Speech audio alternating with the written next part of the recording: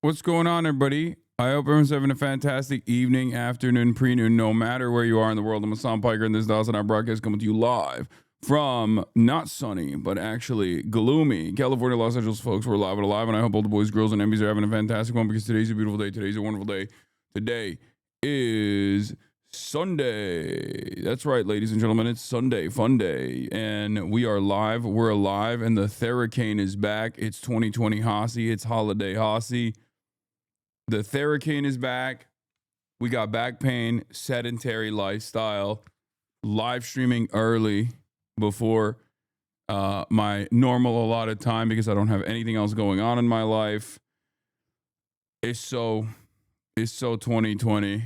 It's not even funny.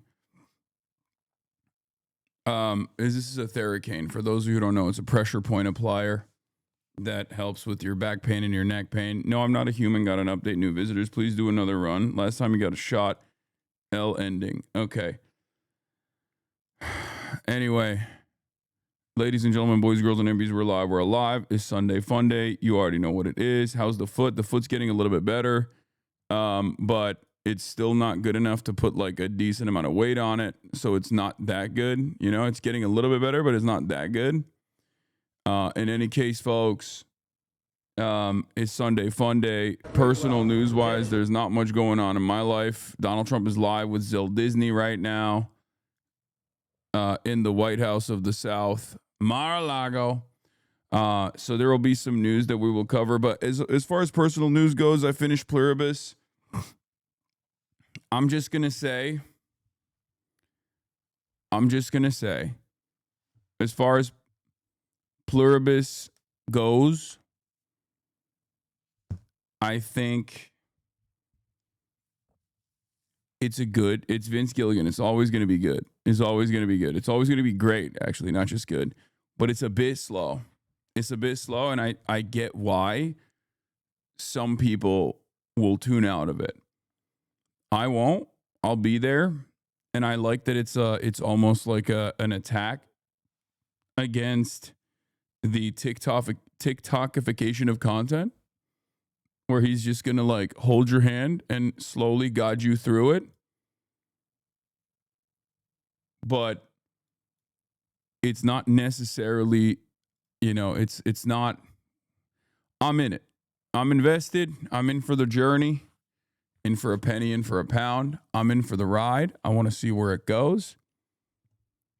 I have not seen Heated Rivalry yet. Are you a Josha gooner? I wouldn't say I'm a gooner. I think Josha is a beautiful woman who is elegant and is worthy of respect. And I think, like, I'm a Josha respecter. I'm not like I wouldn't say I'm a gooner of Josha, but I'm actually, she's fine.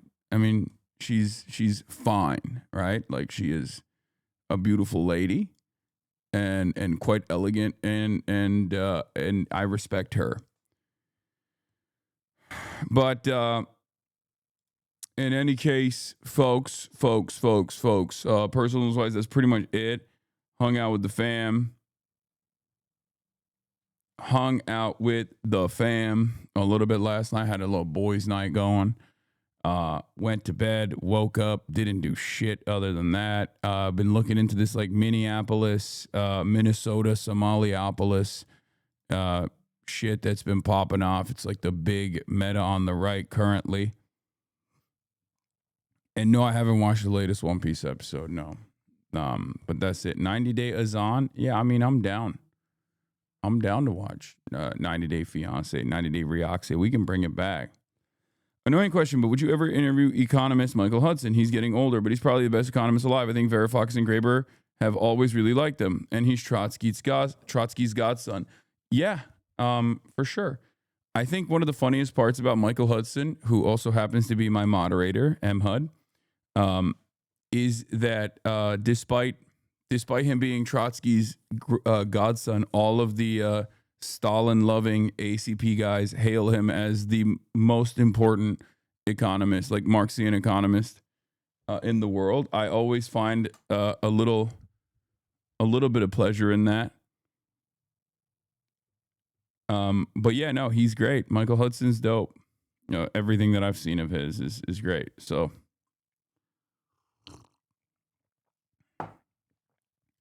I was watching the Banana Peels VOD and I saw that I was brought up during the Neek skit segment. I'm glad I'm a good and permissible chatter. I'm a longtime socialist, global affairs blob, and enjoying offering information when I can. I hope I'm not too annoying and appreciate your strong leftist and pro-Palestine advocacy and focus on charitability and rehabilitative justice. Yes. Any socialist that is focused on international or not international, but like foreign policy sometimes has sometimes has interesting takes. I wouldn't say the expectation is that you're supposed to be campus or anything, but anyway. But yeah, that's it. That's it. We're live. We're alive. Let's get it twisted. Let's get it going. Let's get it popping. I have already talked about this, but like, it's time for your boy. It's time for your boy to do more variety. This is one of those things. It's Sunday Fun Day. Obviously, I'm going to be doing the Minneapolis, Minnesota thing because it's been going fucking absolutely nutty mode all over the right-wing blogosphere. This dude has done far more useful journalism than any of the winners of the 2024 Pulitzer Center Prizes. Now, what's really interesting about this is like there are definitely a lot of journalists who do far more useful journalism than any of the Pulitzer Prize winners. This is true. The problem is it's not going to be like some fucking low IQ YouTuber. Even if they are like participating in the uncovering of a fraud, it's just not like that's not. There's a difference in how to, there's a difference in the ways that people actually do investigative reporting, which is crazy because like there's hella people who have actually reported on the potential fraud that has taken place in Minneapolis among the welfare structure. Like there's been independent reporters, there's been local reporters, there's been like national reporting on it. It's a thing that people are reporting on.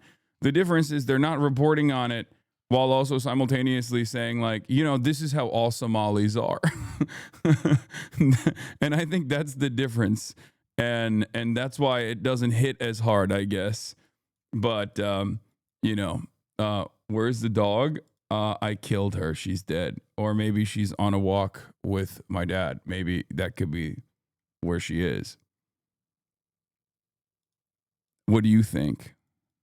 What do you think is the likely scenario? Do you think,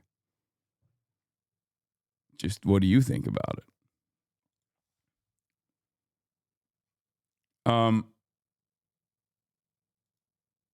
Oh yeah, the clavicular clips are pretty funny with Michael Knowles. I know.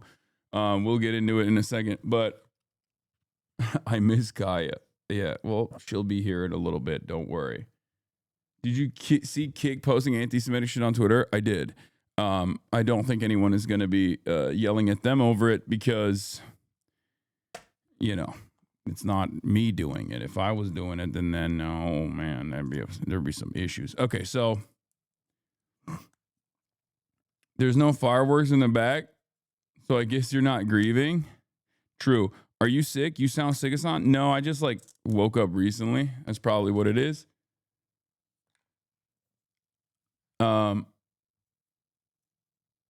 But did you venture into a public gym this morning? No, I did not. I did not.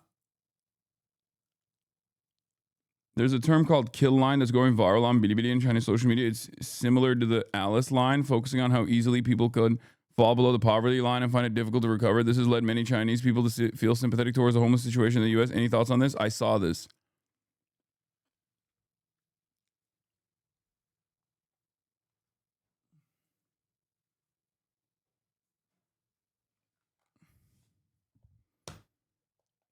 Can you reset Chatterino?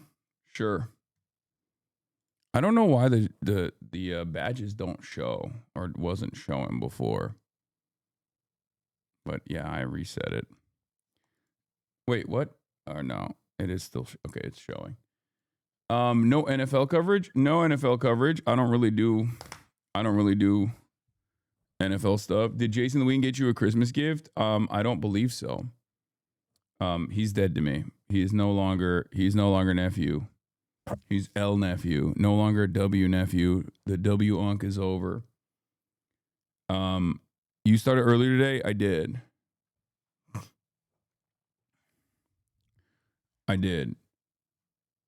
And the reason why I started earlier today is because I don't got shit going on. I don't got shit going on in my life. Okay? That's what it is. All right, so where was I? But yeah, that's it. Personal news wise, like there's not really much else happening in my world, in the world of HasanAbi Piker, and we're gonna get into it.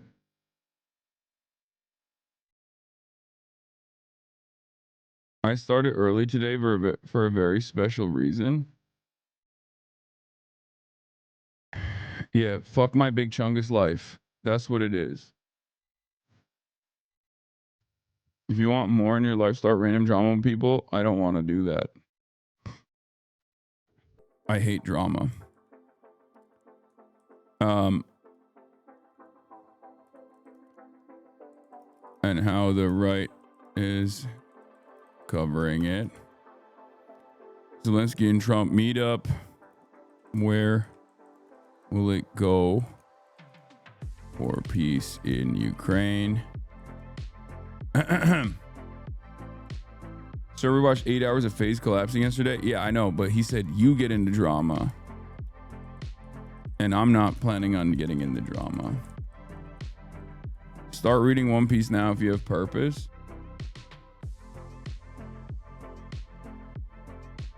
I already have purpose. This is my purpose. Rare Sunday stream by Half Day Hossie. Let's go. You guys don't understand that the reason why I don't do streams on Sundays is not because I'm actually taking a fucking day off. It's usually when I when I'm taking a Sunday off from streaming, I'm not actually taking the Sunday off from streaming. I'm doing other shit. I'm doing other on-camera shit. You know? How's your ankle doing? Are you able to put more pressure on it? Yeah, I can walk better with the ankle now. I can walk better with the ankle, so that's good. Does this mean we aren't getting 6 hours of FaZe? You are not getting 6 hours of FaZe. We're moving away from the FaZe stuff. I think I've said everything I needed to say about FaZe. Unless there's like new information that comes out, there's not really much reason to get into it. When are you getting your merch back in stock? Waiting on a couple shirts. I don't know what you mean by that, but it's not a hard choice. The guys that just made the swap. I've seen this already. Streamers shouldn't be political is one of the worst takes I've ever heard. This is an old. Not a hate symbol in the Coast Guard anymore, or people who want free healthcare. If you can't choose between the swastika not being a hate symbol anymore and free healthcare, I fear you are stupid. And if that hurts your feelings, I am talking about you. I think women shouldn't have the right to vote versus I don't want kids to go hungry. Fun fact about conservatives, literally throughout all of history, and I'm not just talking about America, I'm talking about all of history, being conservative has always been wrong. Forever. Progress has... It's true. It is true. It is true. Let's be real now. That's just how it is. Okay? A lot of people don't want to see it, but it is the truth. It's not an accident that conservatives, you never really think about the conservatives being on the right side of anything. Okay? Why is that the case? Like people will say, what about the Republicans, Hasan? They abolished slavery. Okay. Would you say that they were the conservative party? Or would you say that they were the ones who were combating those who wanted to conserve the practice of chattel slavery, enslaving black people? Because it kind of feels like they weren't trying to conserve that. Now, they had some conservative elements from today's perspective, surely. I mean, one of the things that old Abe Lincoln did was put, I believe it was 38 indigenous people. He gave them the death sentence. He was far more forgiving of a lot of the whites that were engaging in slavery far more forgiving of them than he was of the indigenous people that he put to death, the Native Americans. But you know, there wouldn't say that they are all ultimately they were the conservative party in the equation, right?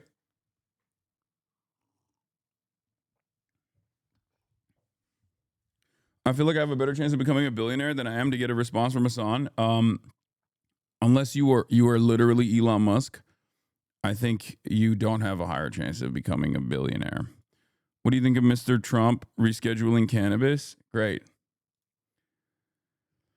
Damn, we're early as fuck today. Yup, I'm early as hell. Maybe we can do more banana peels later today as well. But that's all it is for the time being. What is happening? Oh my God. The camera's already busted. The camera is already busted and refusing to focus on your boy.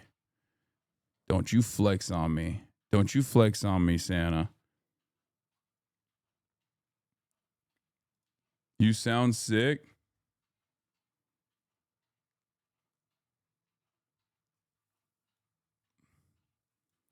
What is this? Oh, last night's banana peels with cinema. Yeah, we even had a fallen soldier that we investigated, and he was all over the place. Thick toe when Roach hypes up Fuentes using N-words. Thick toe when Hasan makes fun of gotcha game lolicons. Yeah.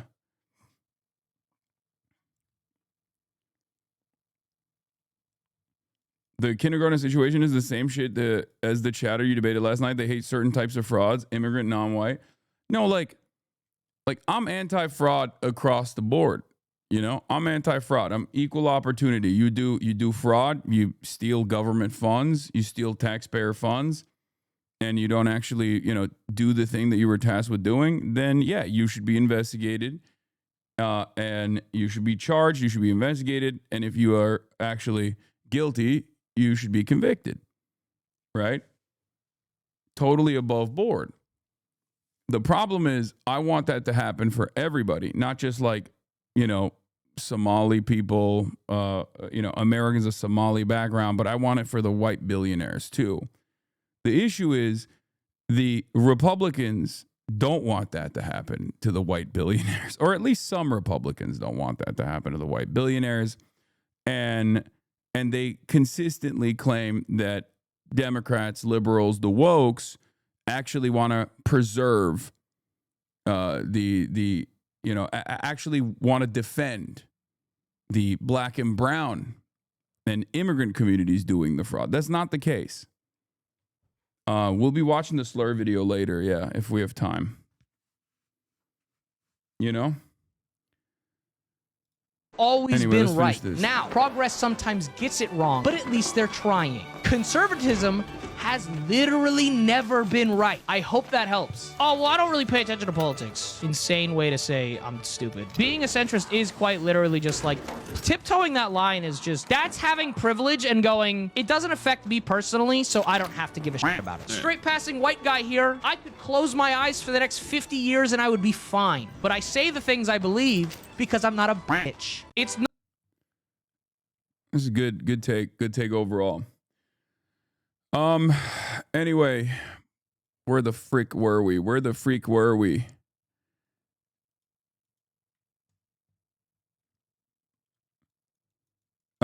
As someone from the UK, I didn't realize how far right a lot of Americans are until I started watching you. It's quite shocking. I don't know why I'm surprised, to be honest. I don't know why it's surprising. Yeah, I mean, the UK is pretty far right too on a lot of issues. It is what it is, Yeah, I saw this. This is the saddest way to... I haven't blasted off yet. Do we have a blast off meme chat? What happened to Alex Jones, dog? I know. That's my boy. He's fallen off a little bit. He's fallen on hard times. But yeah.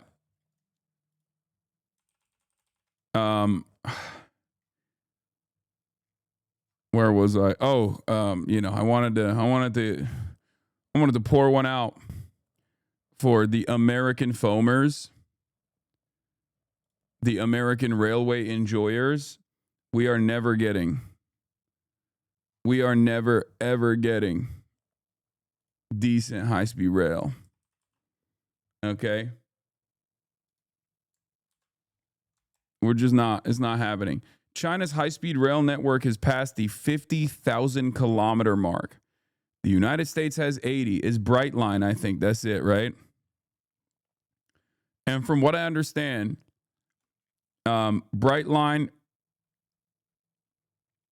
like there is not a single, I'm pretty sure there's not a single American high-speed rail build out there that is actually reaching the standards of like regular international high-speed rail. Wait, no, do you think America has 80,000 kilometers? No, America has 80 kilometers total. There's a couple. I think it's longer than 80. I thought it was longer than 80 kilometers, but like, yeah, you got the people are saying it's Acela, and then there's the private one, Brightline in Florida, but it's actually not up to the same standards as like the high-speed rail that you see in China, because not all high-speed rail is the same. There's varying degrees of speed on high-speed rail.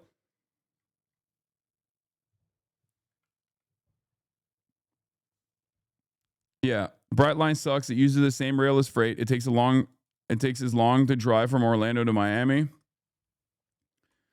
Yeah. The problem is like American high-speed rail average commute times are not up to snuff. They are not up to the standards of high-speed rail internationally. Our high-speed rail is a different standard. Quote unquote higher speed rail isn't the same thing either. It isn't even counted in this 80 kilometers. I don't think no American high-speed rail is even real. Yeah. Like American high-speed rail is not actually real high-speed rail, if that makes sense. It's fake. Couple reasons for why. One, it's nowhere near as fast. And two, it still operates with like freight trains as well on the same railroads.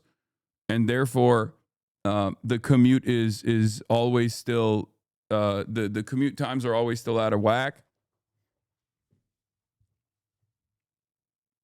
This is one of the biggest issues with high speed or just rail transport in the United States of America, is that there is a tremendous priority for freight, because a lot of commerce takes place on the railroads, and freight trains.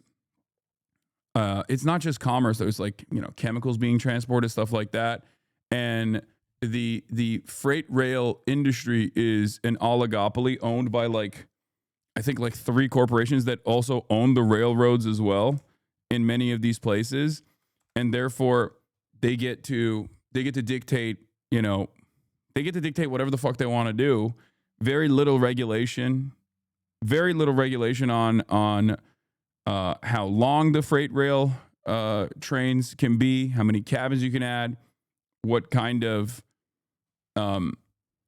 cargo they have, how heavy they are.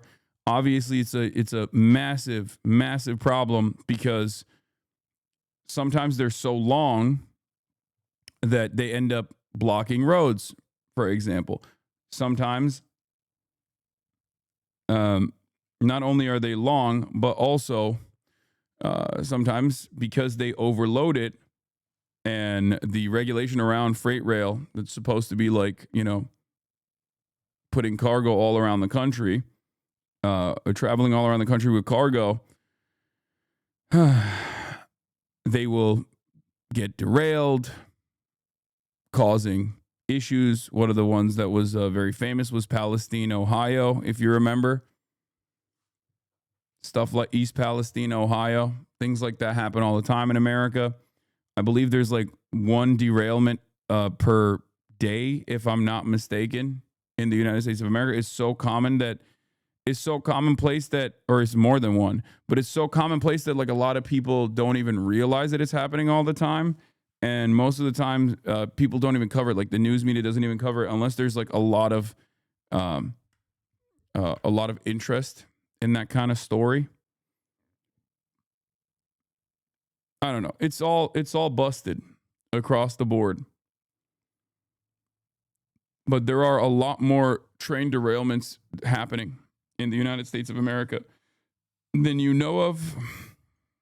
And it's so commonplace that, and it happens to varying degrees. Sometimes it's not as like, sometimes it doesn't lead to like an ecological disaster.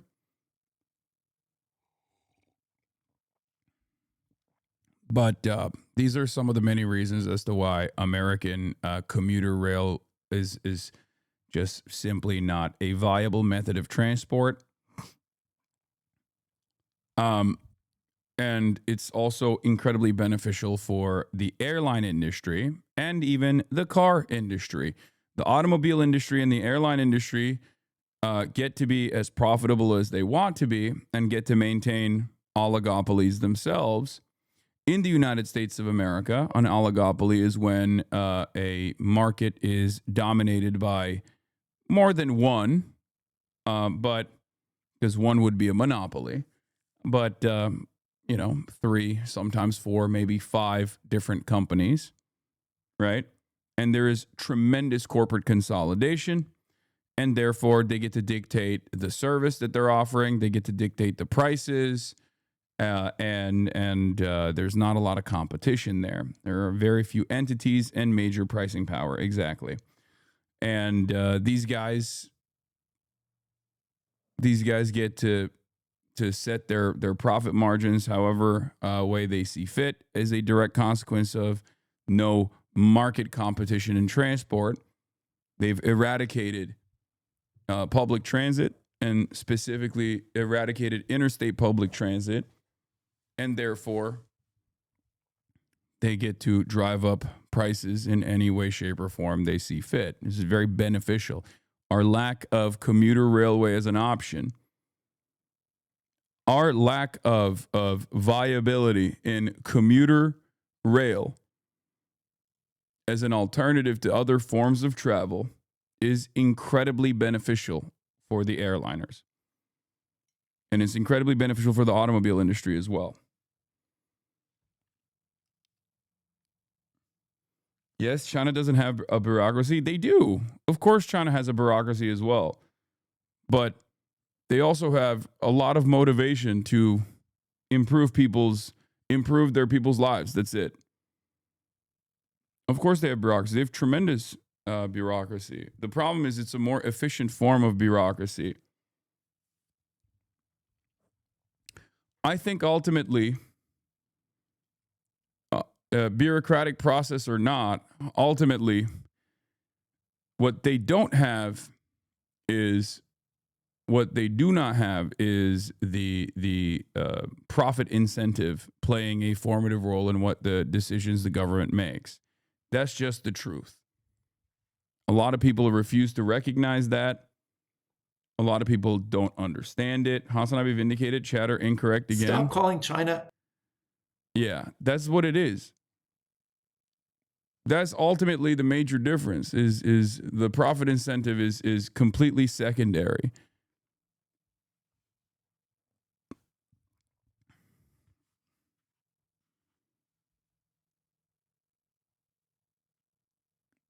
Specifically, Southwest Airlines has been caught multiple times lobbying the absolute shit out of Texas state legislator to ensure no passenger rail is built in Texas or South at large. Their business would not exist without killing intercity passenger transportation being suppressed in the South. That's not even true. So that part is also not even true. Like, of course, airliners would still exist. They exist in China. They exist everywhere. They exist in countries where they have a robust rail network. It just wouldn't be as profitable. That's the problem. That's the issue. It simply would not be as profitable. And you can't have that.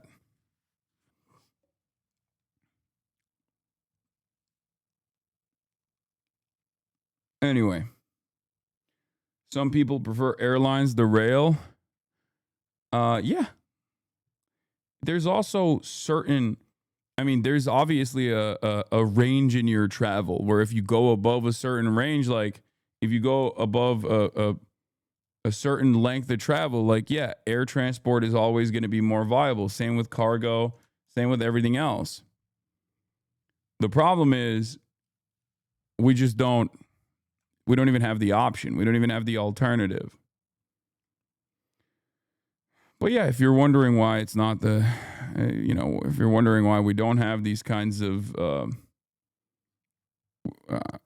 why we don't have these kinds of alternative modes of transport, well, it's endlessly profitable for many key industries. And that's a big part of it. Anyway, operational networks. China has now passed 50,000 kilometers in length. Spain is at 3.9K. America, let's see where the United States of America is. Operational length of the North American continent, United States high-speed rail is 136 kilometers, not 136,000, 136 kilometers.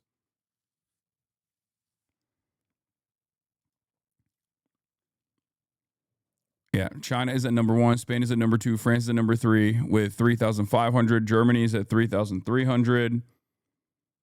Turkey is at 1,000 at number 10, cracking the top 10 there. Finland is at 900. Russia is at 650.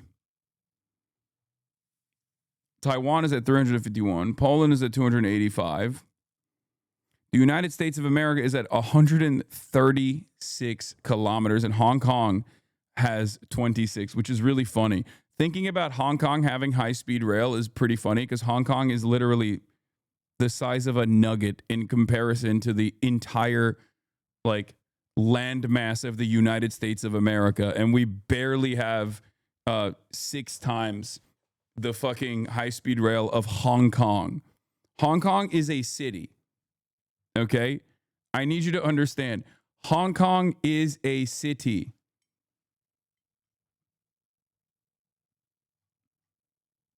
Like in a normal planet, if you were to look at the actual landmass of these countries, understandably China is still going to be at the top because China is massive, right? Massive landmass. However, America should be up there. Right? Whether it be population density, whether it be the total landmass, if you look at the relative size of the country, America should be up there.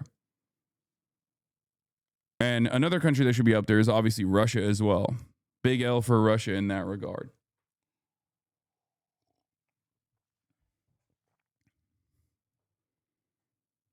It's honestly amazing that Hong Kong thought it would gain independence from China. A city-state will not survive in the modern world. I mean, look at Singapore. That's not true. The difference is, I think, with Singapore, there was almost like a mutual agreement, and also some racialized tensions as well. But with Hong Kong, it was a colonial ownership. There are definitely countries that make it work. You should have said Vatican City. Singapore also works with China a lot. If Hong Kong went independent, how could they still rely on China? No, guys, with respect to Hong Kong independence, obviously there's a difference between being like a historic colonial outpost versus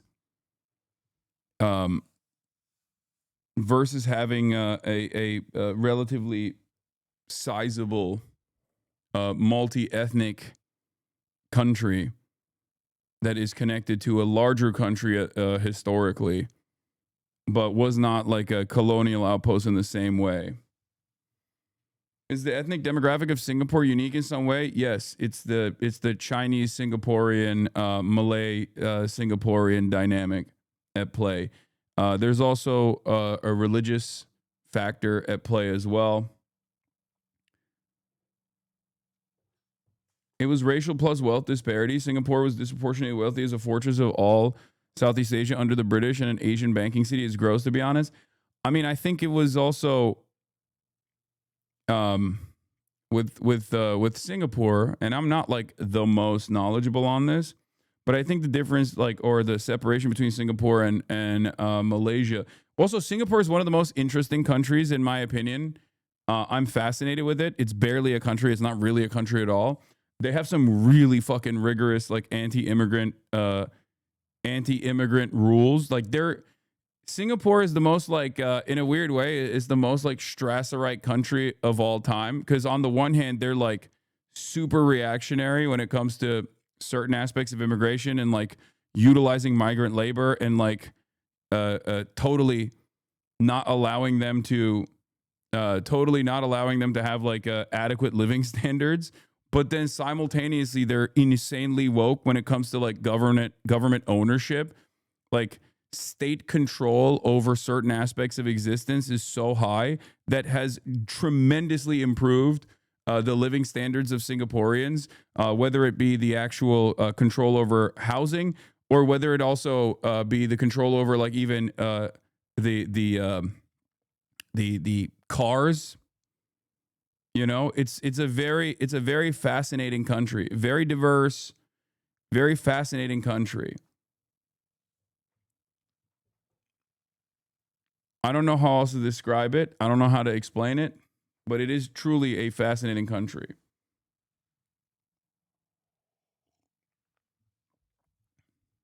Like, people will look to Singapore and go, oh, it's capitalism. It's such a pro-capitalist country. And in many respects it is, except they also have the most, like, if you were to adopt Singaporean, like, land ownership rules in America, which kind of exists with, like, property taxes already, right?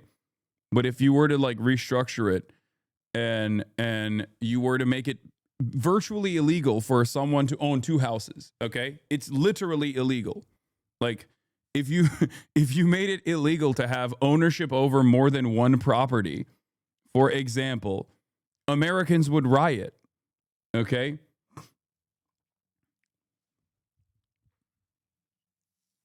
They would fucking riot. There's so many people whose entire, like, nest egg, his entire retirement fund is just, like, additional properties that they've purchased.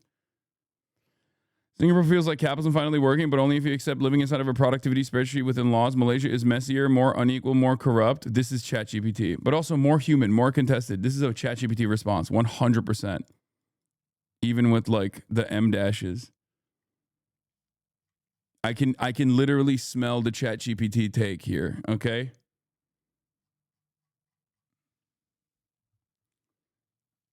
It is. I fucking called it. Very brief 3-minute history on why Singapore is independent and not a part of Malaysia. Brief history on why Singapore is an independent country. That territories are kicked out of countries. I mean, these things are kind of go to silly, great lengths usually, to make sure that they keep hold of as much land and as many people as humanly possible. Yet in 1965, this very thing happened to Singapore when it was ejected from Malaysia. Given how rare willingly losing a bit of land is throughout human history, the obvious question is, why? Why was Singapore, such a geographically important region, kicked out of Malaysia? So, after the Second World War, Southeast Asia was in a place of flux, and many of the area's imperial powers were struggling to reassert their authority there. This was because throughout the war, these areas had been occupied by Japan, and the Japanese had made sure to place them under the control of the native people. And at the end of the war, the Europeans returned and had wanted everything to go back to normal, but fun fact, no. One example is Britain. As of 1948, Britain's Southeast Asian colonies were the Federation of Malaya, Singapore, Sarawak, Brunei and North Borneo. Despite Britain's best efforts, though, by September 1960... Oh, there's also Brunei, I forgot. As many people do. 1963, all of these colonies, barring Brunei, were independent. And all of these independent states opted to join the brand new Malaysia in the same year. For some, it was fear of communist takeover that pushed them into union, and for Singapore, it was about giving it access to larger markets to increase its wealth. And also, Malaysia wasn't Britain, which seemed like a step in the right direction for Singapore. Yet, a mere 2 years after joining Malaysia, Singapore was out. But why? Well, the reason was primarily political. Malaysian politics at this time was dominated by the Malaysian Solidarity Convention, a coalition of right-wing parties led by Tunku Abdul Rahman that represented Malaysia's largest ethnic groups, whereas Singaporean politics was monopolised by the People's Action Party, which was a more centrist multi-ethnic party headed by Lee Kuan Yew. Now, both sides had rushed into this union because fear of communism, and both immediately ran into major issues. The first was that Malaysia operated on a system called Malaysian Malaysia, which discriminated against those who weren't ethnically Malaysian. The second was that the central government based in Kuala Lumpur was sure to clamp down on any idea of Singapore maintaining any real autonomy because it was afraid that Singapore would become the nation's heart. As such, the PAP, despite promising not to, opted to run in the 1964 federal election against the MSC. Now, the PAP was crushed, but the fact that it ran on a platform of ending racial discrimination worried the MSC. The reason being that about 30 to 35% of Malaysia's population was ethnically Chinese, and this voting bloc could have kept the MSC out of power. In fact, the only reason why most Chinese Malaysians voted for the MSC was the threat that any attempt to rewrite the system in place would lead to the government joining Indonesia to keep the Chinese out of power forever. As such, Rahman came up with a brilliant idea. Let's just kick Singapore out. Tensions continued to rise and culminated in a series of race riots in Singapore whose population was overwhelmingly Chinese. You should know though that this wasn't some quick unilateral decision, and there were many months of discussions between both sides. Most Singaporean leaders wished to remain a part of Malaysia, but some, like Goh Keng Swee, wanted to have a much looser agreement. The Malaysian government said no, and so Swee pushed for Singapore to leave Malaysia altogether. The deadlock continued and tensions rose further, and so Rahman went to the Malaysian parliament and pushed for a vote on simply expelling Singapore, which he won unanimously. On August the 9th, 1965, the Singaporean representatives reluctantly declared independence, and thereafter Singapore would be an independent nation, one which then became incredibly wealthy, so it sort of worked out in the end. I hope you enjoyed this episode, and thank you for watching. 1/3 of Chad thinks Hasan is liberal, 1/3 thinks he's a communist, 1/3 thinks he's a controlled opposition bourgeoisie, but choose to stick around and chat for some reason. Yeah. So Tom Cotton wasn't wrong when he asked TikTok what kind of Chinese he is. Brother, it's like asking a fucking white guy what kind of Italian he is. Okay. Oh, are you Italian? And someone goes, no, I'm actually from Switzerland. Like I grew up in Switzerland. I'm Swiss. And you're like, nah, you're Italian. And you're like it obviously doesn't hit the same because, like, you know, Switzerland has many Italian people, many French people, right? But like they're Swiss. Okay, Switzerland's a terrible example of that. Wait, what? No, it's not a terrible example of that. The reason why it doesn't hit the same is because they're technically white and we live under a white supremacist construct. So obviously you don't see that disparity as being all that significant. Whereas the difference between someone who's Singaporean of, you know, Chinese ethnic background, for example, versus a Chinese person is that China is a foreign adversary. But from the American perspective, Singapore is actually an ally. There's no such distinction. Nah? Okay. There's no such significant distinction between Switzerland and Italy in the eyes of the Americans.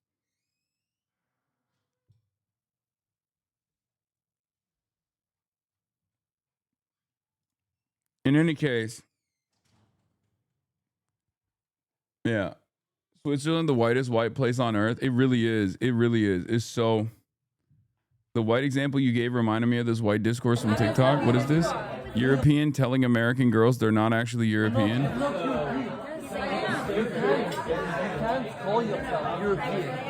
This guy's a rage baiter. That makes no sense. I don't care about this guy. Let's see this. Authoritarian. It's not.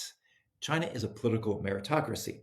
It's governed by tested, experienced administrators who've spent decades proving they can govern. Dude, you want to know something crazy? I think a lot of the I think this is going to really frustrate people, but I think in this upcoming decade there will be a lot of Americans who will realize that one, they've been lied to about China, obviously. Ne? Hayır. Hayır. Senin alakası yok yani.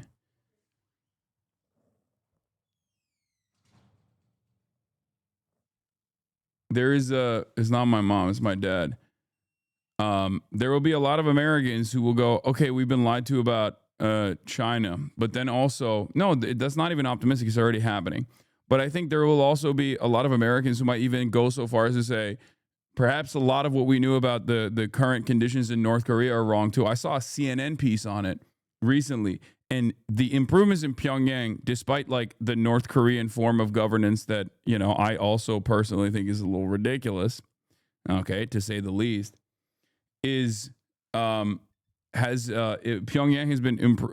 has improved dramatically in spite of the mass blockades. But anyway, let's watch this real quick and we'll look at it. No, it was a CNN. It was a CNN thing. At culturalperspective.com.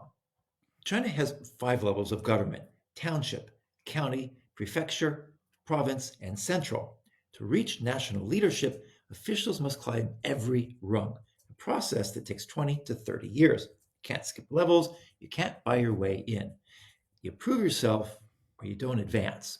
And by the time someone reaches the Politburo Standing Committee, they've governed populations larger than most European countries.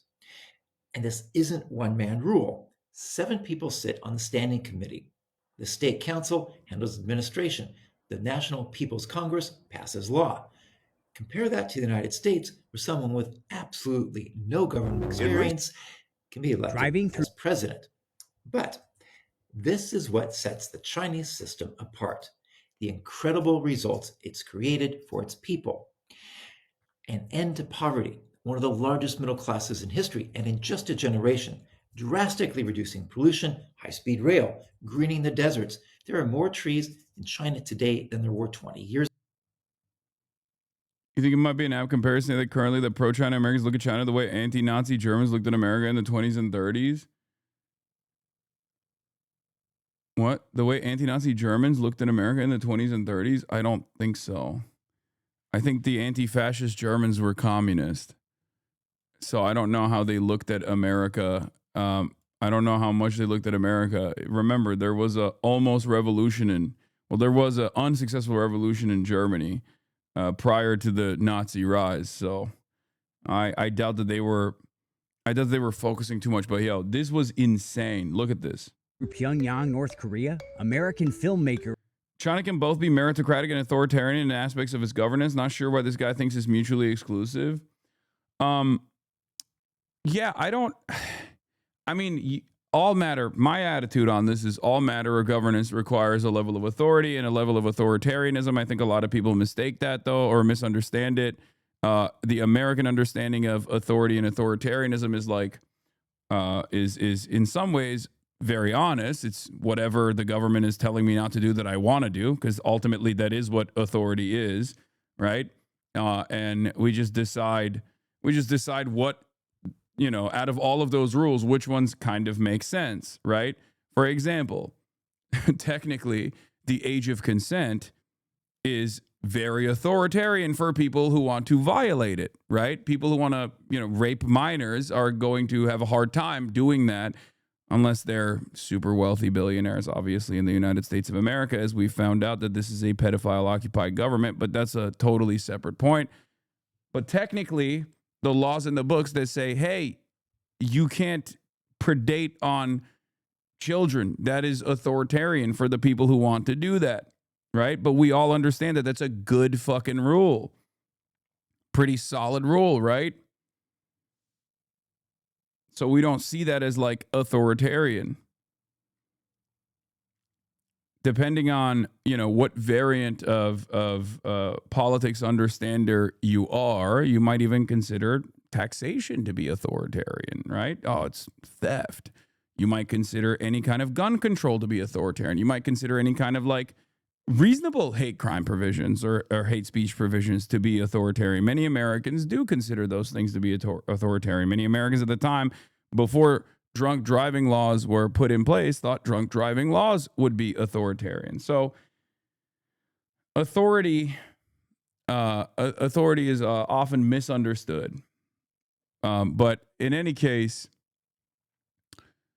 this here, this blew my mind too. I mean, look, I'll say it. I'm not, you know, I've talked about the DPRK's history and, you know, the genocide that took place that would be considered a genocide if it wasn't like led by the American government at the time, and how, you know, devastated North Korea has been and how fucked over North Korea has been, but also simultaneously talked about the dynastic rule of the Kim family. Having said that, of course, this is shocking. I keep seeing clips about DPRK and specifically Pyongyang and how much they've improved in Pyongyang, and I will admit I'm shocked about it. Okay, I did not think that the level of improvement was at this level, because I'm a old school left book guy. Okay, and back in the day, I used to get really mad at communists on the internet that would say, you don't understand, they're eating hamburger and cheeseburger every day in Pyongyang. And that was like, obviously, you know, we're talking like 10 years ago, so that wasn't even the case. And I also got annoyed with the metric of I don't know, quality of life standards improving being anchored around how many fucking cheeseburgers someone can eat. I thought that was a really stupid way to analyze this stuff. Having said that, these motherfuckers are eating a lot of cheeseburgers, at least in Pyongyang. And of course, others will now turn around and do the same thing that they were doing about the rest of China, to say, well, in other places in North Korea, they're not eating cheeseburger. Pyongyang is just, you know, the capital, so it's different. It's like that's where all the elites are living, and there's truth to that. But there's also a little bit of copium, I think, in that, because not a single one of you motherfuckers in this chat, myself included, would have ever thought that Pyongyang's living standards would have reached this level, you know, in a matter of a couple decades. And tour guide Justin Martell was absolutely stunned. Honestly, Pyongyang feels very much like a modern city. We kept joking with our Korean guides that it was Pyonghattan. Entire neighborhoods have sprung up since his last trip in 2017. Like just from 2017 to like 2025, the quality of life improvements and like the development that has taken hold in the capital is crazy. Fancy restaurants, futuristic skyscrapers, And they were completely modern restaurants. I was there. We ate there. Western menu, Asian menu, Korean menu, high-end liquor, also car dealerships as well. So if you're staying at this is one of the craziest parts about it, like the car dealerships. That's crazy. Okay.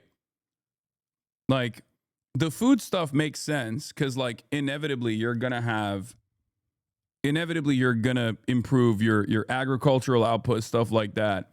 But when you actually are able to go from having the entirety of the population, with the exception of like party members and party leadership, taking personal cars and maybe some people, you know, getting on the buses every now and then, to like straight up having vehicles on the street. That's an insane thing.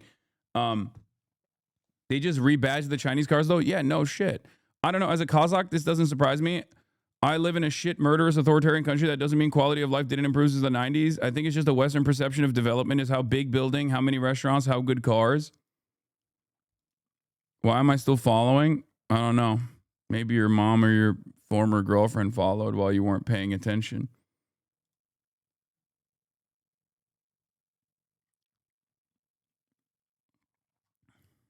Akto International Hotel on one end of the city and you want to go out in Hwasong district, it's going to take you about 40 minutes to get there by taxi, just because of how big the city has now become, how small. My cousin who played for the Chinese Basketball Association went to DPRK to play a show match in like 2019. And he told me it was pretty much like China in the 90s, and there was a lot of development.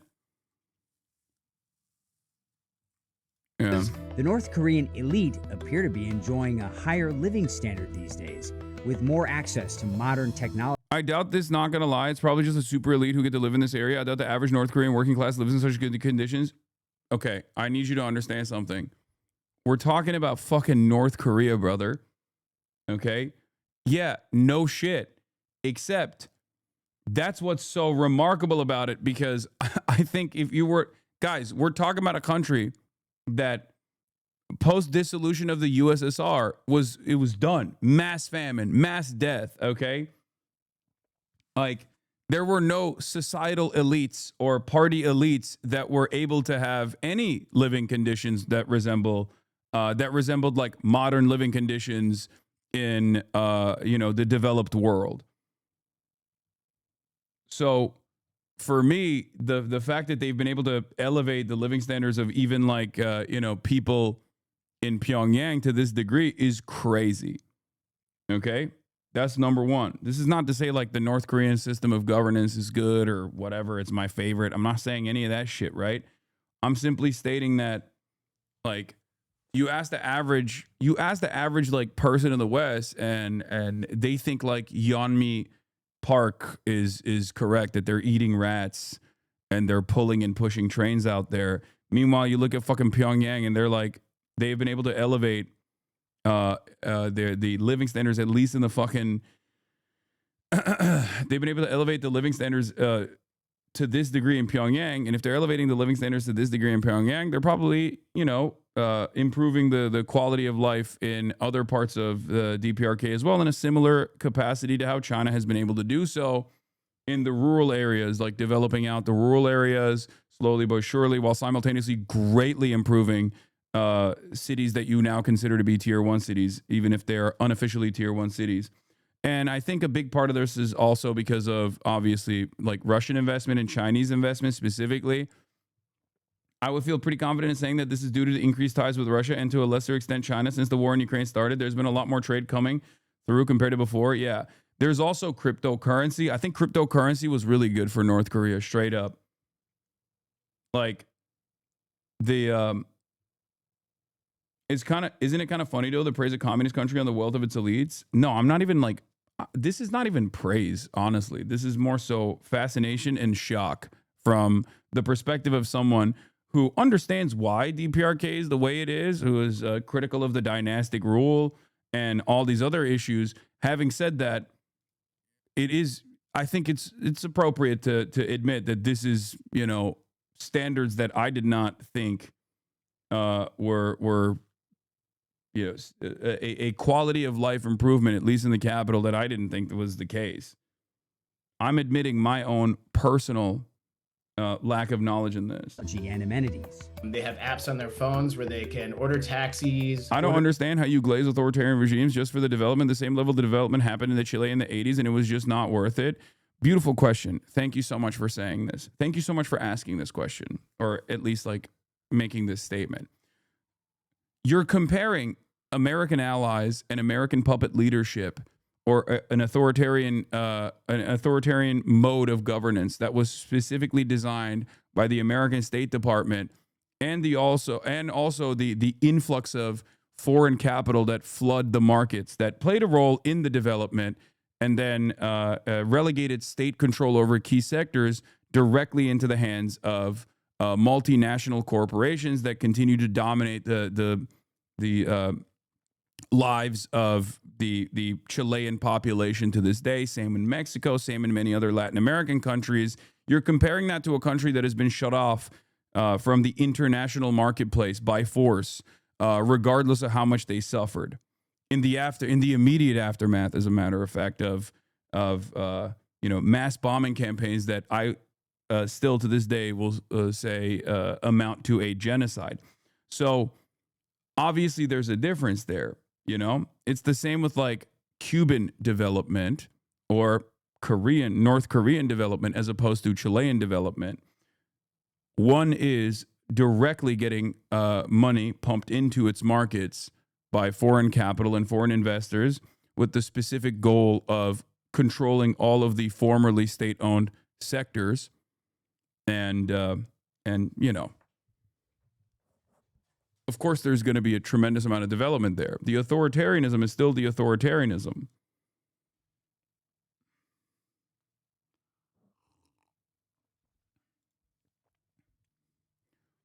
And no, under no circumstances am I glazing the DPRK government. Make no mistake.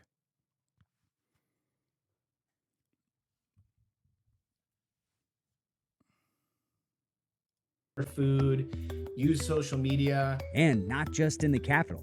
On North Korea's east coast, Kim built a brand new beach resort, luxury hotels, even a water park, a project President Trump talked about when he met Kim. They have great beaches. You see that whenever they're exploding their cannons into the ocean, right? So I said, boy, look at that bridge. Wouldn't that make a great condo behind? And I explained, I said, you know, instead of doing that, you could have the best hotels in the world right there. For North Korea's privileged, at least, sanctions seem to be doing little to... DPRK cut themselves off a bit more from international markets by taking out loans and never repaying. Meanwhile, the Chinese and Vietnamese paid back and therefore still had access to the global capital market. Not saying U.S. sanctions in the 90s didn't horrendously hurt, but DPRK cut themselves off from investment in the 70s. The DPRK's starting position is entirely different than Vietnam, and even even a worse condition and far after you know, Chinese governance had already started. It got flattened, it got genocided, and then on top of that, they were completely shut off from the international marketplace. And yes, predatory loans that they did not pay back. Who gives a shit? Like, I think that those should be reparations regardless, not just like predatory loans that offer that come with like tremendous austerity measures implemented directly to try and have foreign capital and foreign investment fuck your entire country up. In any case, you know, you're talking about like the Swedish government demanding the North Korean government pay for the Volvos that they sent over. And yeah, there's a lot of stuff like that. But I do think ultimately, you know, none of this has to happen if there is truly fair trade, not just fair trade in the way that like international capitalists claim is fair, but just like, you know, allow countries to normalize relations with everybody and participate in the global marketplace. You know?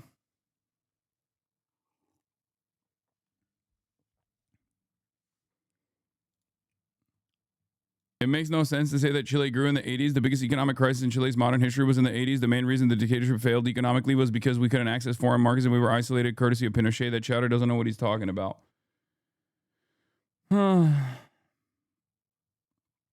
Motherfuckers don't know history at all, talking out of their ass with American propaganda. I mean, I think people are just primed into resisting anything that goes against the black and white thinking that is oftentimes offered to people. That's it. That's the problem. They just don't want that. Genocided, a war the North started. What is this revisionism? You're right. The South Korean brutal authoritarian dictatorship and its mass slaughter of anyone that they declared to be communist or socialist of any variety at the direction of first the former the same oligarch structure that dominated Japan was brought over to Korea. And it basically exchanged ownership from the hands of Japanese imperialists to the American imperialists. And then at the direction of the American imperialists, the insane authoritarian puppet state started absolutely fucking slaughtering the shit out of people that, you know, maybe had a little bit of sympathy towards socialism. And the massacres that took place, all of that stuff was just completely irrelevant. It was all, you know, DPRK. Yeah, this is the same as like this is literally the most Israel style argument. Genocide? You mean October 7, a war that Hamas started? What is this revisionism? Okay. Give Vance a follow? You mean JD Vance?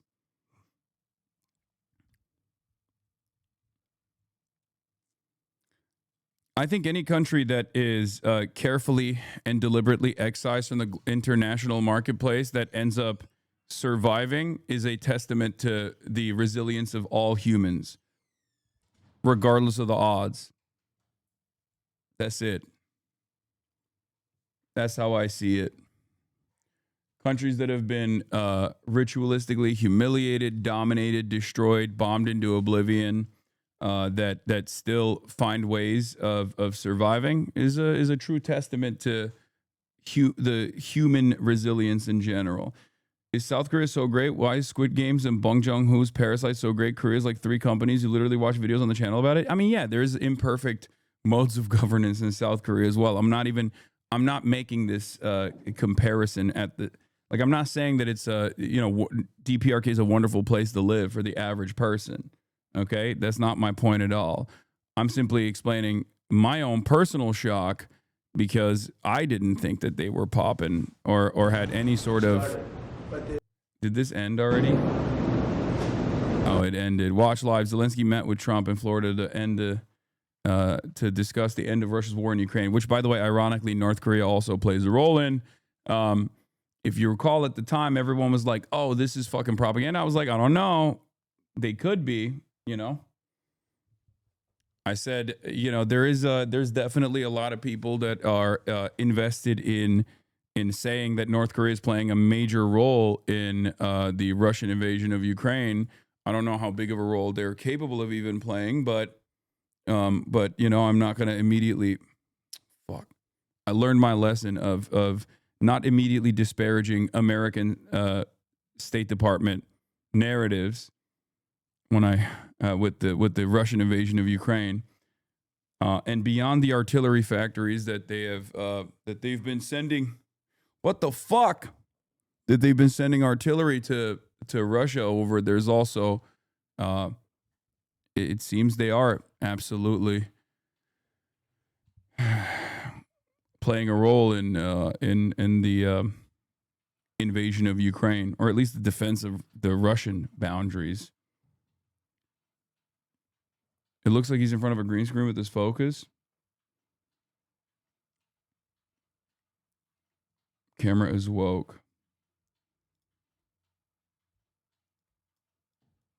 Brother, you were casting doubt on it. I was calling you out. What the fuck? That was not your take, lol. No, I said that there could be truth to it, and it turns out there was. And when there was more evidence, I said it was true.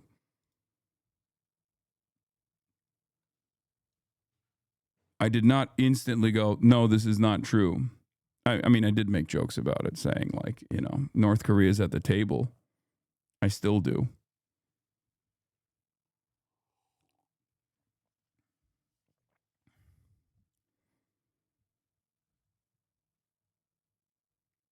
Are you going to get a Steam machine, Steam frame in 2026? I don't know what it is.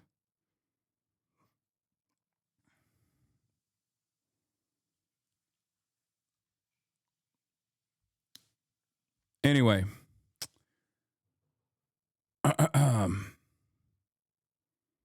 Do you think they're a major factor in the war, though? I mean, I think their artillery production is probably playing a much more formative role in the outcome of the Russian invasion than like the actual troops that they've sent over. But I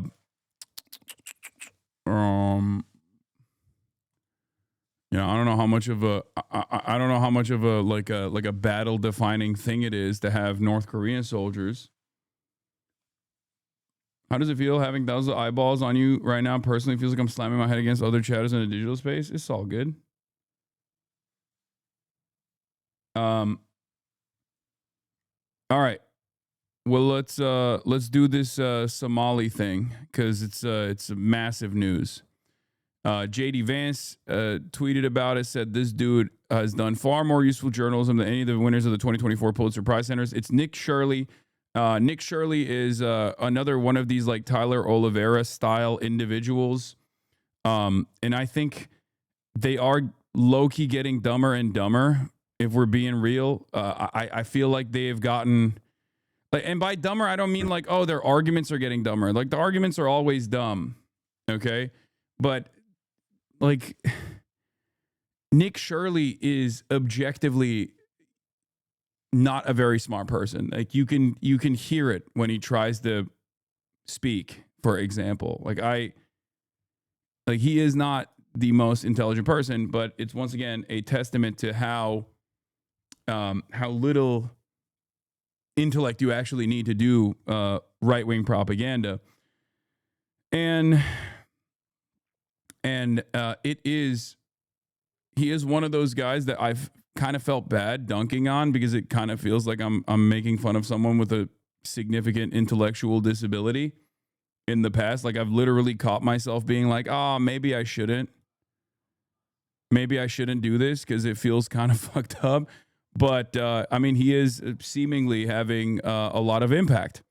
But there is an entire like right-wing content ecosystem now that tries to do like Channel 5 style coverage, but without any of the politics, regardless of what you may think about, Andrew or whatnot. But they're basically, a lot of these channels that start off as doing like Mr. Beast style content. A lot of these channels that start off doing like Mr. Beast style content, then over the past couple of years have kind of made a pivot to right-wing investigations. And their Tyler Hitler Vera obviously was the OG pivoter. And there are definitely a lot of people that are doing that as well. I get it. Right-wingers are latching onto it, so you reflexively have to defend it. No, there is no. I want to make something very clear before we get started on this journey. There is fraud taking place in Minnesota. Okay? There have been investigations conducted into fraud, welfare fraud specifically, taking place in Minnesota. I've covered it already in Minneapolis. Okay? Yes, this is true. There's also been a lot of news coverage around the fraud that has taken place in Minneapolis, Minnesota, just like there's welfare fraud taking place everywhere else. I'm in favor of prosecuting everyone that does it, regardless of what their background is. There is no, oh, wait, but they're Somali Americans, so we shouldn't prosecute them. That's not how I play this game. Okay? It's ridiculous. However, the actual inconsistent standard that is being placed here is not on the left, even though right-wingers try to claim that it's actually the left that is doing this. Right-wingers claim that it is actually leftists and liberals, libtards specifically, that say, oh, if it's a Somali person doing fraud, then you should let them go. Okay? This is not true. It's actually the right. It is actually the right that does this. The right says, if a Somali person is committing fraud, then all Somalis are at fault. We should only focus on the Somalis doing fraud, and we should deport them. We should denaturalize them. Do not look at the white people that are committing fraud.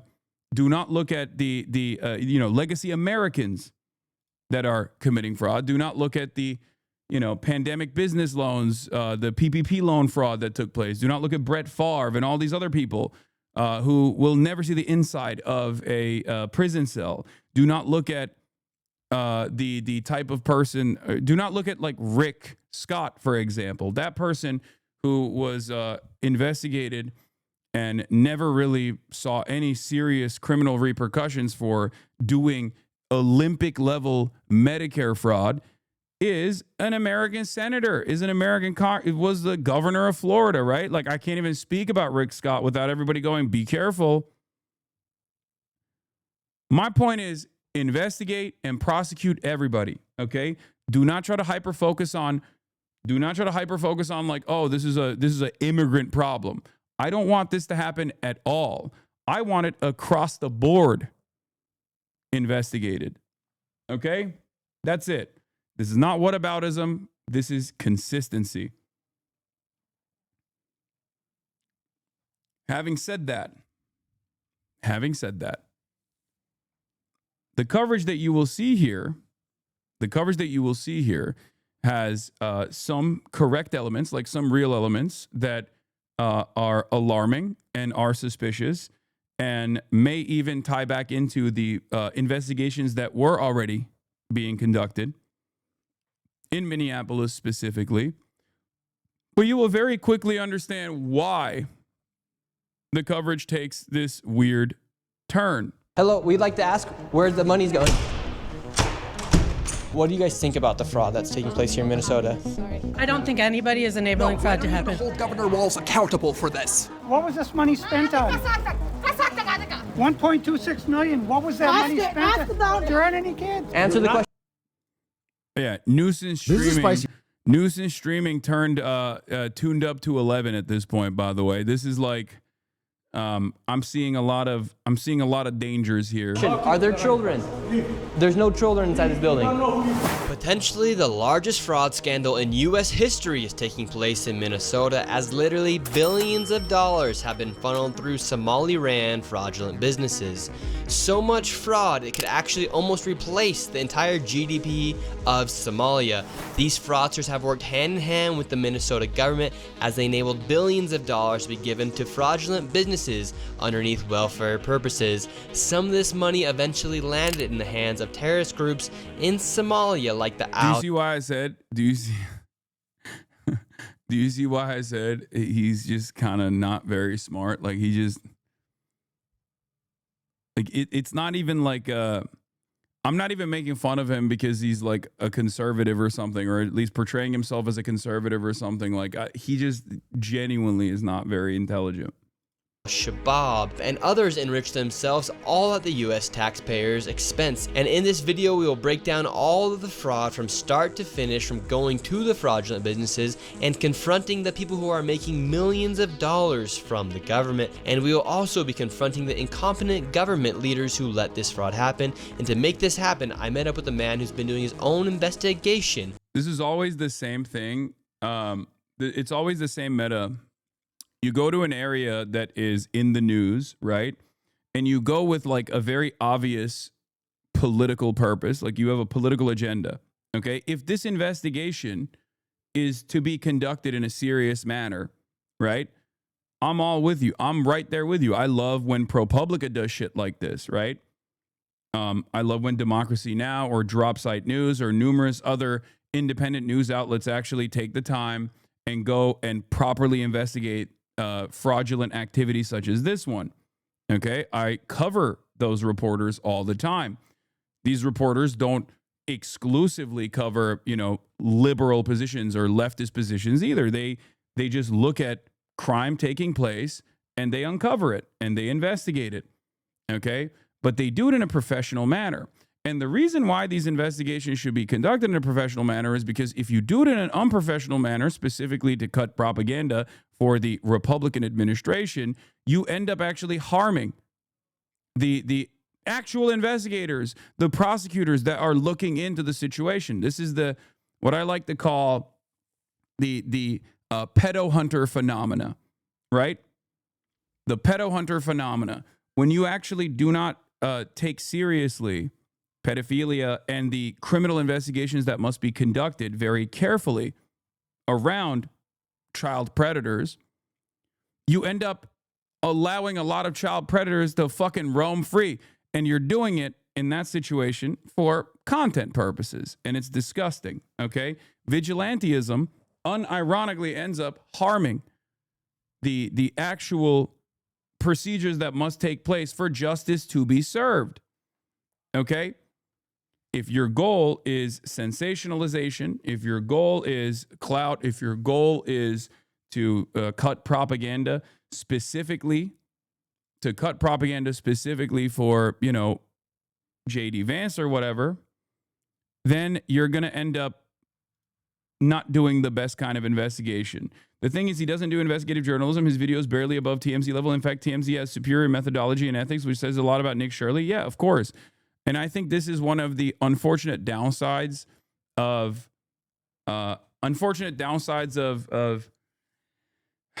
the independent media dominance that's taking place, right? There's a lot of good that has come out of this. There's a lot of good that's come out of this, and there are a lot of wonderful investigative reporters. There's a lot of fucking awesome news outlets out there. Obviously, I wouldn't exist if it wasn't for the internet and also independent commentary and independent journalism in general. But there's also the downsides of it where you do the whole like, I'm doing my own research. And then you focus not on the actual criminality or the crime. You focus more so on the you focus more so on just like how Somali this style of crime actually is. For years now, as he has seen the fraud firsthand, his name is David. Let's get into this and be prepared to be shocked. How deep is this fraud here inside of Minnesota? It is far worse than anybody can imagine. You heard it's 7 to 10 billion and maybe more, and now the numbers have been revised and put out there publicly that they think it's more like 8 billion. How I got involved is that where my office is here in Minneapolis, I'm sort of in the heart of all of this fraud, and I would see these child care centers. I said, well, there aren't any kids there. It's the middle of the day, and all I... No, David is not David does not have credentials. He's a concerned citizen, and this is another part of the issue here. Okay, because he's basically delegating the task of digging into this information to random concerned citizen from the neighborhood. Okay, this is, again, the Tyler Oliveira method. Like, you're supposed to be doing that. Okay, proper investigative reporting dictates that what he's telling you right now, you're supposed to be doing on your own. Okay. You're supposed to be doing, you're supposed to be digging deep into the files, the data, going to the fucking local government. And then verify, or even if you get this information from, you know, some random Midwestern guy, you should probably verify it, right? I see a couple of guys standing out front smoking, and then I'd go by another daycare and I'd see the same thing. I said, well, where do these kids play? And so I started to go online and look, and I said, this place is licensed for 80 children. They had 0 children. Every time I went by there, they never had a single child there. And then I started to see all these transportation companies going around, and it was always a Somali driver. And I said, well, that's great. They're out there transportation, contributing, but they never had a passenger, never, ever once. And I said, well, what is all this transportation? What are they doing? So then I found out that in Minnesota, they have something called non-emergency medical transportation. So this is going to the dentist's office, therapy, whatever it might be. And I said, well, how many of these companies are there? And the research came back that there are 1,020 of them, and more than 800 of them are Somali-owned. Nobody from the state of Minnesota ever cross-checks to see if any rides were ever actually provided. All they did was write the check. So right here we have all this paperwork. By the way, there was already a audit that took place, like a professional audit that took place. Here's from Minneapolis Post. State government. What we learned from the audit of Minnesota's child care assistance program: no suitcase full of cash, but plenty of baggage. These are programs that have been audited on numerous occasions. Minnesota's legislative auditor released on Wednesday a long-awaited investigation into a subsidy that helps low-income parents afford child care, and it was a doozy. Fraud, fighting among state workers, failed policies and subpoenas all made their way into the report's 64 pages. Naturally, state lawmakers from the 2 major companies used it to draw a completely separate conclusion on a program that became a 2018 campaign issue when a sensational television story tied fraud in child care centers to terrorist organizations in Somalia, something that Nick Shirley brought up in the beginning. But one of the key things that they found was that there was no actual evidence of a connection between the state's child care assistance program and Al-Shabaab or other terrorists. Okay, having said that, they did actually find a litany of issues. This is precisely the reason why this story has never really gone away, and it's something that local reporters, independent reporters, and investigators have looked into over and over again since 2019. And of course, remember, this is 2019. What happened in the end of 2019? COVID-19, which also accelerated this sort of fraudulent activity by 1,000,000%, and not just in Minneapolis, Minnesota, but all around the country. One of the biggest examples of this, of course, is the PPP loan frauds that took place. Over $200 billion in pandemic business loans appear to be fraudulent, a watchdog says. This is an investigation from an independent watchdog from June 27th, 2023. Of the $1.2 trillion in federal aid disbursed on an emergency basis to small businesses during the pandemic, at least $200 billion or 17% have gone to scammers. That's the latest, most complete assessment of the potential fraud by the Office of Inspector General of the Small Business Administration, which oversaw the disbursement of the aid. Now, all of those fucking loans were basically forgiven. They were not supposed to be forgiven. They were supposed to actually have better interest rates if and only if you actually paid the employees and engaged in disbursement like you claimed you would, but many people did not do that, and yet they had their loan forgiveness. Now, that's a much larger number than we're talking about, even though, ironically enough, I'm willing to bet that a certain percentage of the Minnesota, the Minneapolis child care fraud scheme that they're talking about most likely came from that as well, okay?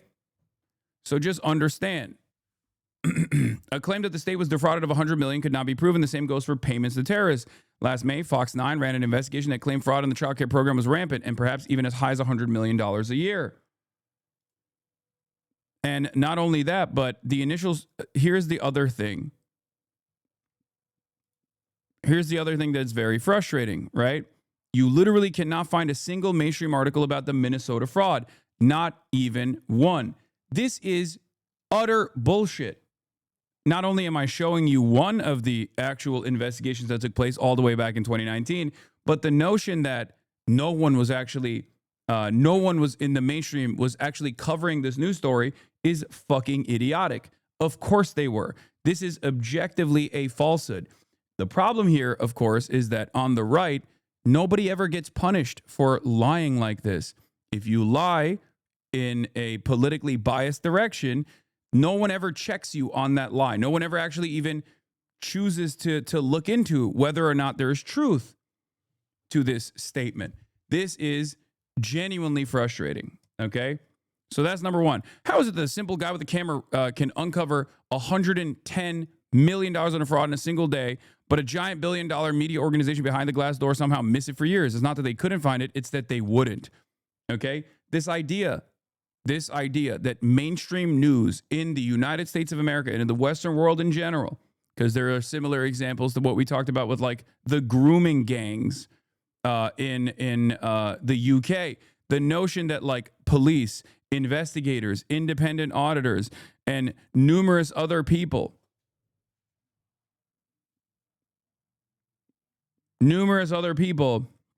are too woke to properly and adequately investigate the types of fraud that's taking place in Minneapolis because it's Somali Americans conducting this fraud is insane. The idea that mainstream media is refusing to cover it because of some woke reason is also insane. And it's also untrue. Okay, this got 19,000 likes. Kathy Young replied and said, "How is it that you're a liar and yet your bullshit spreads like wildfire? It is because a lie can go halfway around the world before the truth can tie its laces." Okay? To get up and report on it. Key questions about Minnesota's fraud schemes. Tim Walz can't admit the downsides of too much welfare. Opinion: welfare fraud is far too common. This is just from the Washington Post. Of course, there are plenty of people, especially in major media, that already despise welfare to begin with and want to cut welfare to begin with.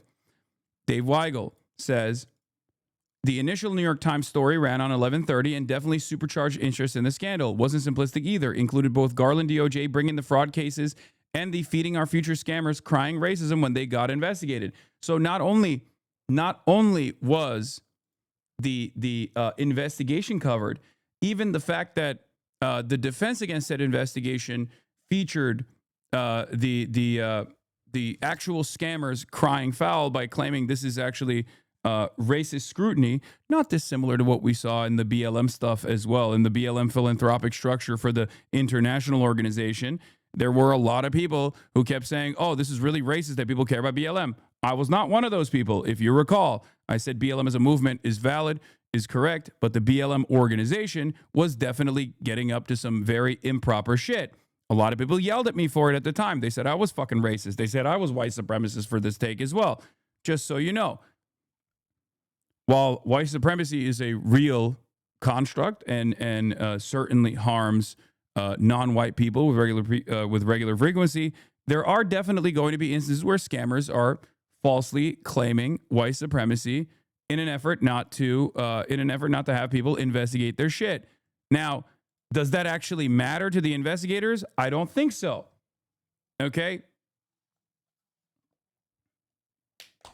I don't think so at all. I find it really strange that people will make it seem like cops are letting or prosecutors are letting people go because they're afraid of being called racist. This happens in the fantasies and in the minds of racist people in general.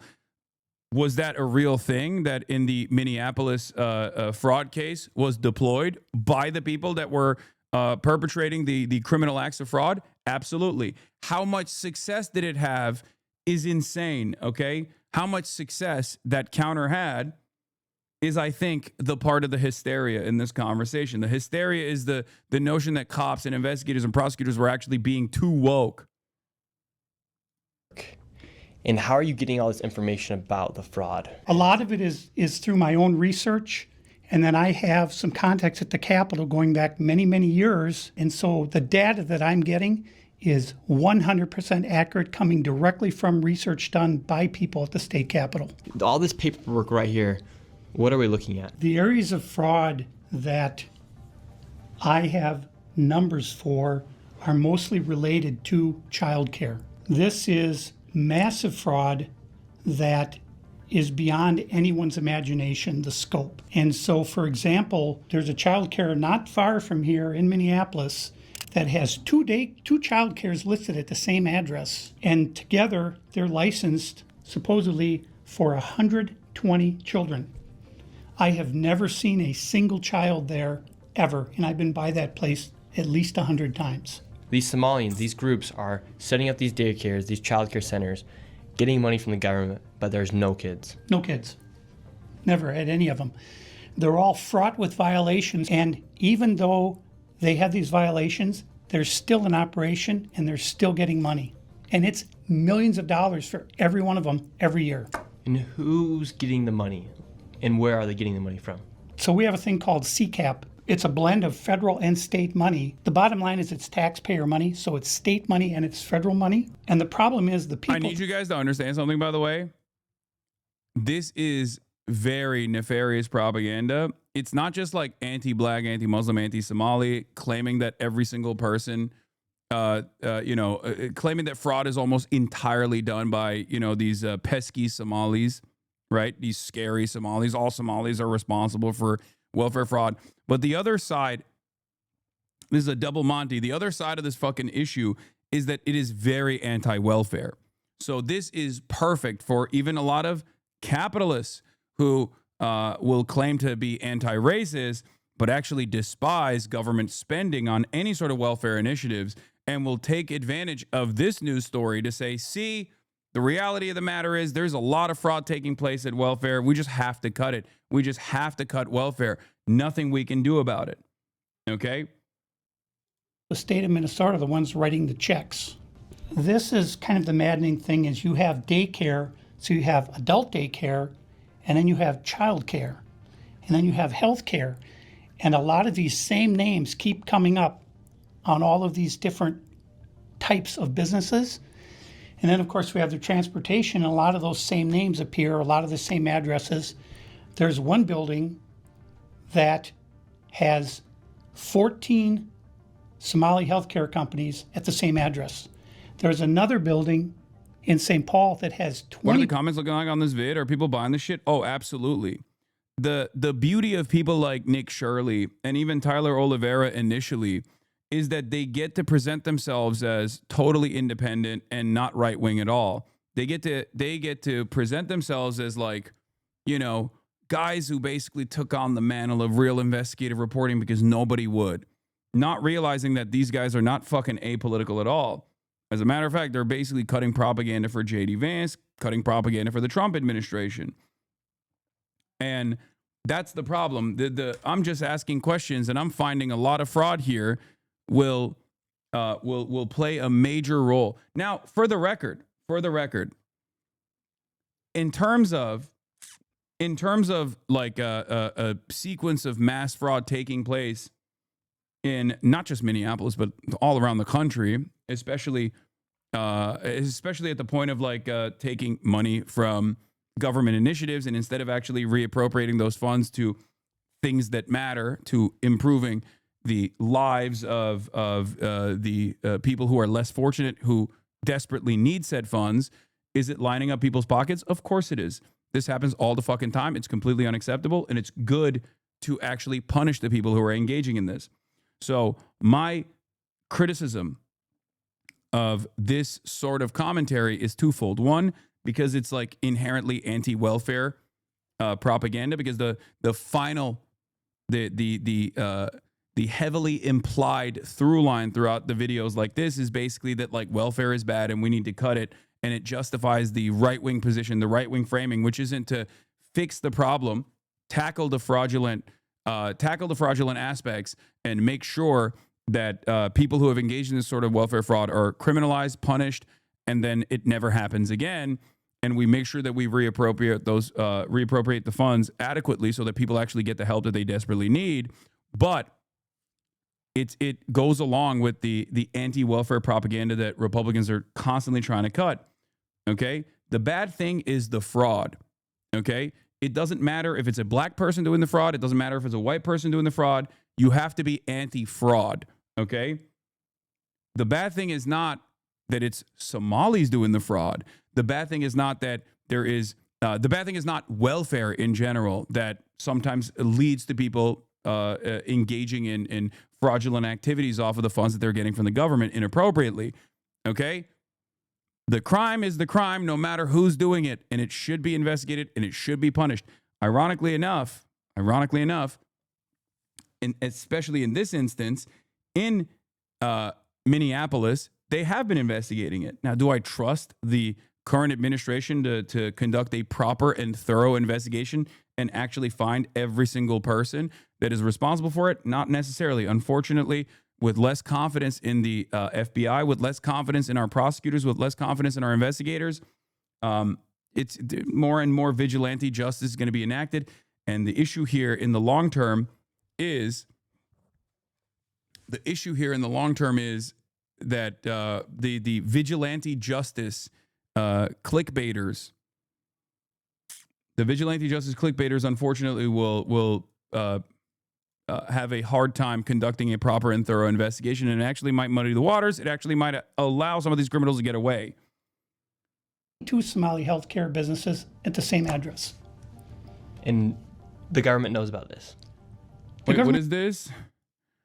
Hasan, with love but frustration, you really have no fucking clue how convoluted and confusing getting shit like SSI is. That $50 you don't report that grandma gives you, that's fraud. Saying prosecute it all when you don't know how these systems is rigged is frustrating. Please do more research. No. You're misunderstanding something incredibly important here. And I talk about it all the time. Fraud, whether it be Medicare fraud or Medicaid fraud or any kind of welfare fraud, is never conducted at the individual level. It's always systemic.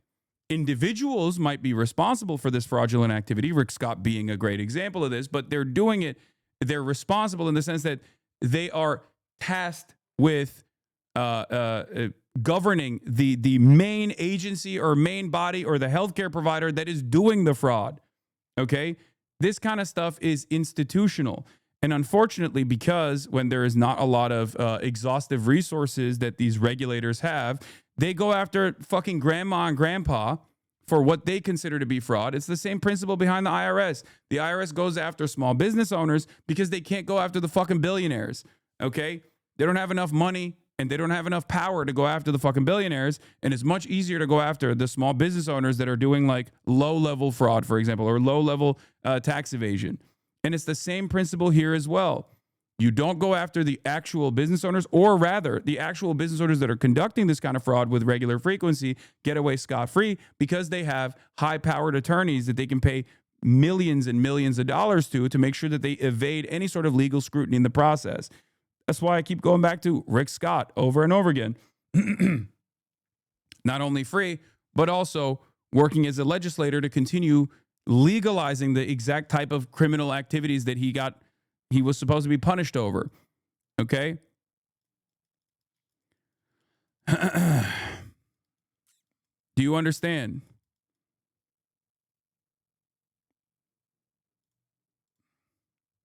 I'm a healthcare, specifically Medicare specialist in Twitch chat. You done now, bruh? What do you mean? The guys that are responsible for this kind of thing, the guys that have been investigated and charged for any sort of welfare fraud in Minneapolis are not like random people that were getting money and then, you know, random aunts and uncles that were getting money and then like giving it to their children and then not reporting it. And they were like low level, committing what would be considered like a low level offense that under most circumstances would require like a lot of leniency in the sentencing. These are people who were directly fucking funneling. They were directly funneling government funds, state funds and federal funds into their pockets without actually serving, without actually having those funds properly allocated to the services they were supposed to provide. That part is fraudulent activity. It's criminal behavior. They should be punished. Knows they're writing the checks. But they're businesses, they're organizations that are doing this, not individuals. Like it's not grandma and grandpa. What has happened is that the Somali community is a very closed community. They will not speak to anyone outside the community and talk about what's going on within the community. They vote as a block.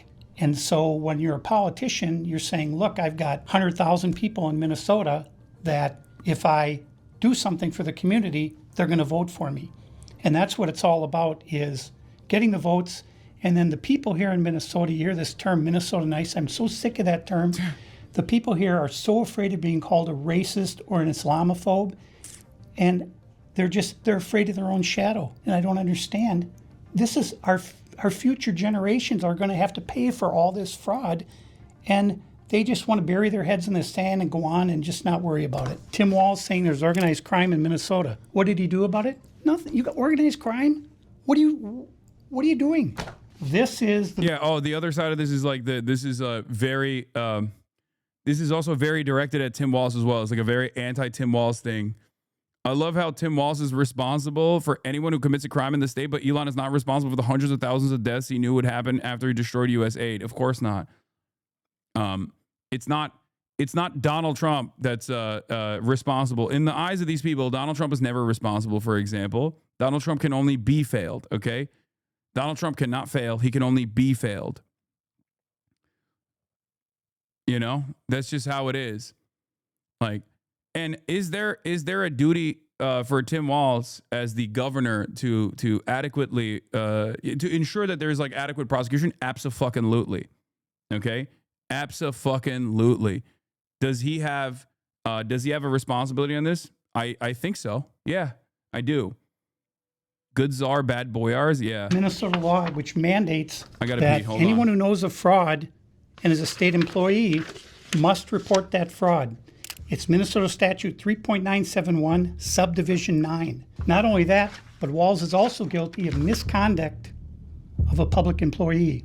When I look at the world as a whole and I look at fraud, the Twin Cities is ground zero. The fraud is worse here than anywhere else ever in history. Anywhere. We're going to go confront these people. We're going to go to these daycare centers. We're going to see what's actually happening. Okay, so we have to be careful because these people are very violent. They're exceptionally violent. Now, with all of David's evidence, we headed out to the streets of Minneapolis to see how much fraud we could uncover in one afternoon. Where are we going now? We're going to a place called Mako Child Care, which actually has another child care registered at the same address called Mini Child Care Center. So we should see lots of children if there's this child care center, especially if there's two. The two of them combined are licensed for 120. And how much money have these child care centers received? None of those vans have moved in 6 months. None of them. In 2020, one of them received $1.3 million. In 2021, they got $987,000. In 2022, they got $714,000. That's the last I have for that one. And then the other one, $1.604 million in fiscal year 2025. Fiscal year 2024, they got about $800,000, and in fiscal year 2023, they got $904,059. This place right here. Yes. We're outside of it. Well, this is actually 2 daycares are registered here. One of them is Mako. You missed the violent Somalis. Is that what you said? Careful, because these people are very violent. They're exceptionally violent. Now, with all of David.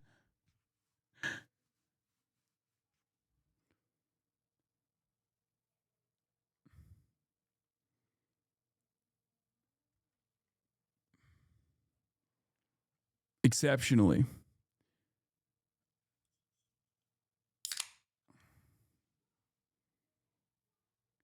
What is this? I don't even like Nick. I'm not a fan of Nick, but those of you hating on him are completely wrong. You're probably incredibly naive. I don't even like Nick. Brother, you're just describing to us that the propaganda is working for you, okay? There is I don't think people understand. I don't think anyone in this community, I certainly am not doing this, and I don't think anyone in this community is actually saying, oh, dude, let the Somalis do fraud, okay? No one's fucking saying that. Please understand, I am in favor 100% of criminally prosecuting anyone and everyone, regardless of their background, regardless of their ethnic background, regardless of their immigration status, to be properly charged, investigated, and then hopefully criminally convicted. Can you debunk this? No, a big part of, again, conspiracy theories require a kernel of truth or good propaganda necessarily, because this is not even technically a conspiracy theory. There are conspiratorial elements in it, like with the extension of this crime being this crime happening with every single Somali person. Okay, but the point is, they're not investigating the actual corruption. They're using the actual corruption investigation to investigate the entire community. Okay? It's evidence, we headed out to the streets of Minneapolis to see how much fraud we could uncover in one afternoon. Where are we going now? We're going to a place called Mako Child Care, which actually has another child care registered at the same address called Mini Child Care Center. So we should see lots of children if there's this child care center, especially if there's two. The two of them combined are licensed for 120. And how much money have these child care centers received? None of those vans have moved in 6 months. None of them. In 2020, one of them received $1.3 million. In 2021, they got $987,000. In 2022, they got $714,000. That's the last I have for that one. And then the other one, $1.604 million in fiscal year 2025. Fiscal year 2024, they got about $800,000, and in fiscal year 2023, they got $904,000. What are they investigating? What are they quote unquote investigating? They're investigating whether or not these are actual real businesses or real childcare centers, or they're simply getting money from both the federal government and the state government, and not actually providing the services they are claiming that they're providing. Okay? Now, part of the problem with this investigative reporting, and this is the issue when you are not a credible reporter, is that if you agree with the framing here, if you agree with the framing, you're going to look at this and go, this is the best investigative reporting of all time. If you call it into question, people will say, why do you want fraud to take place? That's not the case. My argument here is that you have to be a real investigative reporter, or at least engage in investigative reporting in a way where you clearly are presenting an unbiased narrative and not simply right-wing fucking propaganda that dictates that this kind of fraud is only happening at the hands of Somalis that are living in Minneapolis, and that it's happening because welfare is bad. If you do that, then I can't take your investigative, quote unquote, investigative reporting seriously. $1,059. This place right here. Yes. We're outside of it. Well, this is actually two daycares are registered here. One of them is Mako, which you see on this sign. The other one is Mini Child Care Center. And between the two of these child care centers, they're pulling in about $3 million. Like, here, I'll give you one example. Even if this business itself is improper, right? It is fraudulent. The irony is the way that they arrive at that conclusion, or the way that they build that narrative, is by talking about SOS filings, and showing that like the same place has two different filings. You have umbrella corporations that are a part of the same exact the same exact company, for example. You can have numerous filings for the same business. This doesn't automatically imply that there is fraud happening there, okay? There could be in this circumstance, but the very fact that you arrived at that conclusion or the very fact that you are, that ratio, bud? What ratio? Why do people come in here and say stuff like this?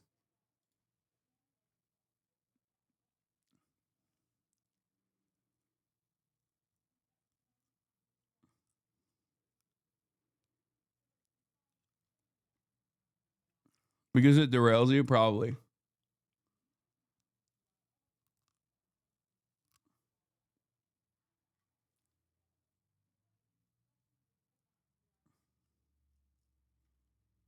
$1 a year, and there are no children. Every facility that you go to, the windows will be blocked out so you can't see in. There's nobody here. You won't see a single child at any of these facilities. There are indeed no windows. All the windows are blacked out right here. All right, let's go in. No. And the child care center is locked. Should we ring the doorbell? So the other part of the problem here is, again, purely on the basis of like conducting real reporting on this matter, which is, again, a very serious crime that needs to have a proper, cohesive investigation. A proper investigation is necessary in this circumstance. But if you just like leave it up to random guy with a YouTube channel, I don't know if he's going in the middle of the day. I don't know if he's going in the afternoon. I don't know if he's like going at a time where this business actually has like children in it. And there's no way to confirm when you are doing it in a way where I don't know if he's going on the fucking weekend, when you have no way of like seeing the verifiable truth here, and it's like very clearly a one-sided bias framing. Even if there is truth to the overall, the overarching criminal fraudulent activity, there is a likelihood of spreading that to random businesses that aren't actually engaging in the criminal activity. Do you understand? And of course, a lot of people will just simply say, holy cope. This is not cope. I'm telling you how this is supposed to be conducted. As someone who works with investigative reporters with regular frequency, you will never find a person that will say this kind of investigation is properly conducted. We went to a random local who had issues, and we didn't cross-reference the information that they have. We didn't cross-reference the information that they had at all, and we didn't do a thorough investigation into the claims being made at all. And we just simply went there. Who knows at what time? Who knows at what place? Who knows if it's over the weekend or not? You know what I mean? Who knows what the situation is in terms of like when they're going there? You are coping hard, guilty until proven innocent. Exactly. That's it. And the craziest part about this, is that it's even more dangerous to do this with real crimes that are taking place, because then you have the capacity to fucking ruin an active investigation that's taking place potentially. Okay? Try to get in, rang the doorbell, nobody showed up. They're open 7 days a week, 7 a.m. to 10 p.m. it says here on their sign, yet there's absolutely nobody here. And this building here, right here, has generated millions of dollars, and it seems like business isn't even open right now, and it's a weekday. And if this was a daycare center, it wouldn't just be in some industrialized building. There would be maybe like a playground or something outside, or... There's no play area for the kids. So where are the kids? Where's anybody? How can there be nobody here? And it's like this every single day. I've never seen a single child here. In 9 years, I've never seen a single child at this building. Right there. Oh, then now... But the facts don't care about your feelings. 250 million gone, 0 kids fed, physically impossible numbers. Trying to deflect to Florida is a weak-ass move. You're not standing up for a community. You're just a useful idiot for people who stole from their own people. Stay mad. My barber ruined my hair, 450 KR. Brother, what are you saying? Please point to me at any given moment where I've said that this kind of welfare theft is appropriate. Please point to a single time where I've said that any sort of welfare theft is appropriate. It's not a deflection at all. I don't know why people do this. And then you have this. Also, this is ChatGPT. Once again, 100% ChatGPT. I'm losing my fucking mind. You have decided that I, as someone who cares about welfare programs, want there to be fraudulent activity.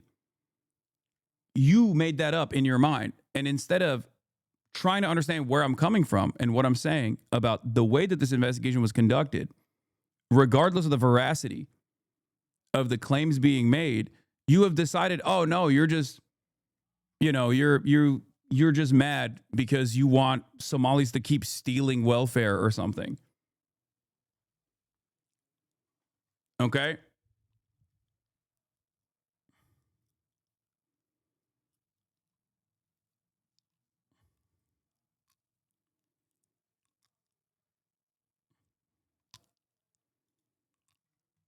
Oh, it looks like we already got the Somalis coming through. Yeah, they're coming. The word's out.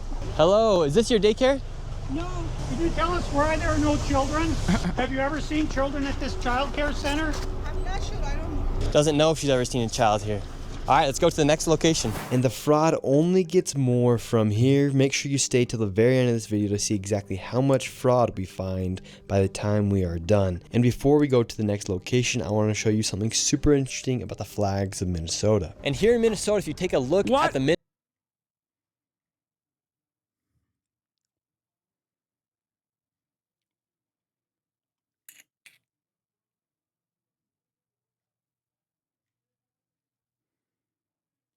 The flag of Minnesota. Minnesota state flag, they recently changed it and it very much so resembles the flag of Somalia.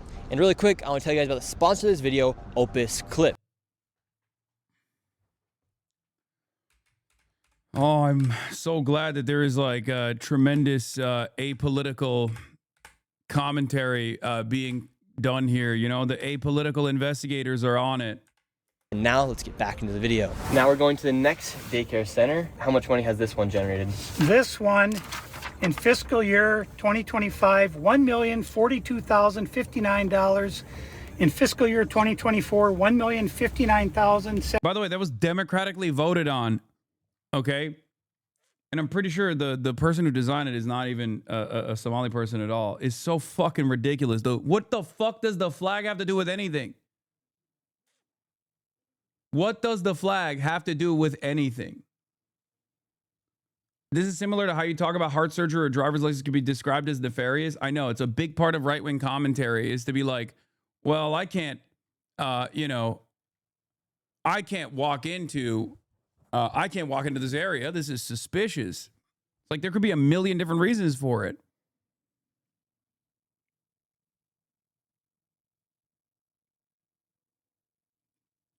Yeah, Minnesota had a flag redesign. Okay, Minnesota had a flag redesign competition, and a bunch of people actually put up their designs. I like the former crest, by the way. The new Minnesota flag adopted in May includes symbols specific to Minnesota and was not inspired by Somalia. The flag's designer and a flag expert advisor on the redesign told Reuters, this is just like racism-induced schizophrenia, for the record. Students raised concern about Minnesota's previous flag design in 2017. Peak woke. Concerns were shared by vexillologists who advised on the new design. The Minnesota State Emblems Redesign Commission, established in 2023 by a state house bill, presented its design for a new state flag.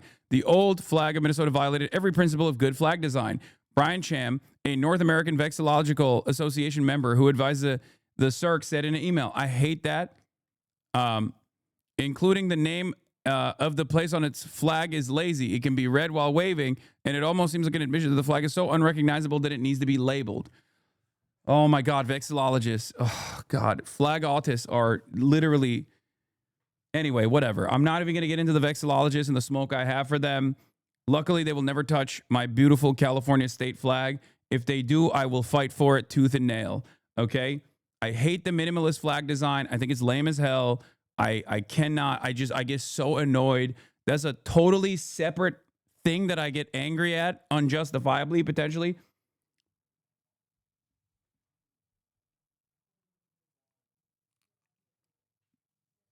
Anyway, there was a competition. There was a winning flag design. Minnesota resident Andrew Precker's submission to the Cirque's design contest inspired the final flag design. In an email, Precker said his design drew inspiration from the state's history and culture. The dark blue field is the shape of Minnesota, and the light blue field represents the significance of the water in the state. The 8-point star represents the North Star, which is also the state motto, L'Étoile du Nord, as seen on the floor in the state capitol's rotunda. Cham said the new flag exemplifies all principles of good flag design.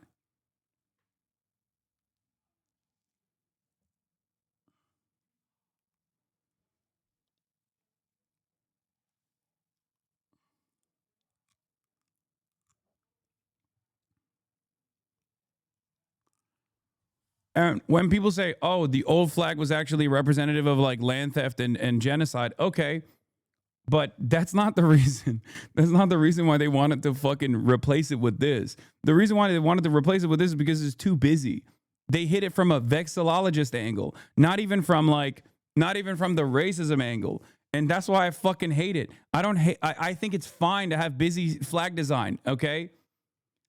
I don't think we should be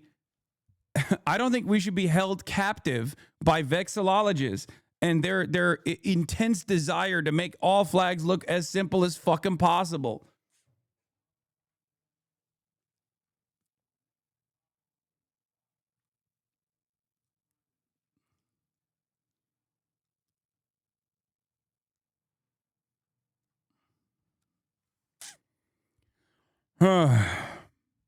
Hasan, you don't know shit about flags, lol. Whatever, dude. I had no idea flag people were this intense. Oh, you don't understand. Anyway, the point is, it has nothing to do with Somalia, okay?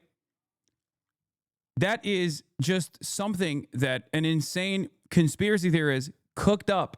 And now we have to deal with it because when the most insane person comes up with a conspiracy theory, especially one that is racialized, there are a fuck ton of people who go, yeah, that must be right. That must be right. That's probably the case. Hasan is pro complicated street signs. Fuck no. There's a difference between a flag and a complicated street sign. What are you talking about? When is the last time you looked at a flag to indicate anything but like where you're at? It's what?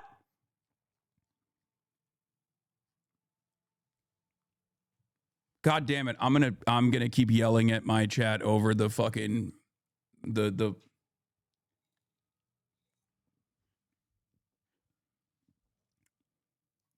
Anyway, let's continue. $78, and in fiscal year 2023, $727,336. This next one is literally one block away, and this one's also generated nearly $3 million in the past 3 years. Let's see if there's any children. Let's see if any of the buildings are open. Here we go. All right, we've arrived to ABC Learning Center. All the windows are blacked out. Let's see if anybody is here. This door is locked. This facility is licensed for 40 children. 0 children. I've come by this place 100 times. I've never seen a child here, ever. The only thing I've ever seen is someone standing outside smoking. What's crazy about this is that last daycare center is that green building right there. And the other daycare center right now is right here. These buildings should be operating as they're receiving literally millions of dollars. I knocked on the door, and to my surprise, somebody actually answered the door. Hello? Can we speak? I would like to check a child in the daycare. Like, normally, the normal way to conduct this investigation is One, to obviously verify the information that he got from random concerned citizen, right? Let's say you get a random tip from a concerned citizen. You're supposed to verify it with the state. You're supposed to verify it with like investigators, call up the police, call up like local law enforcement, identify in the past state prosecutors or investigators that have actually conducted investigations into fraudulent activity at these sorts of like child care centers, right? You're supposed to go to the licensing board. And then after that, you are supposed to call them up individually or try to fucking figure out if there's actually any sort of fraudulent activity taking place over a long and extended period of time. You can't just like roll up randomly in the middle of the fucking day with a camera and meta glasses to be like, can I see your children? Are there children inside? What the fuck are they supposed to know? They don't know if you're a fucking creep or a pervert. You look like a pervert. Whether or not there are actual children in there or not doesn't even change that reality. Like,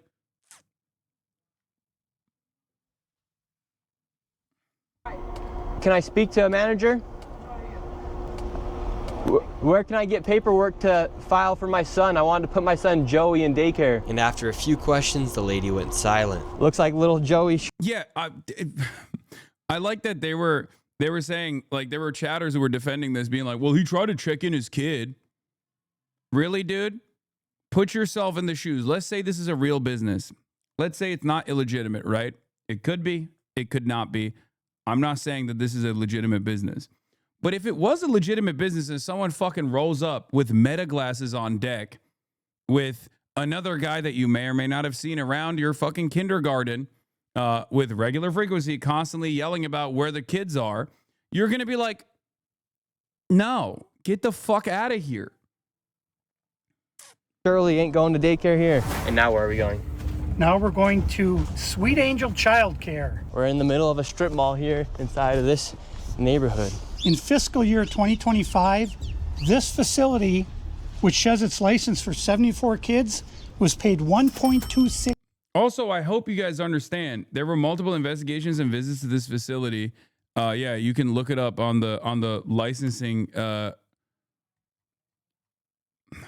is it not clickable? But the other side of this is like, you guys understand why this shit is dangerous, right?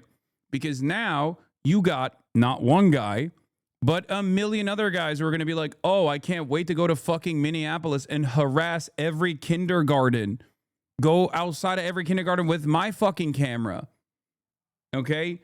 This creates copycats and mass harassment. There is a reason why we say vigilante justice and decentralized acts of violence in circumstances or like adventurism is bad, because it just completely destroys whatever social fabric existed that is necessary for normal civilized existence. Do you understand?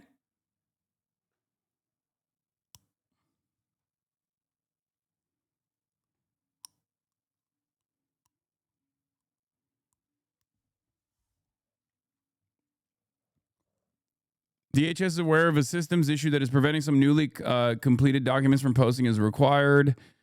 This is the license holder for the ABC Learning Center. There have been numerous licensing reviews, right? 2022, 2023, 2024, 2025. That was the one that they went to last. Total capacity is 40, no restrictions whatsoever.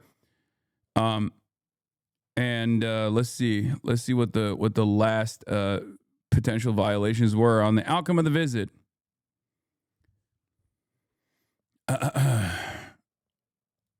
Licensing review 11/7/2025, children's records. The individual child care program for a child with a known allergy did not contain all required items. The program did not have enough information about a child's known allergy. Facility electrical outlets were not tamper-proof or shielded.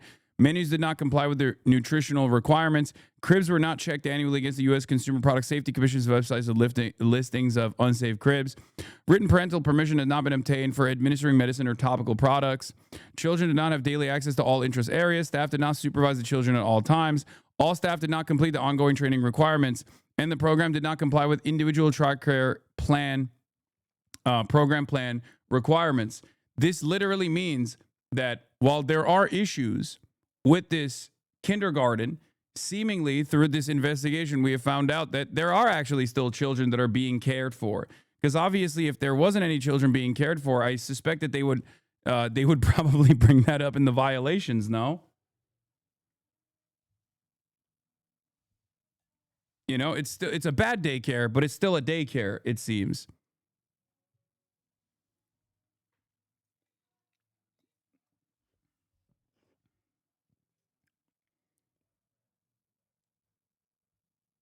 I worked for an ABC Learning Center in Washington. It's real. They're a chain of learning centers across the nation.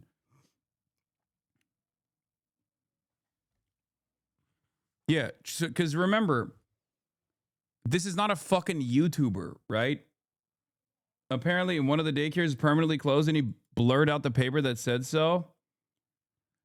There's a difference between a proper investigation being conducted that is comprehensive and actually finds issues, okay, with a national chain of daycares like ABC Learning Center that obviously due to the profit motive, I suspect, and due to underfunding, I suspect is going to still have a litany of complications, but ones that can be addressed and is not as like world ending as there are no children there, right? But do you see the difference between a professional investigation that was conducted during the licensing review versus random YouTuber walking out there and being like, I didn't see any kids here, so it must be fake. It must not be a real place. Do you understand? I would like to check a child in the daycare. Like that's not an investigation. That doesn't say children were there, does it? Brother, they do in-person investigations. Unless there is a much larger, much more consequential scheme at play here where the actual state officials in the Department of Human Services in the state of Minnesota are in on the scheme. No, these violations are really bad. We shouldn't be standing for licensing stuff like this. I didn't say that, dude. Oh my fucking God. You do understand there is a fucking entire world, an entire universe between these guys have no children there whatsoever versus there are a litany of complications with some of the standards that they need to apply that they have been warned for versus there's no children there at all.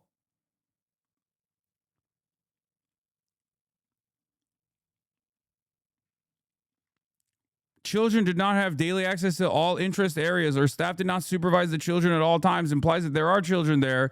They are just not being supervised sufficiently. And not only that, but they also applied a correction documentation. They submitted it and it got approved.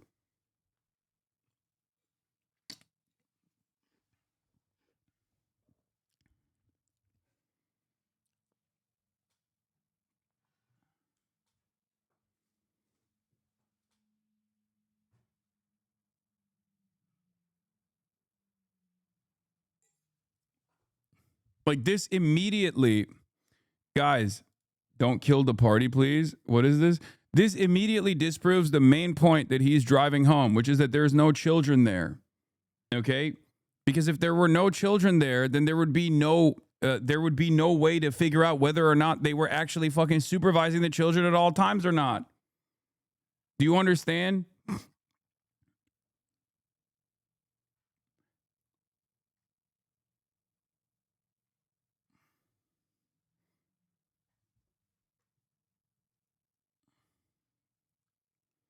And before people say, oh, you're defending these like violations. No, I'm not. I'm not defending these violations at all. I am, however,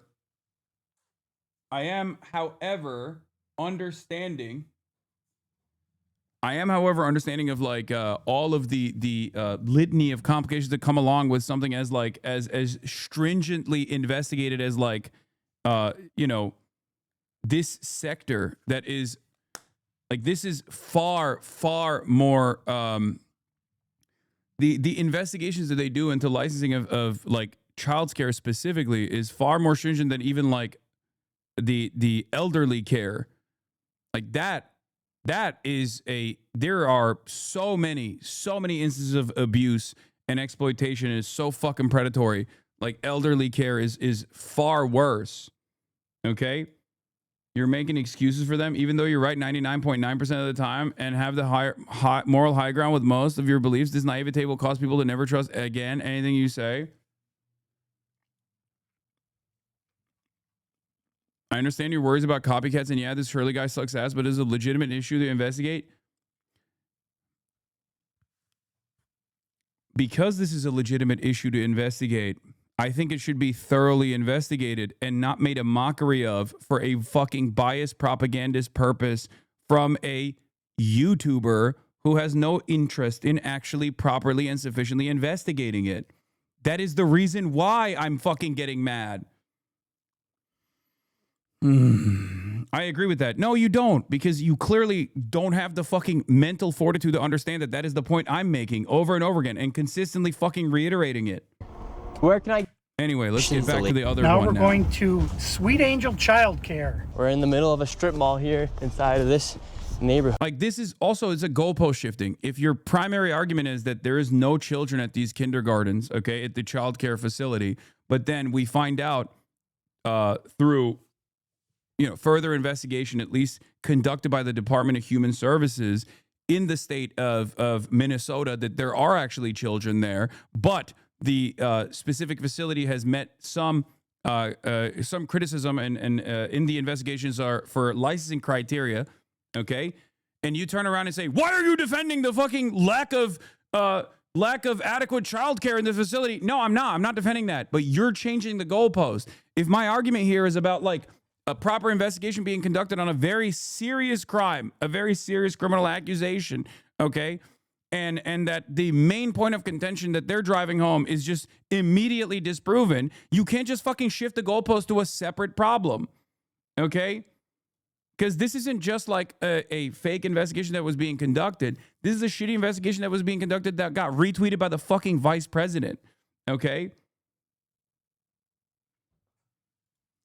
In fiscal year 2025, this facility, which has its license for 74 kids, was paid $1.26 million in tax money. And there are no kids. And all the facilities are the same way. All of them. Let's see if anyone opens. Yeah, let's see. Once again, I try to find a spot for my son Joey, and they would not open the door. I want to put my son Joey in daycare. Cause I need... Dude, I'm gonna be honest, like, you could have literally done a better job with this. Even like Nick Omalana, right? Nico Omalana does a much better job with this kind of stuff. He's not a fucking, like, he's not a fully fleshed out investigative reporter, but like, he does shit like this all the time, right? But it requires a lot of setup. You can't just like roll up with a fucking phone camera and just, or roll up with a crew, okay? Sorry, Nico Omalana. And be like, oh, I have a kid. Open the door right now. I have my child with me. I have a child. Like, no, like, if you want to do a proper investigation or even a better YouTube video on this, actually set up a fake child, okay? Actually set up an interview. Put a secret camera on your chest. Go inside and have a proper conversation. Figure out whether or not there are actually, whether or not this is a legitimate business. Do you guys understand my point here? I hope people understand what I'm trying to say here.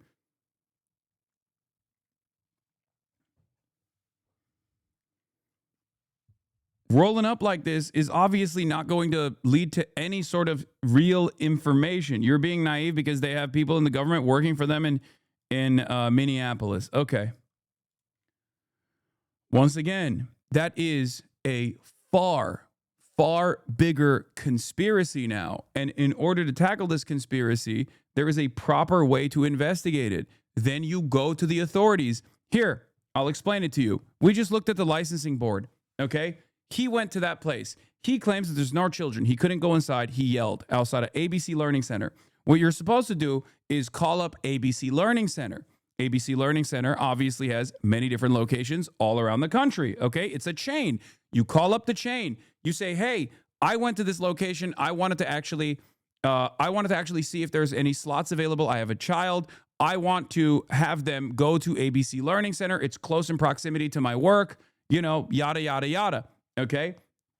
First, you properly investigate whether or not ABC Learning Center is actually has children in it or not, or if they're even available for taking on new children at the ABC Learning Center. Then, if you actually have suspicion that there are no children there, even though it says that the state licensing board has shown that the total capacity is 40 children, but there's no children there, then what you're supposed to do is go to the Department of Human Services, okay? Then you're supposed to try to figure out exactly who conducted the investigation, who conducted the licensing investigation in 11/7/2025, okay? You go and you figure out who actually conducted the licensing investigation or the interview in 11/7/2025, and then you try to interview them. You say, hey, I went to the ABC Learning Center. I called up the ABC Learning Center. They said that there wasn't actually any children there, but you clearly saw some children. Can you explain to me what happened? If you want to have a fucking private camera when you're conducting that investigation, even that's fine if you want to do that. But the problem is, that's conducting a real fucking investigation, and this is not that.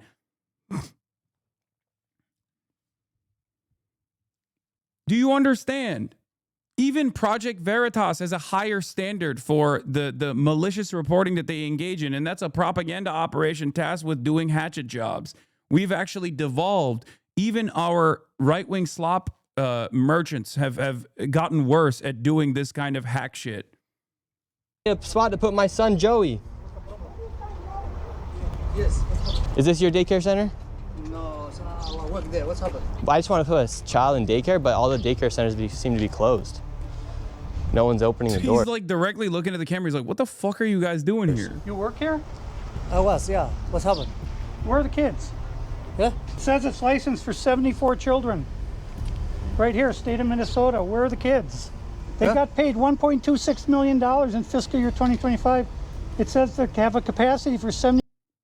All right, we're looking at this one as well. Licensing lookup. This is the other place that they went to. So the first one that we went to, ABC Learning Center, it didn't actually have, like the claims that they made where there were no children there. That obviously doesn't, that is obviously not correct, right? At least according to the Department of Human Services. Now, if this conspiracy goes all the way up, now we're looking at Sweet Angel Childcare, Inc., okay? This is the other place that they went to. Well, right before their visit, and I assume they didn't just like visit, you know, on the 25th or whatever when this video was published. I suspect that they visited, let's say, a week prior to that on the 15th or something, right? Well, there was a Department of Human Services visit that took place with Sweet Angel Childcare, Inc. And the facility had hazardous objects that were accessible to children. This literally means like scissors, for the record, before you freak the fuck out.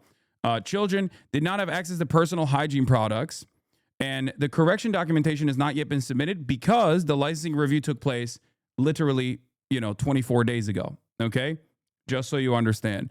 Children did not have daily access to all interest areas. The program did not comply with first aid training requirements, and the program did not comply with CPR training requirements.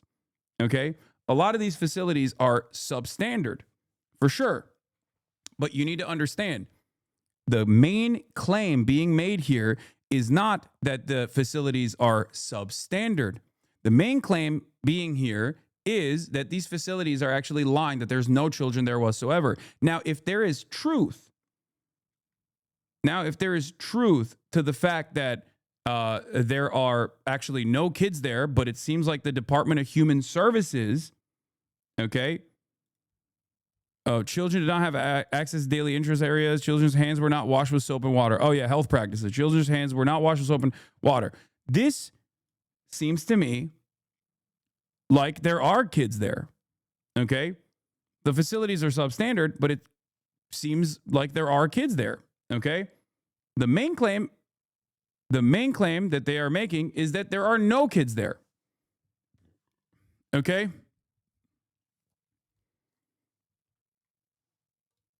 This is not a defense of the substandard conditions in this daycare, for the record. This is simply countering online, without even going there, the arguments that were being presented by Nick Shirley. This is now not one, but two different facilities that they've gone to where they claim that there are no children there and they can't go inside. And then they just simply say, there's no children there. Okay? There's no kids, bro. Okay. So here's the thing. Okay? Here's the thing.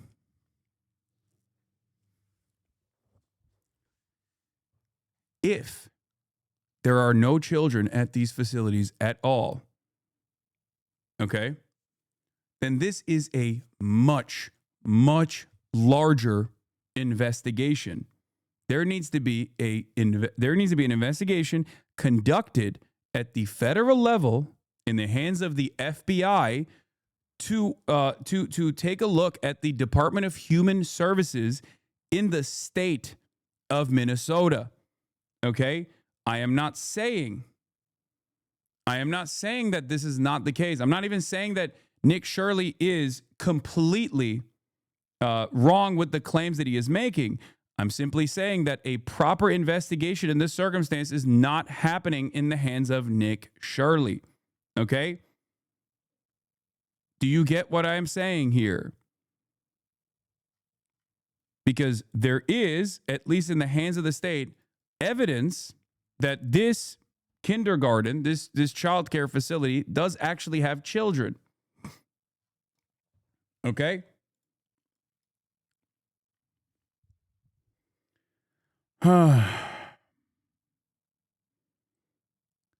Do you not understand? Don't say the shit I know you're saying, but don't tempt them. Do you not understand how nuclear of a fucking story this is?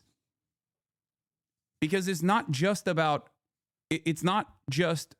Medicare fraud or healthcare fraud or childcare fraud that's taking place. It's not about welfare fraud that's just simply taking place in the hands of like a couple individuals that are lying in that situation.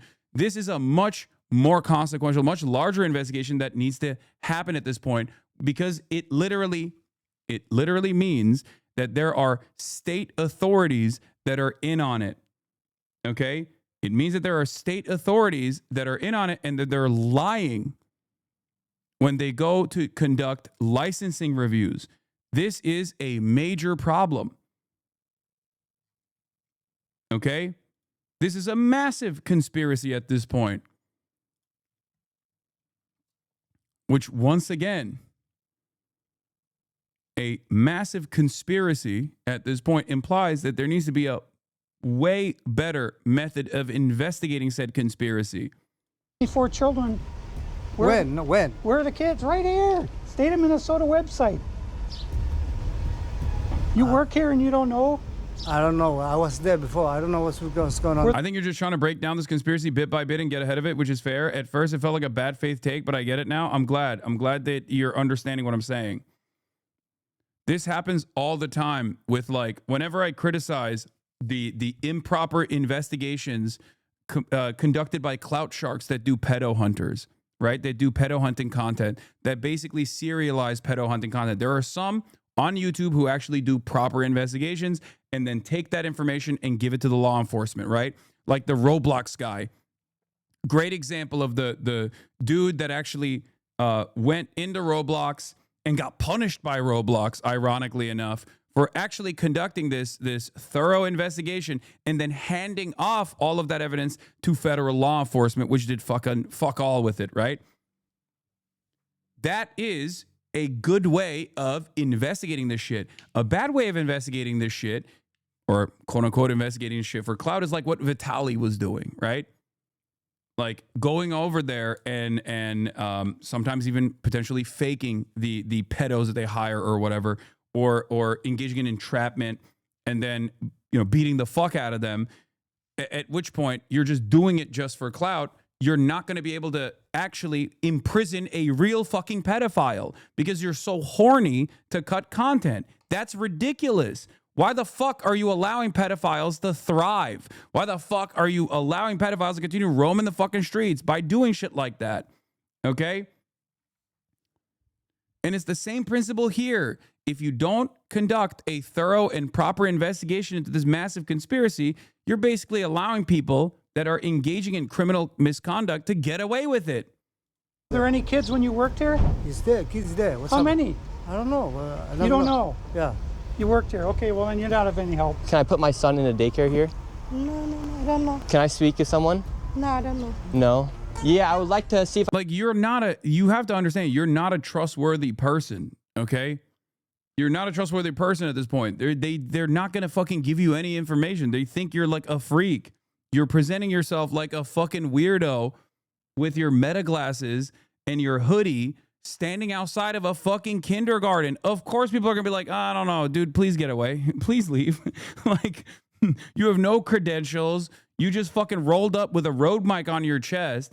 And you're like, well, I can't believe they wouldn't let my freak ass into a child care facility where I'm claiming that there's no children, but we don't even know if there's no children in there or not. You have a fucking camera on you. Why the fuck would anybody let you in there? Even if the facility was closed, whether it's because of the holiday season or the facility was closed because they got dinged by the licensors for an extended period of time as they, like, you know, I don't know, make sure that the outlets are up to code or whatever, as they found, right? Or there were hazardous objects accessible to children not have access to personal hygiene products, you know, whatever the fuck, right? Even if they took the week off to make sure that they were kept up to compliance with first aid training requirements, for example, and there's no children there at that moment, why the fuck would they let you into the facility? Of course they're not going to let you into the facility. You're nobody. You're a random guy with a camera.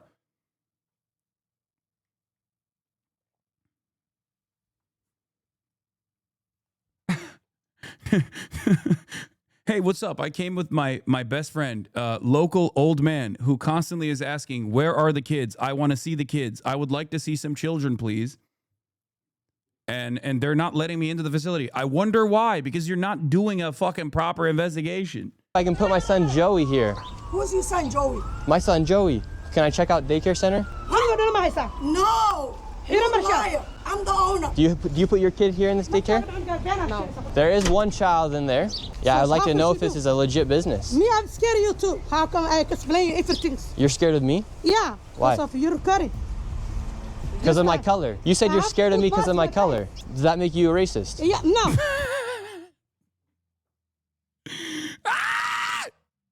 Now the argument has moved entirely in a separate direction. We're now doing reverse racism, anti-white racism. I wonder why a Somali person in Minneapolis right now would be afraid of exactly what people like this are doing. I wonder where that fear is coming from. Probably totally a ridiculous fear. Of course, a lot of people that are watching from afar that also have the same suspicions about the entire Somali community, once again, Somali Americans, is going to go, see, this person is suspicious of him because he's on to it. Okay?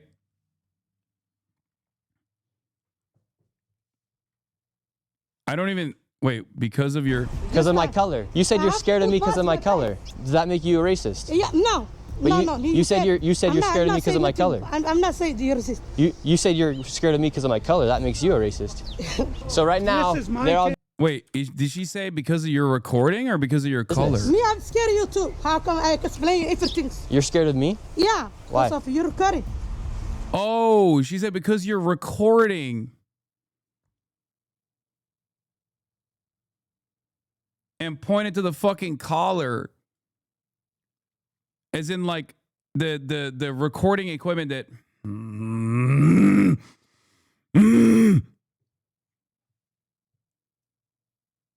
And then the fucking lol hearing what he wants to hear. Yeah, I mean, of course.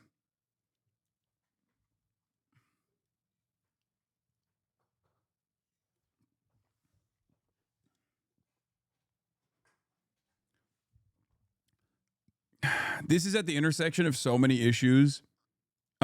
Because as I've said over and over again, like, if everyone is this dumb and this fucking primed, this tuned in, then you just, You know, if the audience if the audience is like receptive to this kind of commentary, there's not really much you can do. They'll come in here and they'll say, "Oh, you're a fucking idiot. She obviously was saying she's racist against white people." You know what I mean? Because of my color. You said you're scared of me because of my color. I'm not saying you're racist. You said you're scared of me because of my color. That makes you a racist. So right now, they're all getting mad because he's shown the paperwork of this business being registered as a business. 74 children, no children. We saw one child when the lady opened up the door. So But now they're all getting mad. What was this money spent on?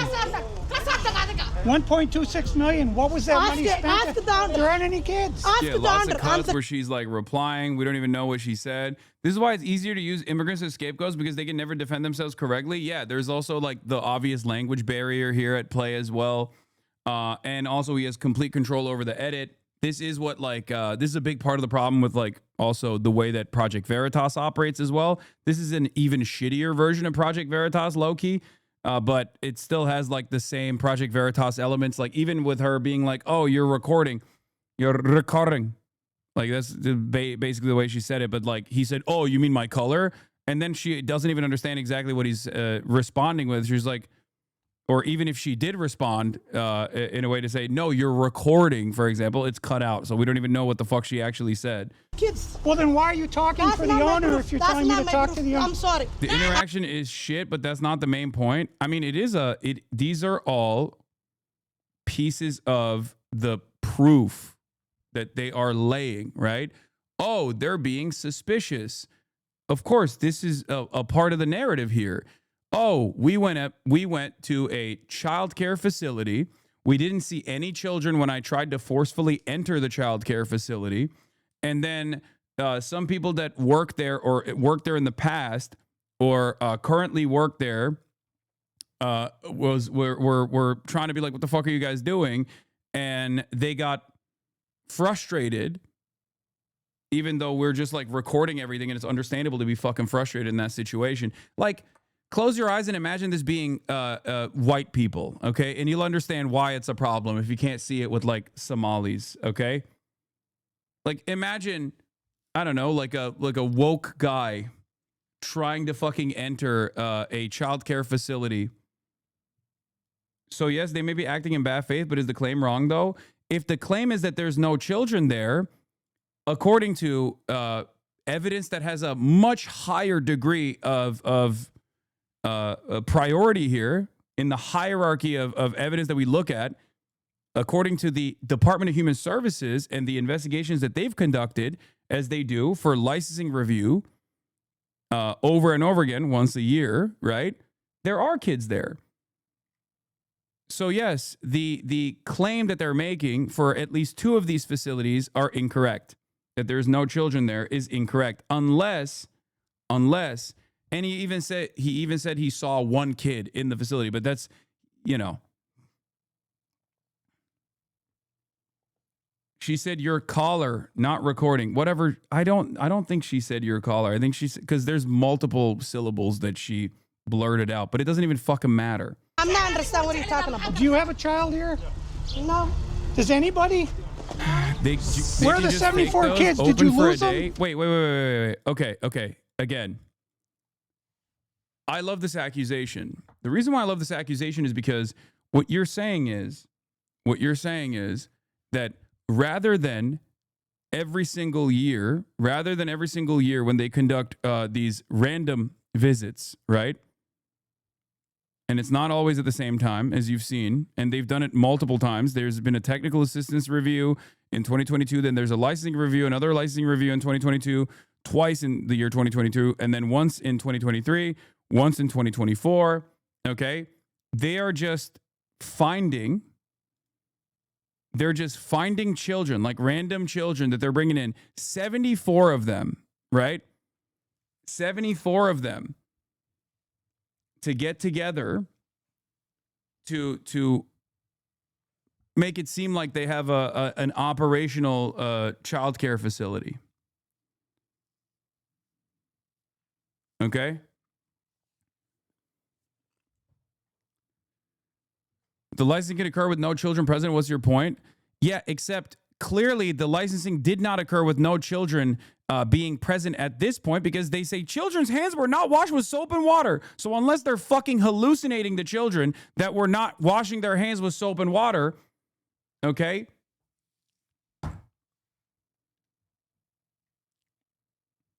Did they invent the children? Did they bring the children, but then simply did not wash their hands with soap and water? Is that what happened? I mean, what would you do for a few million? They got to keep the funds rolling in. Brother, you have to look at this as what's more likely, okay?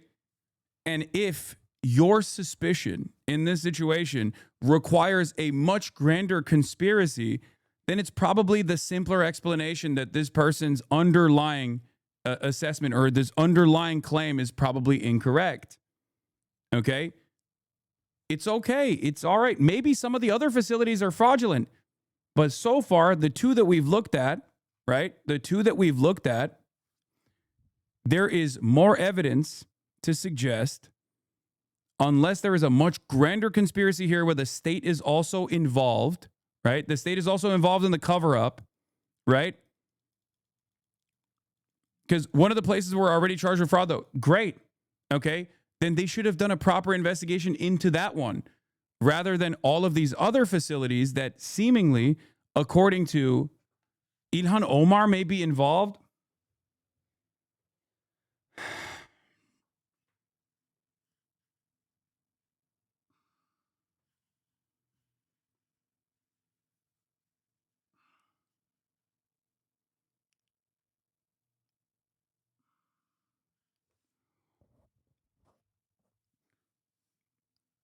You can say that there are people working for the human services of the state. Yeah, it's based on total capacity, not active roster, by the way. I know. It doesn't mean that it's like fully booked anyway.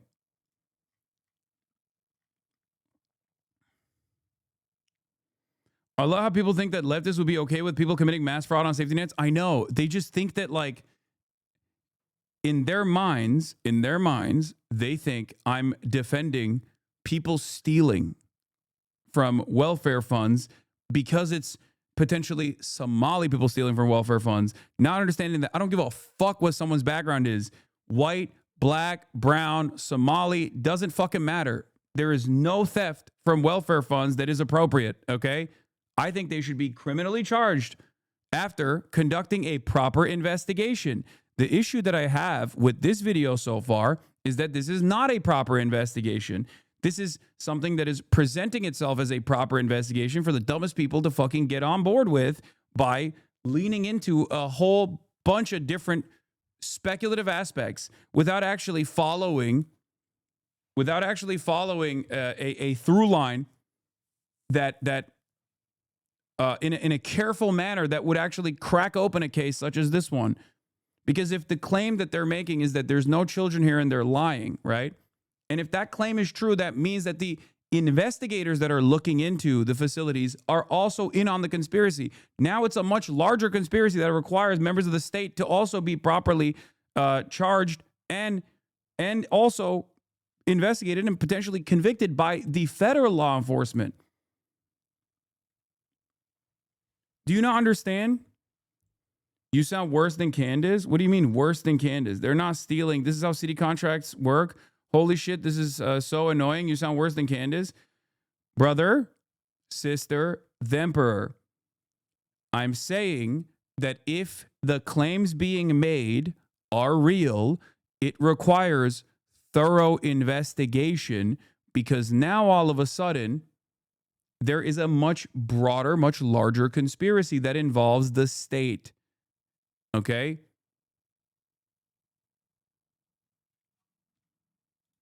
Did you lose these kids? Do I need to call someone? Do I need to issue an Amber Alert for missing children? Are these children missing? It's not my business that children are missing. 74 infants and... You're right on the hand, but I do need to say, play devil's advocate here. If this was Israel-backed daycares being called out for this, I think you would lean more towards... Wait, do you think this is Somali-backed daycares, like the government of Somalia is backing these daycares. Number one, I never said that. Number two, you're fucking stupid. I'm not defending this at all. Okay, listen. If I just fucking call you a pedophile, okay, and just keep calling you a pedophile in a fucking YouTube video, and then you get frustrated and you go, oh, I'm not a pedophile. I go, see? This is not sufficient evidence. I think you are a pedophile. Do you feel like that would be appropriate? Do you feel like I conducted an actual fucking investigation? What do you mean? I'm not defending the fucking potential of fraud taking place here. Obviously not.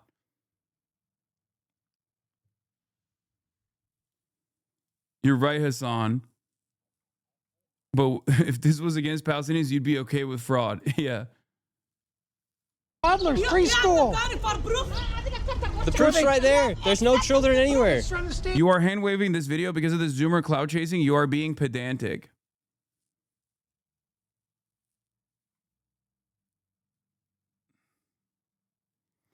By the way, I looked up the daycares in the state, and virtually every single one has yearly reviews and violations. To put this into perspective,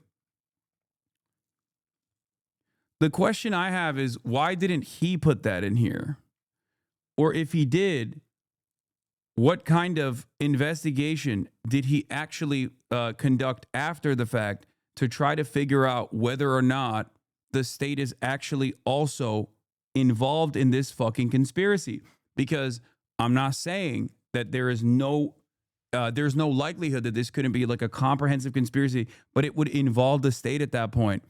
Okay.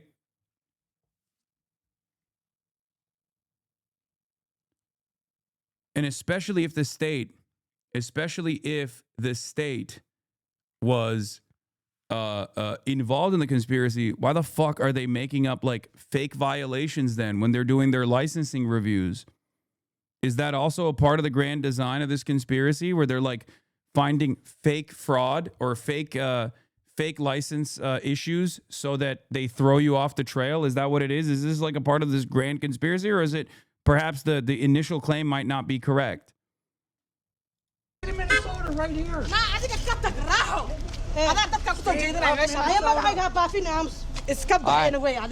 we're moving on to the next location. Have a good day. As we continue to show the blatant fraud that was taking place here in Minnesota, Somalis started following us around the city. And now we're being followed by the Somalis. This is another daycare center, absolutely no signage, and there's no footprints in the snow. Yeah, bro, that doesn't even look open. Like, I think that one might not be open at all, actually. They literally have fencing around it. Center, absolutely no sign. Like, oh wait, it does have fencing. It does have a door into it. Never mind. Also, there is footprints. No footprints. What the in fuck? The snow of children. Wait, what? Wait a minute. Another daycare center. I only saw this part. I didn't realize that there was a door there, and I thought it was like a closed business. No, there is literally there is a gate. There's clearly footprints going in and out. Okay, do we have the state investigation into this one? Okay, we're looking at the licensing lookup of this one now. This is the third one that we're looking into. Child care center address, Minnesota Best Child Care Center. Imagine being a state investigator, seeing this video, and now your 8 months of work is gone because the actual fraudsters are on high alert. 3/17/2025 licensing review. The program space was not clean. Equipment and furniture were not in good repair. Documentation was not available to show that a teacher did not meet the qualifications. And then the correction documentation was submitted and also approved. It seems that this child care facility is actually intact. They were also fined in 2024. Equipment and furniture were not in good repair, corrected on site. The program did not submit a background study request to Department of Homeland Security when required. Then they submitted the correction documentation and it was approved. Area used by children were not in good repair. Correction documentation was submitted and approved.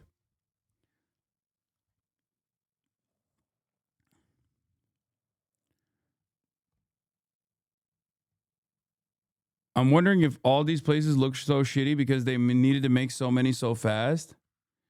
Oh, sorry. DHS is not Department of Homeland Security. Department of Human Services. The front door of a daycare is always locked. To come in, you have to have a child there, and to be on the list to pick up a child and to be able to identify yourself to do so. These are heavily regulated for obvious reasons. It's not the place to do a completely made-up fraud scheme. Nobody just shows up to visit.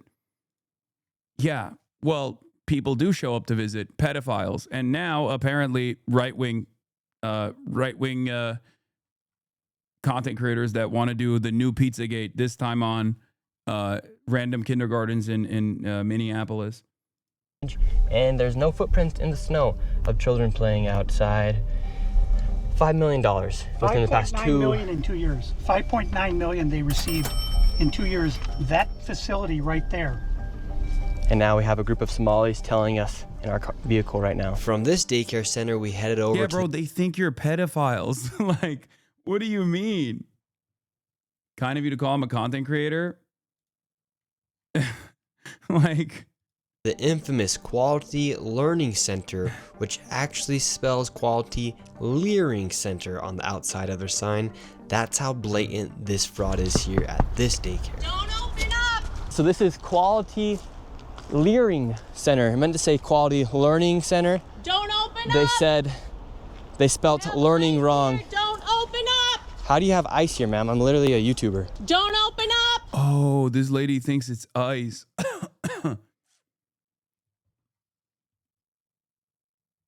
Oh, they have a lot of investigations.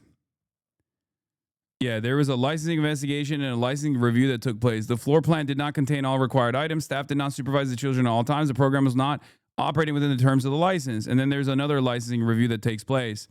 And they've gotten dinged multiple times. Okay. This would have triggered a hard lockdown at the preschool I worked at. He's going to traumatize children doing this. I mean, luckily he doesn't actually enter any of the facilities. So I don't think any of the fucking, I don't think any of the children were actually traumatized in this situation.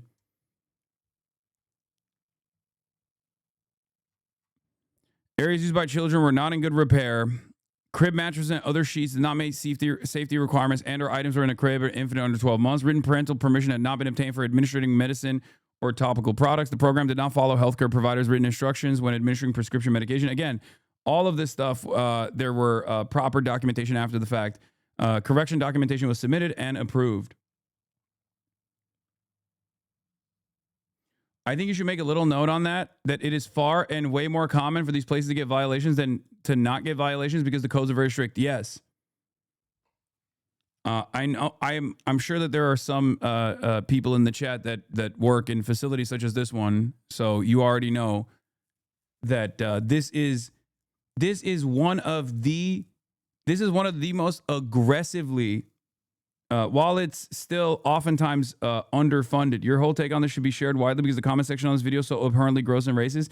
My take on this will not be shared widely. My take on this will, people will clip whatever they clip out of this conversation where I'm like responding to someone and will immediately say Hasan actually wants criminal fraud and misconduct to take place when it's actually Somalis doing it because he hates white people and he thinks like black people can do no wrong or some shit. It'll be because the starting point of this argument is like heavily racialized, very white nativist, that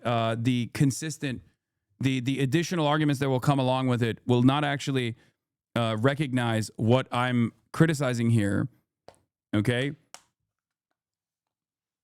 They will try to make it seem like I'm defending it. Even there are chatters in here who think I'm defending it. There are long-term community members in here who think I'm defending the criminal misconduct that's taking place. I'm not. Okay. I am, however, looking at the likelihood that the claims that Nick Shirley is making are accurate by matching it up against an investigation that was conducted in virtually all of these places, considering that childcare is heavily regulated by the state. Okay? It's heavily regulated by the state in each individual state. Obviously, there's differences in the regulation on a state by state basis, but this is one of the. If you're trying to create a narrative, if you are trying to create a narrative that there is like mass fraud taking place, this is perhaps one of the worst industries to claim it because of how much the state obviously has to do upkeep and to maintain proper licensing because they're taking care of children. It's like schools and kindergartens and places like that. Childcare facilities are some of the worst places to do fraud in.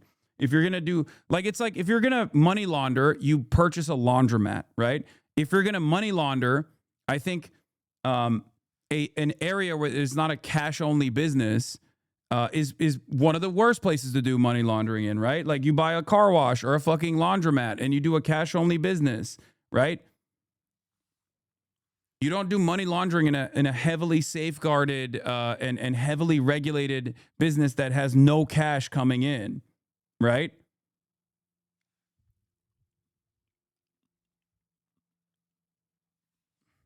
For example, now, having said that, once again, extravagant claims require, extraordinary claims, extravagant claims require an unimaginable amount of evidence. Okay, you can't just like fucking run around and be like, oh, these guys are doing mass fraud at these places, and then the investigation that you try to do in this situation is just like knocking on the doors of fucking random kindergartens or childcare facilities and be like, where is it? Where is it? Where are the children? Where are the children? You know, that's fucking ridiculous.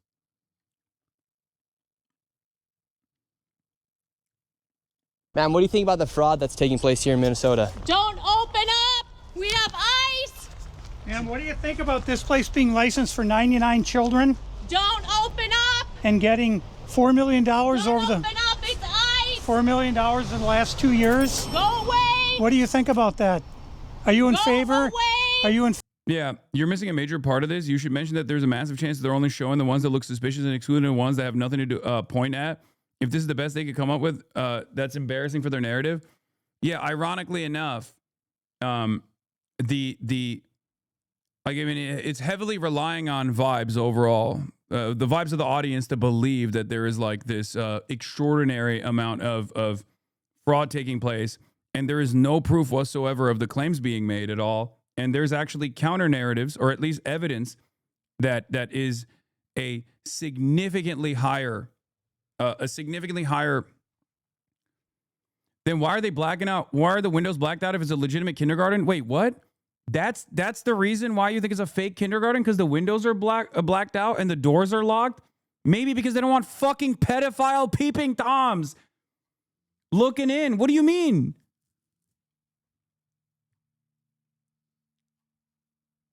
That was the reason why you were sussed out?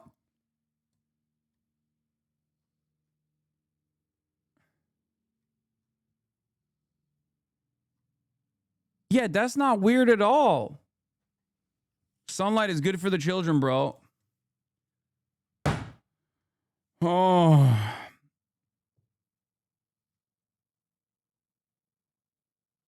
A lot of people apparently keeps getting said by these bots. It doesn't cost $4 million to take care of 5 kids. Okay, now we're doing like cost analysis and shit. Okay, again, if you think that they are improperly spending the money, that's entirely different. But that's not the claim being made. The claim being made here is that there's no children in these facilities at all. The claim being made is that there's no children in these facilities. There's obviously evidence that there is children according to the state, the Department of Human Services, and the licensing investigations that they have conducted. There's obviously children there. So now you're moving the fucking goalpost. Atrioc blanket endorsed this video this morning. Is disappointing, to be honest. Oh. The thing that I'm frustrated by is that there is probably at least one of the places that they went to that is actually suspicious or doesn't fucking meet that same standard, okay? so far, all we can do is either look at the evidence and look at the actual state authorities that have done licensing videos, not licensing videos, sorry, licensing investigations over and over again. And if there is evidence to suggest that the state is lying, then they're involved in this much grander fucking conspiracy, okay? Those people need to be punished too. The people at the Department of Human Services also need to go to jail if that's the case. Favor of that? Go away! You know You're what not welcome here. Are you- Shame on you. Are you in favor of $1.9 million going illegally, fraudulently to this business that has quality learning center but can't even spell learning right on the door? Don't open up! Ma'am, we are not ICE. I don't care who you are, you don't belong here. I belong here just like you belong here. Don't open up! It's ice! You do realize that... Verify the Atrok claim, don't trust chat. I know, I'm going to watch the Atrok video in a second. I think the reason why they're saying that is because he basically gave a lot of credence to the claims that this guy was making initially, because there is also evidence of widespread fraud, welfare fraud in particular, in Minneapolis. But that's why a good propagandist, even if they're not very intelligent, can lean into already pre-existing instances of fraud to create a much grander narrative, a much grander conspiracy. And you have to be very careful with the way that guys like this conduct themselves. There's supposed to be 99 children in here at this building, but there's no one. You don't know if there's no one in there. Here. This is a child daycare center. 99 children. Paid $1.9 million this year in CCAP funding. Like, look. You say there's no one in there, and you point to the parking lot, okay? And at first you go, wait a minute, there's not a lot of cars there. Then you realize there are some cars there, specifically the fucking, and also that doesn't mean that there's 99 children there at all times. That means that the total capacity is 99 children. I don't know how many fucking children are supposed to be in there. But of course there's not going to be any cars there because kindergartners don't drive in their own vehicles to the fucking kindergarten, okay? To the child care facility.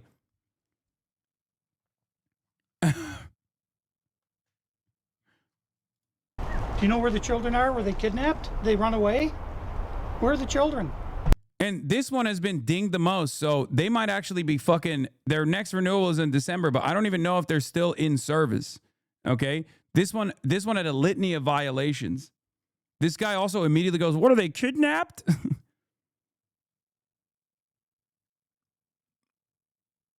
I just returned. Did our heroes manage to ogle some kids at this point or not? No, they have not been able to. They have not been able to ogle any of the children. This is state of Minnesota. Right here. And who are you? My name's Nick Shirley, ma'am. And who are you with? Nick Shirley. Nick Shirley on YouTube. Yeah, so who are you with here?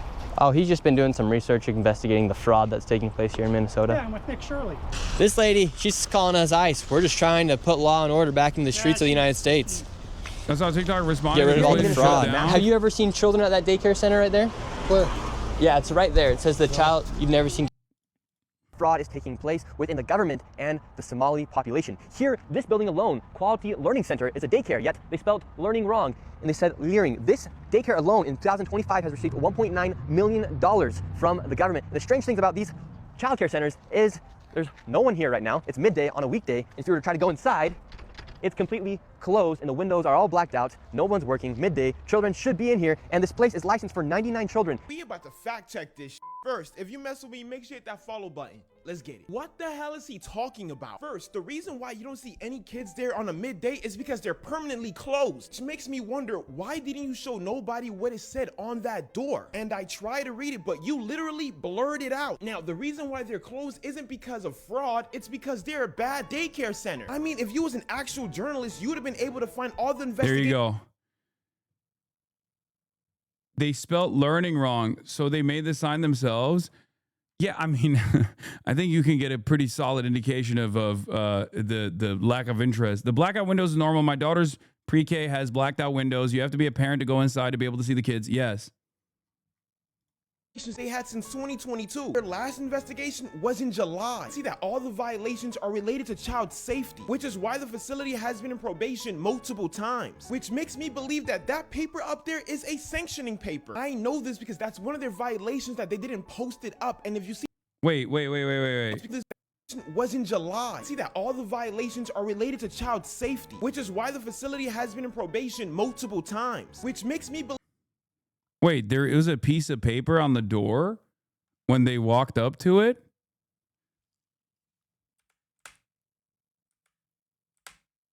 Oh, there is. Wait, you can kind of see what the paper says here. Let me see if I can zoom into it. I wonder if we can see it. It's like too blurry. I don't know if that facility is actually closed or not. I don't know why that TikToker is saying it's closed. It could be. Right click to save a frame. No, it doesn't. It's not blurred necessarily, but it is not. You can't really see it.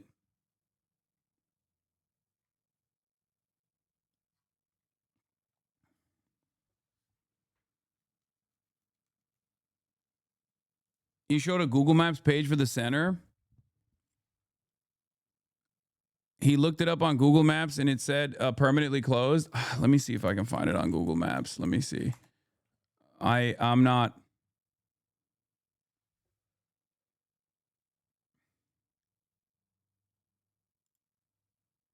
Let's see if I can find it. Quality Learning Center. Minneapolis.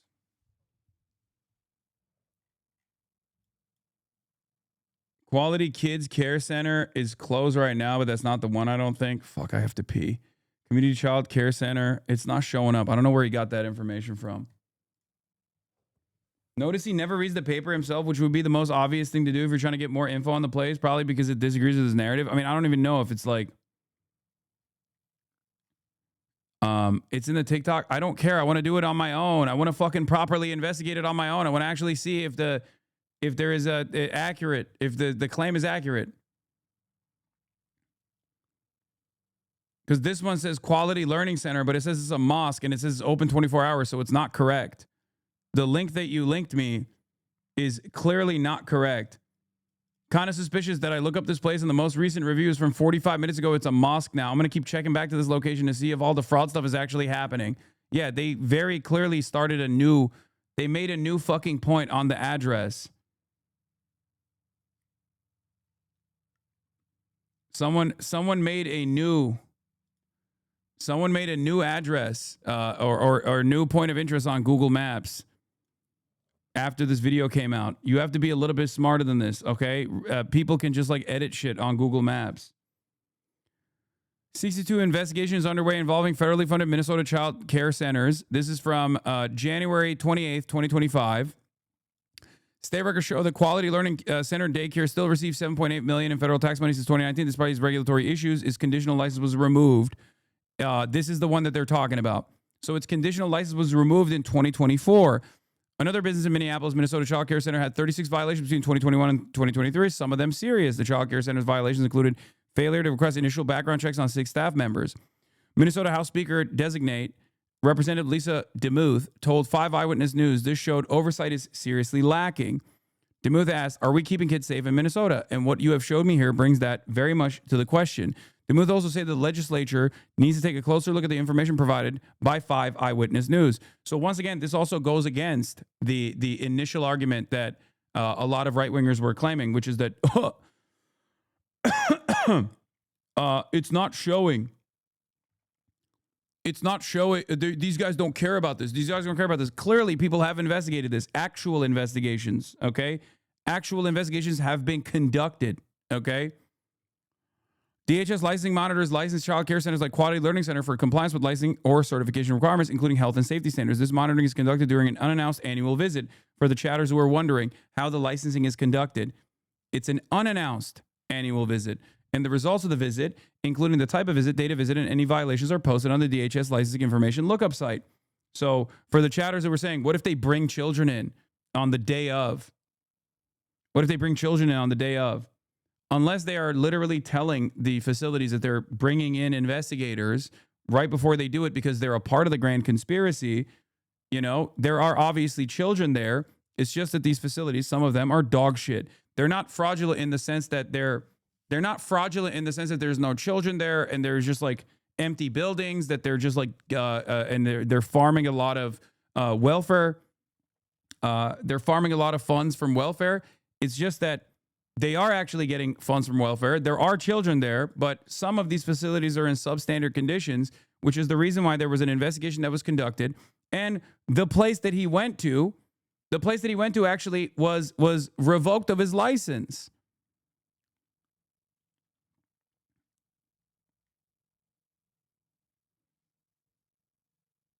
Having poor standards and running an entirely fraudulent business where there's no children, which is the claim being made here, are two separate issues, okay? To be fair, it seems like part of the scheme was regulators not really looking into most of these places and mostly just taking the word of the organization for it. Not that this kid is actually doing the work necessary to prove that for these ones. Yes,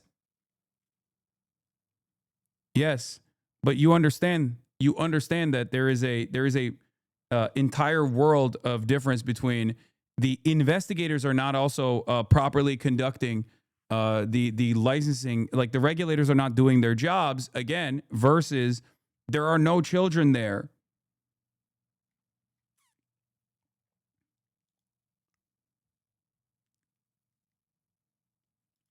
Which is ironic because it goes back to my argument, which is that there needs to be proper regulation and the authorities need to actually ensure that the regulators are actually tasked with doing the proper regulation. Okay? So just understand that, like, if there is some serious crime taking place here, some serious fraudulent activity taking place here, then the appropriate measures that need to be taken require the federal law enforcement to actually go through and hold the Department of Human Services in the state accountable for not doing their due diligence. Okay? Corrective action is the child care. Okay, so when it's determined that one or more licensing violations occurred, a correction order may be issued. The correction order lists citations of the violations and specifics for corrective actions the child care provider must take. Programs are typically ordered to correct the violation immediately. The Department of Homeland Security also evaluates the nature, severity, or chronicity of licensing violations and the effect of the violation on the health, safety, and rights of persons served by the program to determine whether a more serious sanction, such as a conditional license, is warranted. No, I mean the places that did not have any children, which is true for some. I don't know about the other ones in this video, though. Nick certainly has not proved it. It seems that there was no due diligence done and they just signed off on whatever. Well, the problem is if the Department of Human Services is literally saying that there are a litany of different licensing complications that they found without actually seeing any children that are in violation of the like health standards, for example, then they're just making up children that are there. And because no person that actually works in the child care facility is going to turn around and tell the fucking Department of Human Services guy, be like, yeah, we got kids here, but also they don't wash their hands, you know, so they can get dinged, right? So they can have their, if they are running a fraudulent operation where there's no kids whatsoever, then obviously it's not in their best interest to invite additional scrutiny into their licensing investigation. Okay.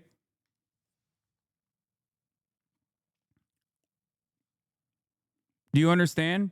This isn't to say that there is no fraud happening. I need to say this over and over again. I'm not saying that there's no fraud happening. As a matter of fact, there is definitionally some of these childcare facilities and many other places in Minneapolis have been investigated thoroughly and have been found to engage in fraudulent activities. Okay? This is true. This is real. But the argument that is being made by Nick Shirley and now being parroted by the right is that this is happening in virtually all of the child care facilities that are run by, I guess, Somalis. I don't even know if they're all run by Somalis or not, but that's the claim that they're making. And that this is a Somali-style fraud. Somali U.S. citizens of Somali descent.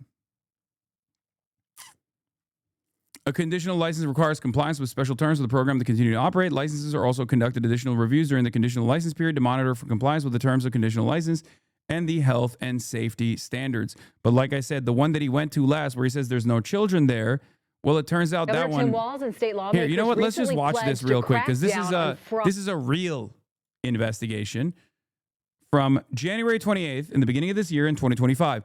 Now, maybe you will understand there is a difference between a real investigation, if you see a real investigation in the same exact facility, the singular facility in question here, and whatever Nick Shirley was doing, so that you can understand, you know, what real journalism, investigative reporting actually is supposed to look like. Government programs after scandals questioned their oversight. We got complaints about the Child Care Assistance Program and took a closer look at some of the daycare centers receiving millions of your taxpayer dollars. And we found reports of violations state investigators called a threat to the safety of children at centers that continued to receive those federal dollars. Jay Cole spent months looking into these issues, and he joins us now with what he's found in a story you're seeing first on 5. Jay. Yeah, Lindsay, CCAP is a $34 million state program that receives federal funding. It benefits more than 12,000 low-income families each month across the entire state. Learning of growing concerns about the program from sources at the Capitol, I started looking into some of the daycares receiving the most money. Despite many serious safety violations over multiple years, they continue to receive funding. And now some state lawmakers want an investigation into what they call a lack of oversight of the CCAP program. I started by visiting Quality Learning Center Daycare. So it is that 14B, which sits right in the heart of downtown Minneapolis. Between 2019 and 2023, the Minnesota Department of Human Services found 95 violations at this location. They range from failure to keep hazardous items away from children to no records for 16 children, which include things like immunizations, emergency contacts, and medical needs. So state investigators placed Quality Learning Center on a conditional license in 2022. I went to the daycare's location several times, and only once did I see people there. Oh, that's your daycare. But I did not see any children. So there are 80 kids in there? No. After school? Okay, gotcha. All right, thank you. DHS declined an interview, but in a statement acknowledged Quality Learning Center. Look, just proving Nick's point. Brother, you understand that the entire argument doesn't rely on him visiting the outside of the facility, right? No, it's not a whole different video. It's the right building. It's the right building. It's just the front of the building. You get that, right? You understand that if there is additional points of evidence, then yeah, no shit. There is a validity to the suspicion. You intentionally misunderstand everything, don't you? Brother, he didn't do any of this shit. Put on a conditional license because of its poor safety record, but it still received nearly $8 million in taxpayers' money since 2019. Its conditional status removed in 2024. I also went to yet another facility, the Minnesota Child Care Center in this South Minneapolis building. I found it at the end of this small hallway with a steel door, no windows, and no visible security cameras. That's the sign for the place. State records show between 2021 and 2023, the daycare had 36 violations, some of them serious. They failed to request initial background checks on 6 staff in 2023 and failed to request repeat background. Yeah, the journalist investigated the records first, then verified by going to the site, and then attempted to get interviews from owners. And not only that, but also he actually goes through the licensing process. Checks on 8 staff in 2024. Ultimately, the state would accept corrective documentation on the... Like, if Nick was a reputable reporter, he would at the very least show that the Department of Human Services has actually conducted investigations at random, right? And found licensing issues, right? In the licensing investigations that they conduct yearly, they found a litany of issues.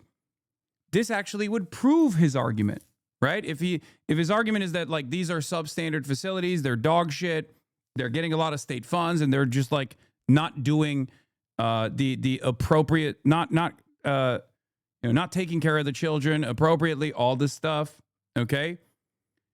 But that's not what he's doing. He's saying that there's no children at any of these facilities, all this stuff, right? And he's not even showing the Department of Human Services actually conducting licensing investigations throughout the years. He's just simply saying there's no children, there's no children, there's no children. And if there's no children, and yet there is licensing investigations that have been conducted, then you actually have to continue along with your investigation and now also investigate the Department of Human Services for the state. Because now this is a much larger conspiracy. Now it's no longer just about these guys duping the state. Now the state is also involved. So the regulators also have to be investigated and audited, okay? I have repeated this point, I think, a million times at this violations. Now. Wasn't anybody here last time either. I visited several times, and each time, no apparent sign of any workers. And each time, no apparent sign of any children. Was anybody there? Since 2018, Minnesota Child Care Center, however, received $11.5 million in CCAP money. I asked DHS why daycare centers could still receive millions of dollars with questionable safety records over multiple years. In a statement, DHS said under state law, they can only stop payment, quote, when a provider intentionally gives false information or submits false attendance records. There you go. There you go. Now, that's the claim. The claim is that there's false attendance records, right? If there is false attendance records, that is the claim that Nick is making. And if this is true, and once again, I'm not saying it's not true, but if it's true, then that requires additional investigation, this time with the Department of Human Services. Provider is operating after a suspension or revocation of its license. There's a credible allegation of fraud and/or a provider refuses access to attendance records. What does that say to you? It says that the oversight is incredibly lacking. I shared our findings with House Speaker designate Lisa Dameth. Are we keeping kids in Minnesota safe?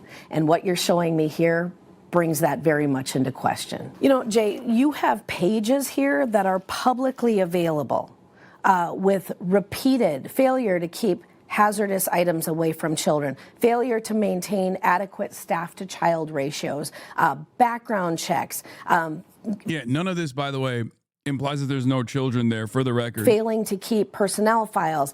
These are repeated violations.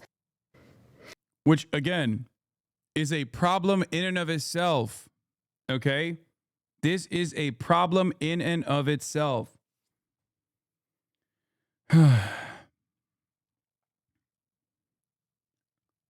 As I was looking into the daycare center violations, I also found a connection between CCAP and the Feeding Our Future scam, which bilked $250 million from the state.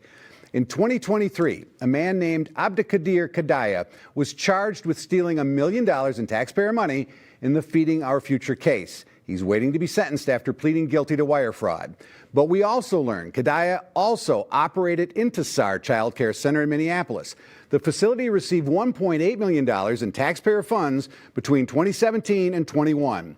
But the license was revoked at Kadaya's daycare was shut down. He has not been named or charged with any crimes connected to CCAP, however. Now, I've been asking for weeks why Kadaya's Clearly, there's a mandatory staff-to-child ratio that requires a certain salary, which only goes up based on capacity. Yes. License was revoked. Late tonight, DHS sent over this 86-page document explaining why.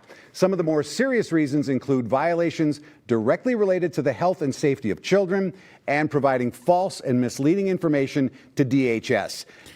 I'm surprised that the reporter, fake reporter here, obviously compromised, didn't bring up how Somali this crime was and how it ties back to Al-Shabaab and also the state flag that is now the Somali flag. It's just strange because I feel like those are some of the more important parts, or about how violent the Somali people are, the nature of the Somali Americans. DHS also told me they have 62 active CCAP investigations for family child care and child care centers. And as far as the 2 daycare centers in our story are concerned, I reached out by phone to the names and numbers listed as the licensed operators, and I've not yet heard back. So some new information that there are now 62 active investigations into that program.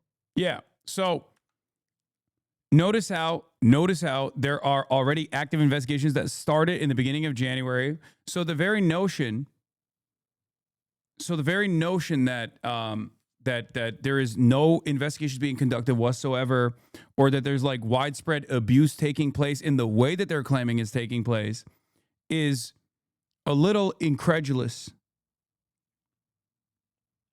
Some of these places were just fronts with no children and just staff on paper. Not sure about the ones in this video though. Yes, there was already an active investigation that took place, specifically with the other welfare fraud philanthropic organization that he mentioned in the video. Some of those were also involved with childcare. Okay? But what these guys are doing is basically, claiming that all of the childcare facilities that they went to is all fucking fake. It's all bullshit. They all made it up. And if there is evidence for this, right? If there's evidence for this, and this is not exactly, as you can probably tell from the vibes overall, this guy's not exactly a woke lord, okay? It's local news. But having said that, the fact that there's already something that has been in the news over and over again, and there is and that there is already active investigations taking place, they're making it seem as though this is just like widespread abuse that got no fucking attention whatsoever. So even on that front, the narrative is bullshit. The narrative is fake. Nick Shirley on YouTube. Yeah, so who are you with here? Oh, he's just been doing some research investigating the fraud that's taking place here in Minnesota. Yeah, I'm with Nick Shirley. This lady, she's calling us ICE. We're just trying to put law and order back in the streets of the United States. Bro, this is my least favorite type of chatter. Look. Great investigation by Jay. Glad Nick brought more eyes to this issue. Brother, that is literally what J.D. Vance said about Haitians eating cats and dogs. Okay?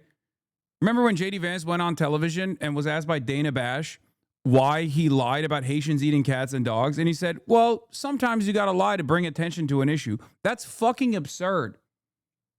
Okay? The fuck do you mean?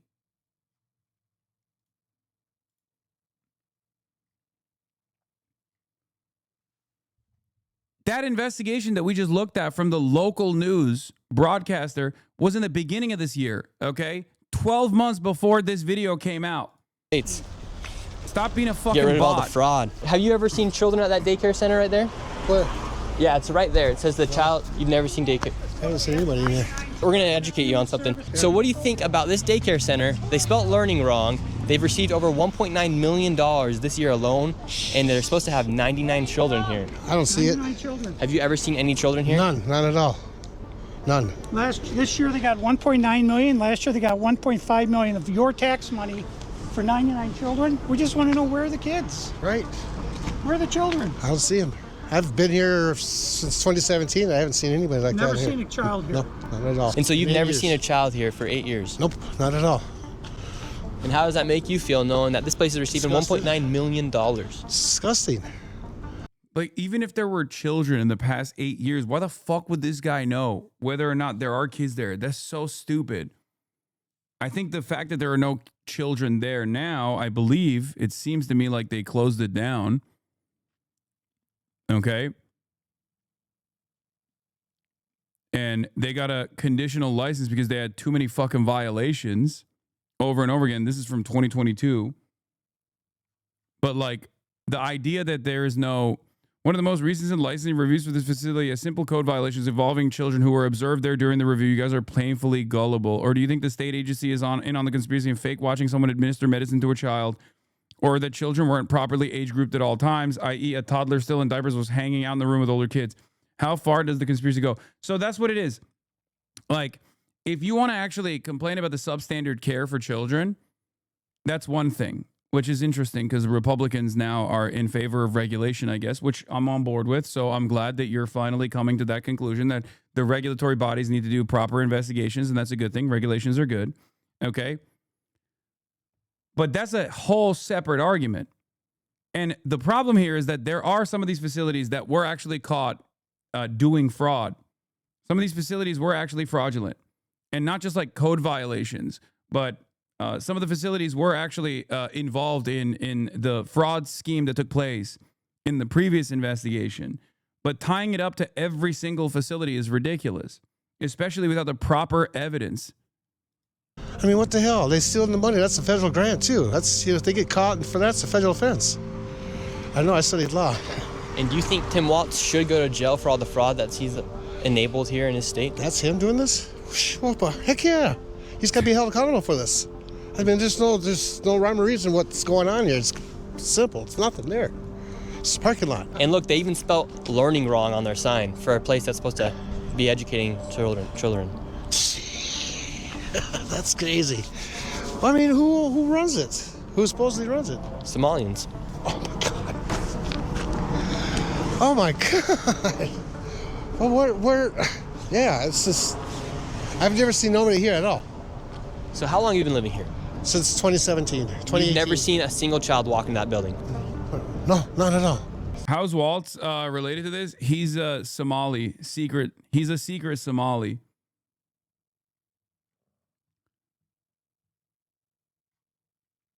That's what it is. That's why he did the Somali flag. Duh. Why do you think he changed the state flag? Why do you think he changed the state flag to the Somali flag? Because he's secret Somali. So this daycare center is literally just a place to traffic. Is SOG. Somali occupied government. Money. $1.9 million just this year alone. And this guy's been living here for 8 years and has never seen a single child walk through those doors. There's no windows either. No. And the only window they do have, the door, is blacked out. Yep, I see that. I've never seen anybody go in there. Within just a few hours, we nearly approached $20 million in fraud, and we headed over to George Floyd's... Yeah, that facility license was revoked, I think, in 2024, but I don't understand that because then it says there was another licensing review that took place there, so I don't know if that facility's license was actually revoked in 2024. I think it was revoked and then reinstated, and then there was a licensing investigation that took place in 2025, in the beginning of 2025. Wait, George Floyd, what? Neighborhood to expose $20 million in fraud, and we headed over to George Floyd's neighborhood to expose more of the fraud taking place. This place is called Future Leaders Early Learning Center, and it's licensed for 90 children. And in fiscal year 2025, they received $3.6 million. A common funding model is to fund a child care center upfront for a period of time based on, in part, the center's max capacity. Instances of overfunding are identified through reconciliation with actual data, e.g., actual staffing and attendance over the year, and government funds are recovered. $1 million. In fiscal year 2024, they received $3 million. So in 2 years, they got $6.67 million, claiming they have 90 children every day of the week, 5 days a week. So let's find out. This is the other one that they're going to. NBA athletes. And we don't even know if they're paying taxes, but we don't know where this money is going. Is it going to terrorism? Where is it going? But it's... I mean, I think even if there is fraud, it's probably going into the pockets of the people who are doing the fraud and not like, I don't know, funding terrorism. I don't know where these guys got that information from. There was an investigation that was conducted on whether or not any of these funds even went back to Somalia, right? And therefore in the hands of like terrorist elements in Somalia. And it turns out that wasn't the case. So, you know, that's people. The people don't consume information. Yeah. It's theft. It's fraud. So there's a lot of statements that have been made so far. Tim Walz is somehow responsible. The Somali flag looking new flag for the state of Minnesota indicates Tim Walz's level of responsibility, even though it was, as I've already, there are a lot of claims that are being made. I'm trying to go through them piece by piece here and show you what the truth is. Obviously, there hasn't really been too much tying Tim Walz into all of this. Even though, yeah, as he is the governor and the entire Minnesota state has not offered proper regulatory oversight into a lot of these welfare programs. Tim Walz is responsible for that, right? As the governor, he is in charge of the state. And the state very clearly dropped the ball here, right? This is true. But to what degree they dropped the ball is in question. And did they actually identify the criminal elements and then that's it? Or is it a much larger conspiracy? And the reason I'm involved is I want it to stop. I care about Minnesota. I'm doing this for the people of Minnesota. I don't make a dime off all this time I've spent on this. I put my life at risk several times, but I'm determined to see this through and to correct what is wrong, what is evil. Here at Future Leaders Early Learning Center, this building received 3. This is the Future Leaders Learning Center. Got a licensing review last month. Carpenter rugs were not in good repair. Program space was not clean. Products controlled diaper rash were not properly labeled. The program was not operating within the terms of the license.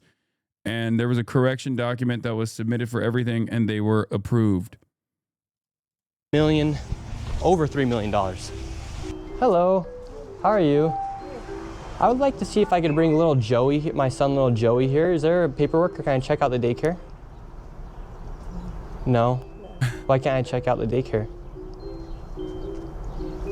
Martin's not here.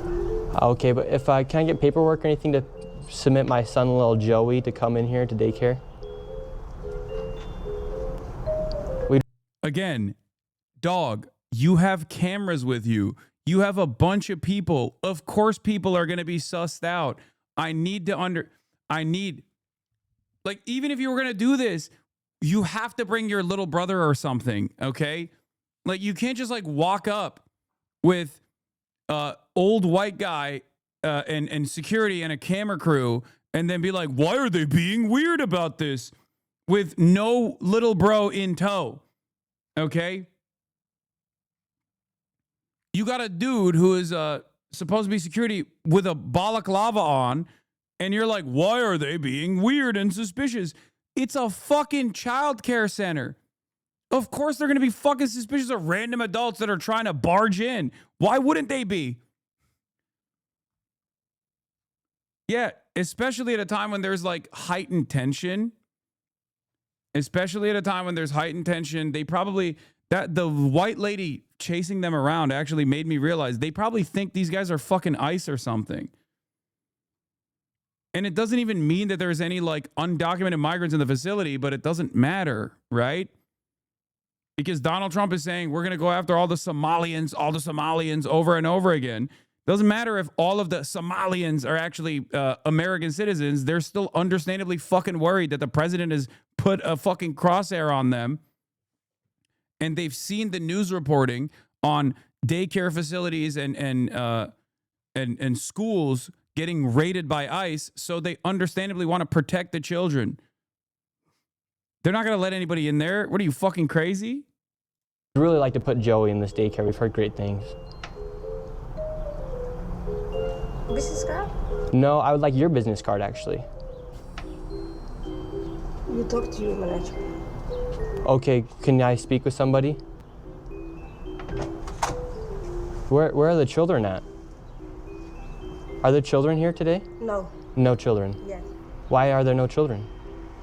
Two of Mexico. Would my son, little Joey, have friends to play with here? No.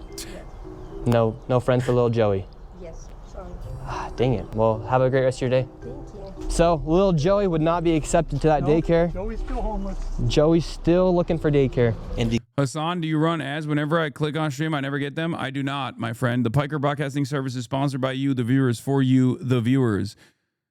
Your voluntary contributions in the form of a Twitch subscription, which is $6 a month, or a free one in the form of a Twitch Prime, which you can only get by connecting your Amazon Prime account to your Twitch account, is the most effective way to, the most effective and foolproof way to sponsor the broadcast. PBS, Piker Broadcasting Service is sponsored by you, the viewers, for you, the viewers. Because little Joey couldn't get into a daycare, we went to an autism center, as they have been popping up everywhere as a rise of autism has occurred here in Minnesota because of the government funds that they are receiving. I tried to check my son Joey into an autism center. We've been going to a lot of these daycare centers. We're trying to find a spot for our little boy Joey, but we thought maybe we could check him in the autism center. Because none of the daycare centers are open. Yeah, and how many kids do you guys have at this autism center?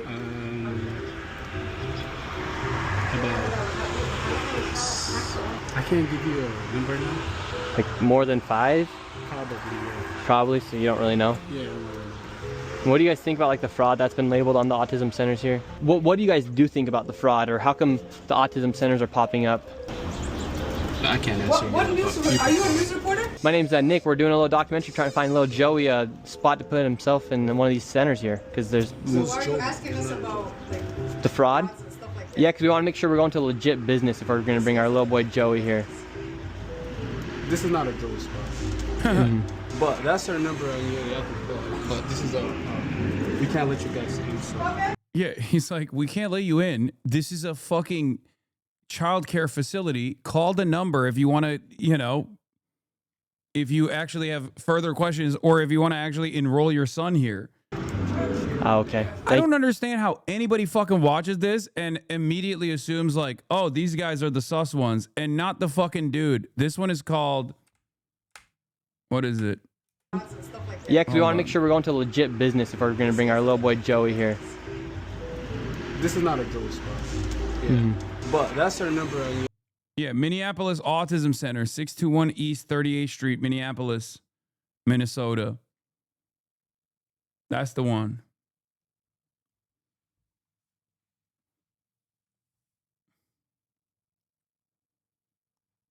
If there's actual fraud happening, wouldn't this YouTuber be ruining any chance of actually prosecuting it?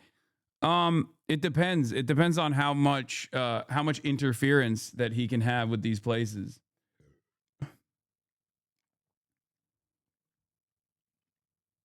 I don't know. When I see this shit, I don't really understand. All the articles covering this viral video barely mention David, the guy investigating Nick Shirley, which makes this shit even more sus as fuck. Even right-wing media outlets are underplaying the role of David. Who the fuck is that guy anyway? I have no idea. And Nick Shirley didn't even bring his full name up. And so we have no way of like looking at his background, looking at what his credentials are in terms of like conducting investigations such as this one.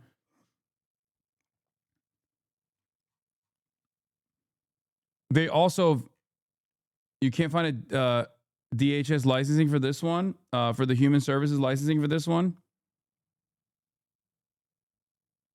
Is this it?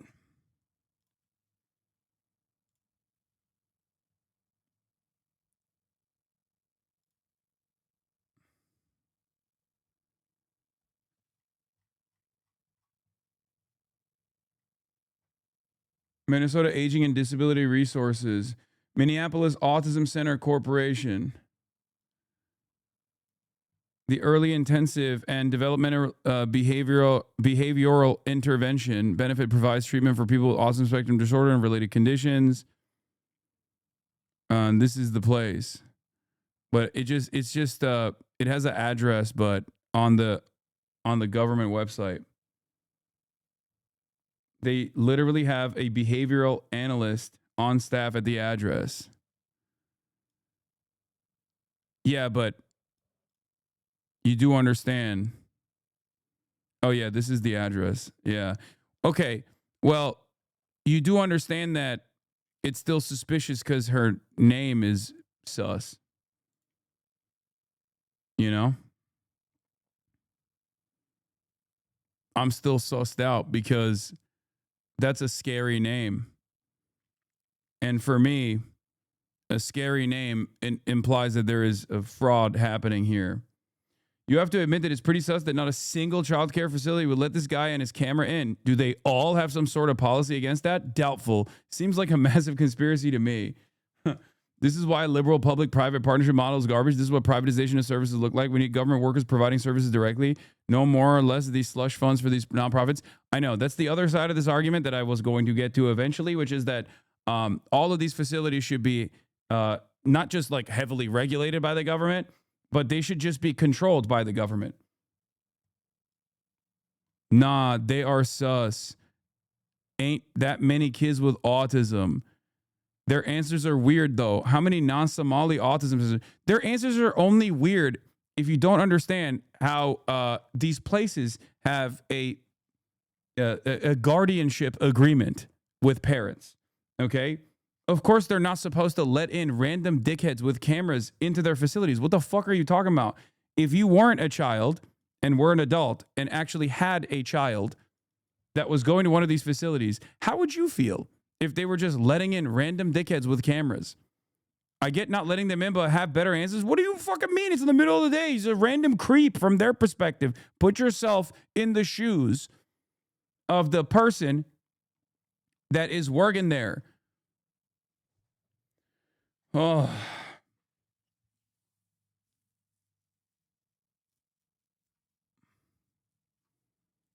Walking up to daycares and being like, show me the children. Show me the children. Show me the children right now. Show me the children right now. Why are you being weird about me demanding you show me the children with my camera? They don't have time for a centerpiece for a racist YouTuber's content. They're busy working. Yeah. What the fuck? Show me the kids right now. How autistic are they? I'm going to ask them questions about trains. Let me into your facility right now. Tell me the exact number of autistic children are inside right now and how autistic they are. Otherwise, it's a fucking scam.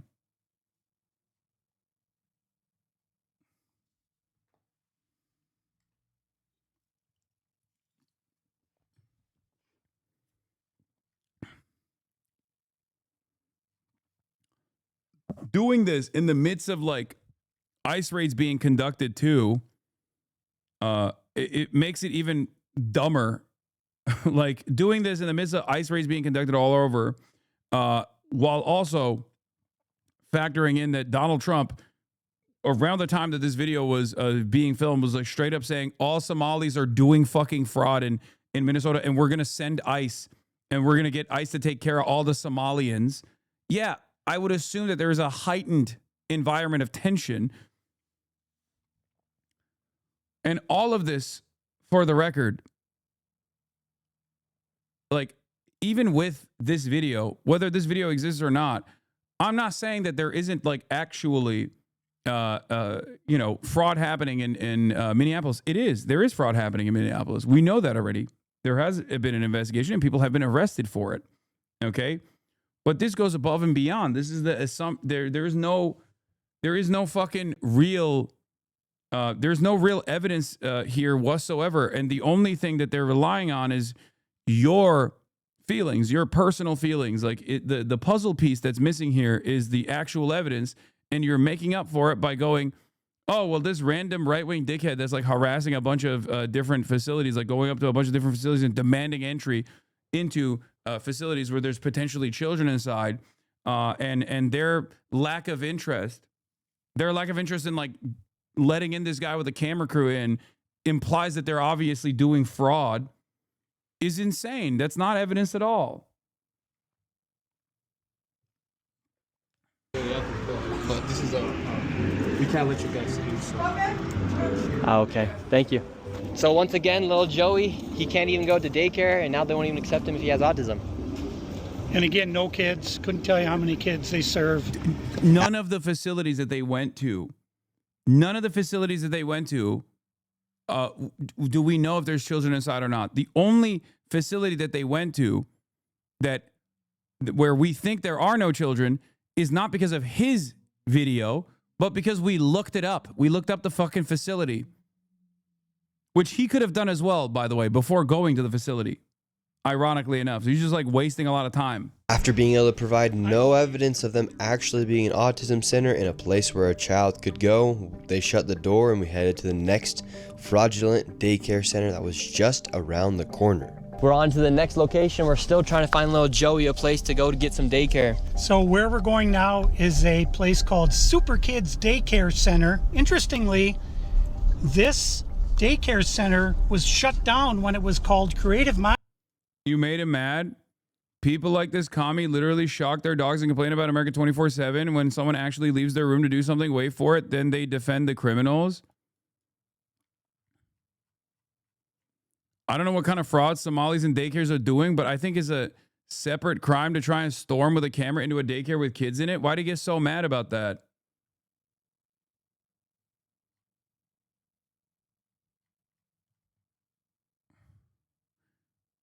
Yeah.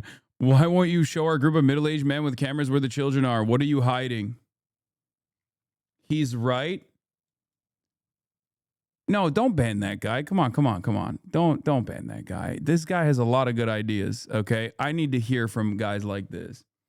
Explain to me how he's right, because even in this tweet, you can tell I'm saying, like, I don't know what kind of fraud Somalis in daycares are doing, okay? As in, there could be fraud happening in these daycares, okay?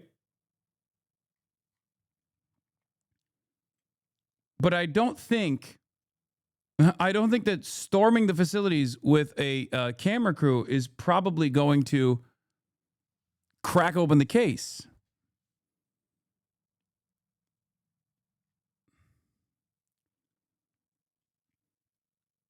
Chatters, post your home address and let me in with a camera immediately. I heard you're doing fraud in your house. Yeah. I'm going to start running around declaring all these random chatters pedophiles, and I have to go inside to see where the children are in your home. Sorry. Also, I love that this guy says I don't actually leave my room to do something. I mean, I do all the time, as a matter of fact. I've probably traveled more than this fucking dipshit has this year. But once again, this kind of stuff, it doesn't matter how stupid his opinion is, because it's all entirely built around battle lines, right? This is my narrative. This is what I believe in. This is the opposition. There's no way that my opposition could actually have reasonable concern, even if they might agree with the underlying claims being made, right?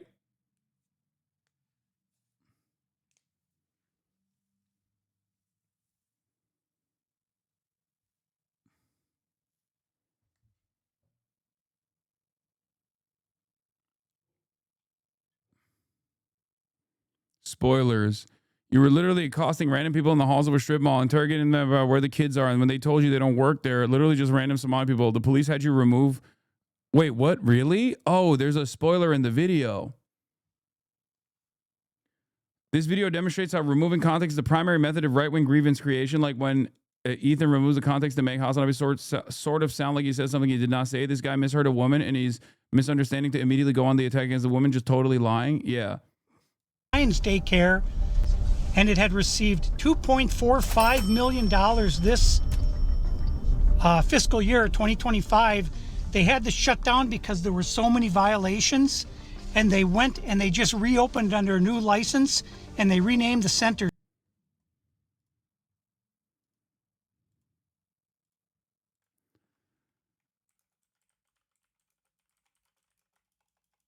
I traveled.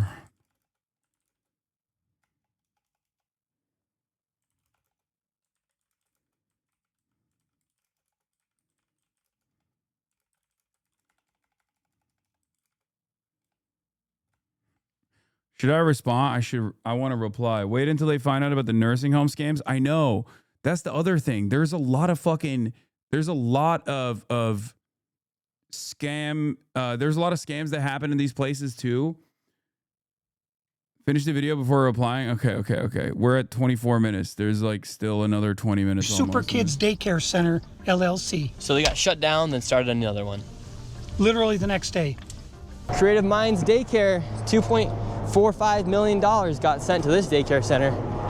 We have empty parking lot. We do have a bus here. This is different. We'll see if we see anybody. It's not different. The other places had vans in the parking lots as well. I knocked on the door. Absolutely nobody was inside. And once again, no children could be heard anywhere. So David, once again, another child daycare center. We have a bus out here. No one's inside. Licensed for over 50 kids. No children anywhere. But yet, millions of dollars every single year. So the sign says Creative Minds Daycare. They got in so much trouble. They had so many violations that they had to shut down, and they reopened the next day under Super Kids Daycare Center, you see 3801 Portland, 3801 Portland, which is where we are. So that's fraud right there alone. Millions and millions of dollars, and again, the kids are missing. Where are the kids? You would think if they had the same address, that whoever's inside or working at the Capitol here inside of Minnesota would just say, oh, maybe that's a red flag. They just write the check. Human Services, they got to clean out the whole bunch. They're the ones who enabled this fraud. How can you not look and say, wait a minute, these two are registered at the same address? On top of all of the child care centers, that's just only a small piece of the fraud. What other fraud are they committing here in Minnesota? So another major piece of the fraud is the home health care industry. Where we're going now is a building that has 14 Somali-owned home health care companies in the same building. 14 of the same healthcare companies in one building. 14 home health care companies with different names in the same building. How bad has Tim Walz managed the budget here inside of Minnesota? So the last biennium, we had an $18 billion surplus. The one he showed earlier just got its license 2 months ago. But this is the Super Kids Daycare Center that's new, though. Like, they got a new license now for a day program. Pre-license, it has a pre-licensure review. Prior to receiving a license to operate, one or more visits are made to this program. Please see the initial effective date for the day the license was issued. Old saggy white man demanding to see kids very on par with this administration. Brother.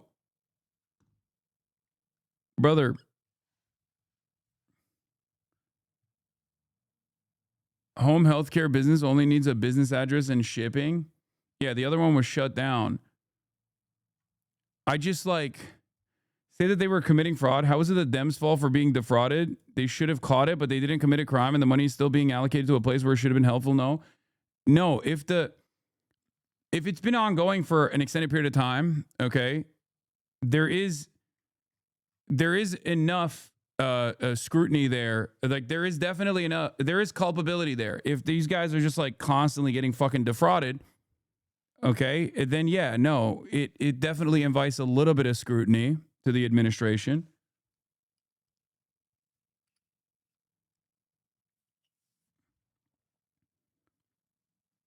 You're not taking into account that people doing the investigations are not doing a thorough job. No, I'm saying something beyond that. I'm saying that it's not that they're not doing a thorough enough job. It's that they're in on it. If the claims being made here are true, that would mean that the Human Services is in on it. Okay? There must be like a kickback or something. And that's what a lot of people don't understand about my commentary here. Because it doesn't make any fucking sense. Now you hit it, lol. I know. This is what I've been saying from the start. The problem is a lot of people don't hear the if in my statement. And secondly, a lot of people don't understand that that is a totally separate and much more careful investigation that must be conducted to figure out the paper trail and to try to understand the level of involvement from the fucking state. Okay?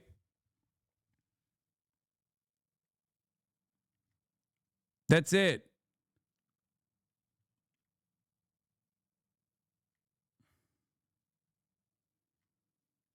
Because if these Human Services, man, stop entertaining this bullshit. No, I'm just listen. So far, there is not enough evidence to suggest, because he's not providing us with any like verifiable evidence.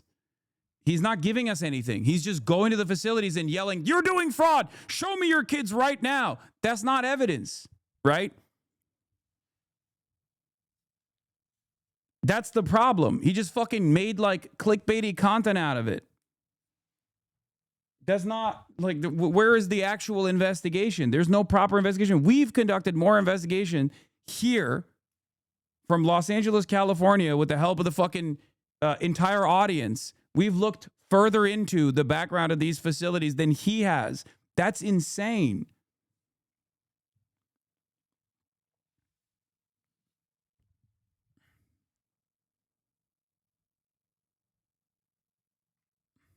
This biennium, we have a $6 billion deficit. That's a $24 billion swing in one biennium. How in the world can you burn through $24 billion in 2 years? This is how, right here. This is a huge part of it. And so would you say a lot of that is fraud that's taking place here in Minnesota?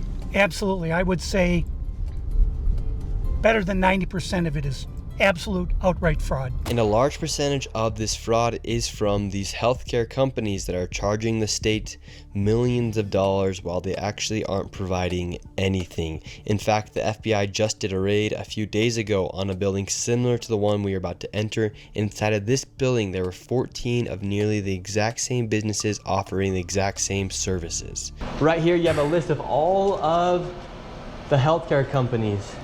Loads of them right here. We want healthcare. No, it's okay.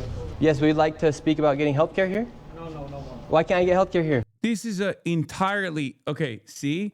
Notice how this one is most likely a healthcare plaza. These sorts of areas exist in Los Angeles too.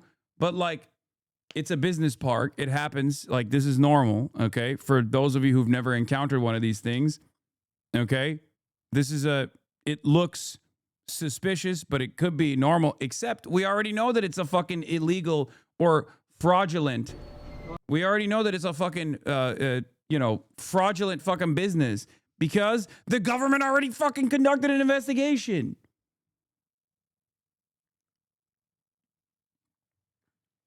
Yeah, it's home health care. They send nurses and doctors to your house.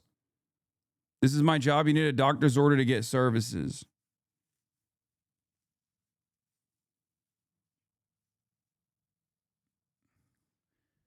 Now I have to look into lol. Elon is watching. Oh God.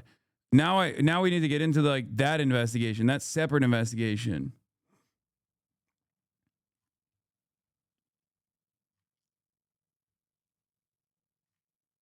Oh, he's saying, oh, this isn't even the fraudulent one. Even if it's fraudulent, you can't record in a medical office. We don't even have any evidence that this is a fraudulent one. He's saying this is a similar place. So it was a fucking healthcare plaza. Why did the previous one get raided?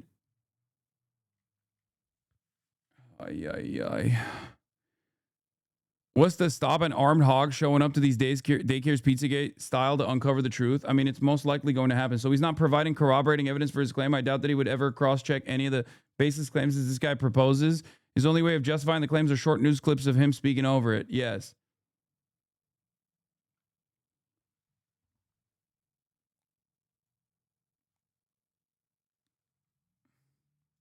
Wait. Warning, you are under video surveillance. No trespassing, security armed. This is the strangest place I've ever been. Bro, to look get at his healthcare. crew. Oh my God. Yeah, I wonder why people were sussed out, brother. I wonder why people were a little weirded out by your fucking... This is the strangest... This is how he's rolling around, dude. There's random people looking at him like, what the fuck's going on? He's got two motherfuckers in balaclavas and the random old creepy guy everywhere he's going. The meta camera on, demanding, show me the fucking kids. Of course they thought he was ICE.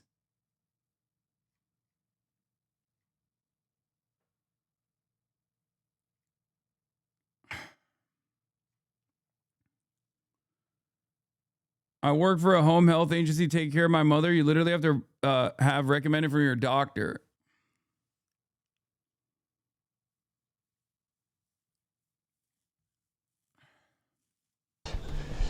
Place I've ever been to get healthcare. Just a bunch of different places. Healthcare here, healthcare right here. Another healthcare. Brody's never been to a medical plaza. Have you never seen like do you not have like a dentist? My dentist's office is in a very similar environment. You know? Do you think that all matter of healthcare is conducted in just like a hospital setting or something? Is that what's going on here? This straight up is identical to, this looks almost identical to my fucking dentist office. I guess he's fraudulent. He's a fraud.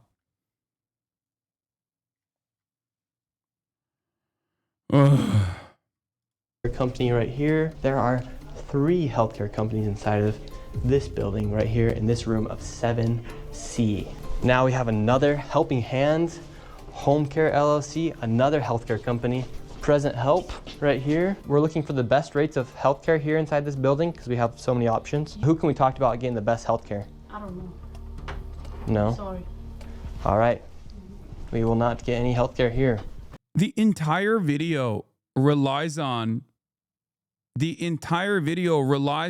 guys just like sussing people out and then them turning around and being like, yeah, I don't want to talk to you. You have a fucking camera crew and a bunch of ICE agent looking motherfuckers and you're recording everything in a fucking healthcare facility. I don't want to talk to you. That's it. That's the whole, like, that's the only piece of evidence that they've shown so far, bro. I work for a giant university hospital and there are entire buildings like this that are seemingly empty, especially during the day. Yeah. David, this is one of the stranger places I've ever been. Literally, healthcare every door you go to, yet nobody. It's a medical plaza! What the fuck? We'll give you a rate. How much money do you think's been funneled through this building? Every year, I would say 50 to 60 million at least. And finally, we were accepted into one of the daycare centers and they actually took down our information to give us a rate. However, when we left, we were then met with the police. We received a complaint that gentlemen matching your description were in this building. Fucking finally, someone was like, hey, can you get these fucking assholes out of here? Oh my God. Stay here. Oh, we're checking out the rates for healthcare. Because there's 14 healthcare companies inside this building, so. Okay. Well, that's not what he said. He said there's 14 companies here. And he's trying to assume because they're Somali providers, everyone here is fraudulent. Okay. So he's here with some kind of like propaganda. No, we're just checking. Yes! This Cook is his a, ass! Area that we're allowed to enforce trespassing ordinance. Is there any other reason that you guys are here? Well, we were checking rates. No, he's not. We were checking rates. We asked for rates. No, you're not. Okay. I'm gonna have, if you guys are all good, we're gonna step outside and we can continue this conversation. All right, let's leave. So, all right, we're getting escorted out right now. The police have arrived. We were checking out the rates, seeing what was happening inside this building. No one would really speak with us. We did go inside the one daycare center, and she actually did give us rates for childcare. Much respect to that lady. What's the problem, officer? Well, so again, we've been getting reports from multiple individuals that you guys were harassing individuals who work here. Back to blue, baby. Thin blue line. Thin blue line. This is so stupid, dude. Oh my God.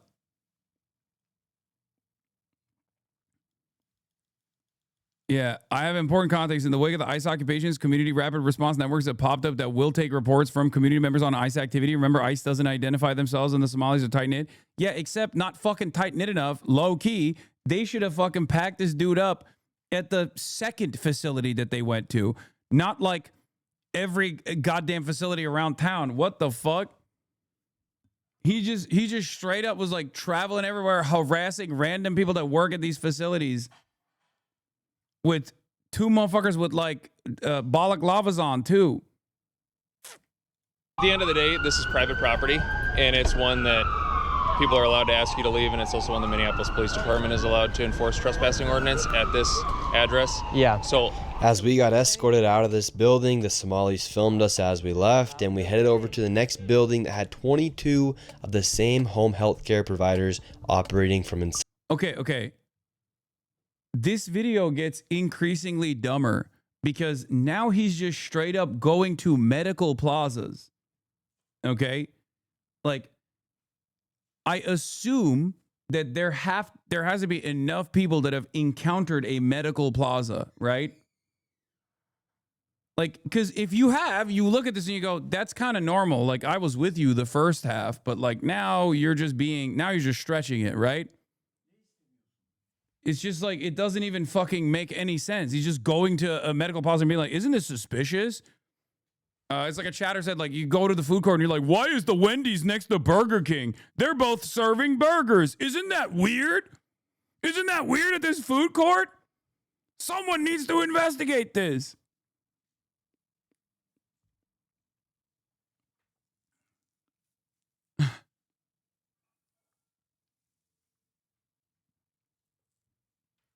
Brother, you are in America? I mean, but like the first time I ever encountered a medical plaza was in the United States of America. It was in specifically New Jersey.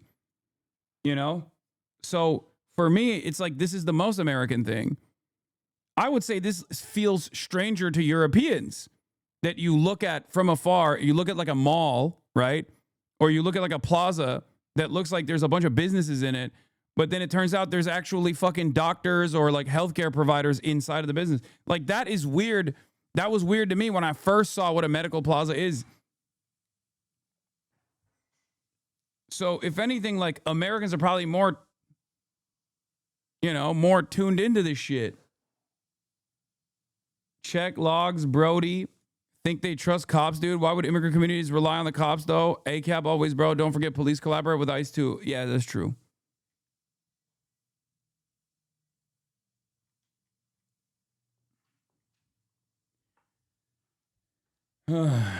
Side of the building. Right here you have multicultural home care. And right here it says it's open, but can't even get in.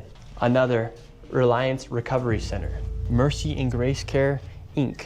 Right here you have Den Eritrean Youth Development Association of Minnesota. Another child care center. Welcome to Bright Beginning Center. But what do you guys think about the fraud that's taking place here in Minnesota? Sorry.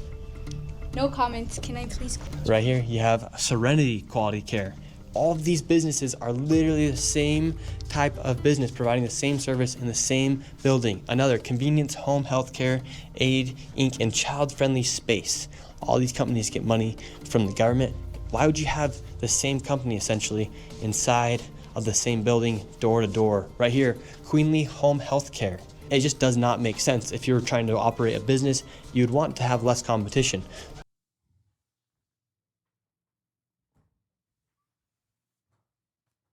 Oh my God. He's just that fucking stupid. Oh my God. Brother just looked at the concept of a mall and said, this doesn't make economic sense.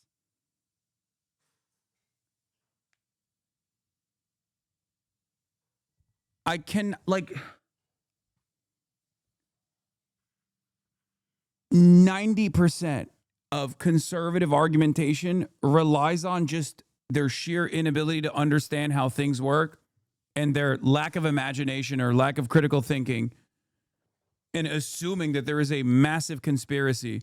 We saw this with the fucking vaccines. We saw this with the way that they talk about like any sort of like medical intervention that takes place with abortions, right? Where they describe it in such like gruesome terms.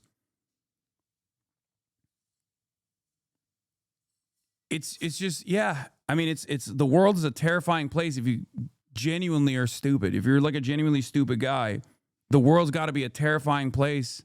There's a lot of sounds. There's a lot of lights. It's like a fucking caveman that was under a rock.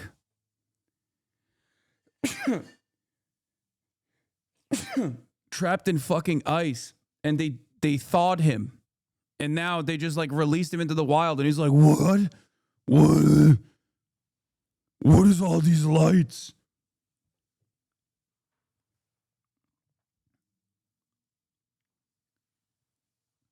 Like the irony here is, even if there is an argument to be made about like fraudulent activity taking place in these medical plazas or medical facilities or whatever, he is not even remotely tackling that. Like there is no scrutiny here whatsoever.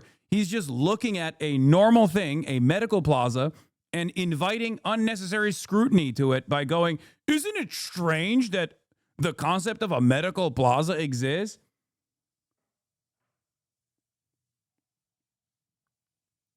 Yeah, man. Totally unique, fascinating concept. Going into a surgery center on the weekend. Well, not a doctor or patient in sight. They must be giving surgeries to ghosts. This is creeping me out, dude. Yeah, and then the second part of that is also, the underlying conservative brain, the underlying mentality amongst conservatives is just like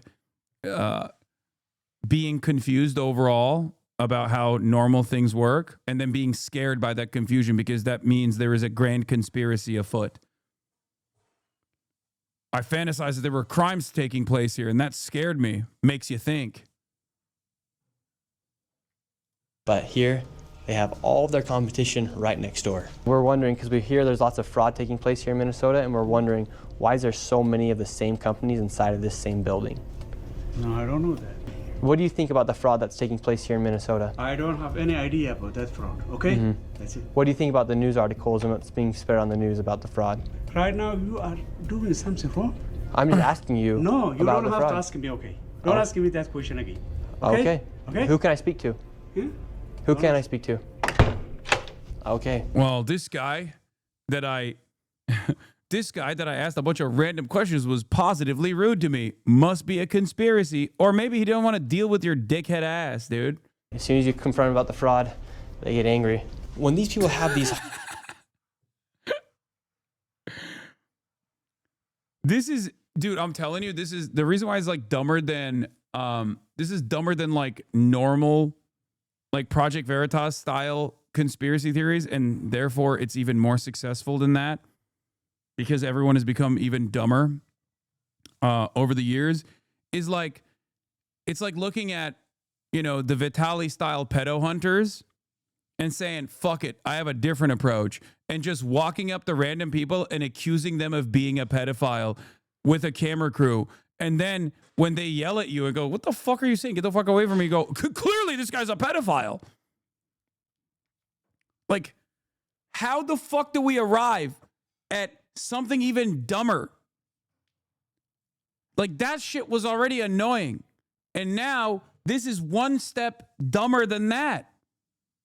Instead of doing the previous, like, potentially pre-scripted or, you know, potentially weirdly crafted pedo hunter videos, he's literally walking around and being like, I'm parked outside of this school in my van. And you won't believe it.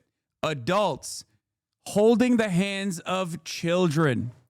Clearly, there is a mass pedophilia epidemic taking place here. We are now going to investigate. And then walking up to parents taking their kids out of school and being like, why are you trying to fuck this kid? Tell me why you're trying to fuck this kid, you pedophile.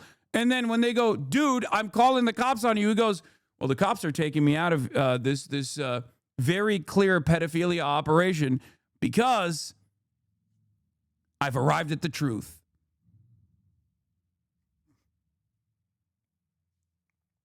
The cops must be in on it.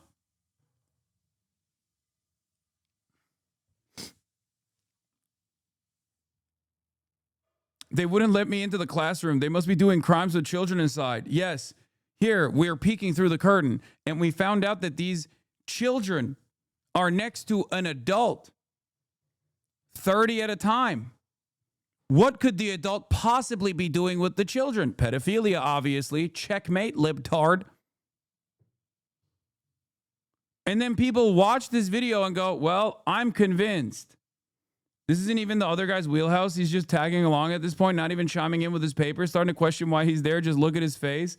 Yeah, he's like, you're losing me. I was on board. He's like, listen, I was on board with the daycare facilities being hubs of fraud, but now you've come to my medical plaza, and I'm a little embarrassed because if my dentist sees me, they're gonna make fun of me. So can we just move out of here? Can we just make haste? My dentist is in this building.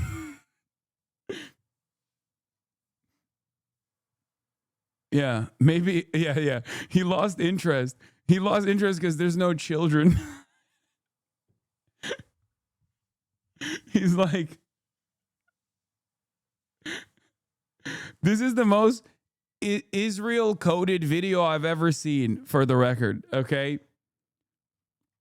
This is the most like, there are terror calendars. This is a calendar of terror. Where are the children? It's clear that the Somali is hiding the children from me.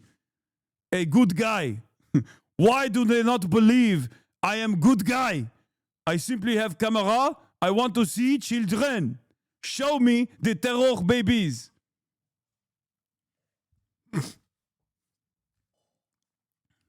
Where are the children in the basement?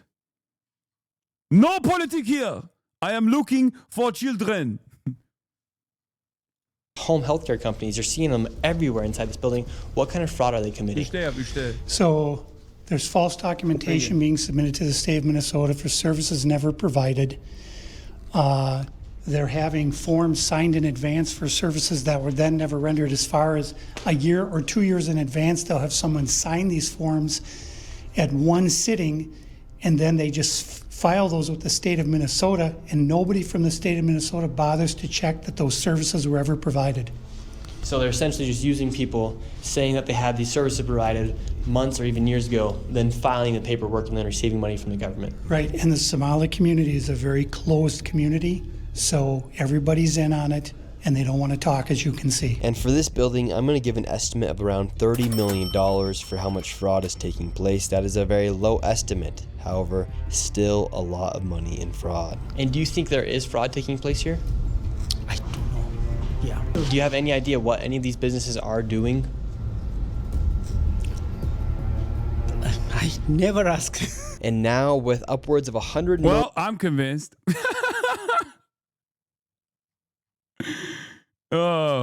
Bro, would you believe if I were to tell you that J.D. Vance, who is a Yale Law School graduate, posted this video on his vice president Twitter account saying this journalism is worthy of a Pulitzer Prize?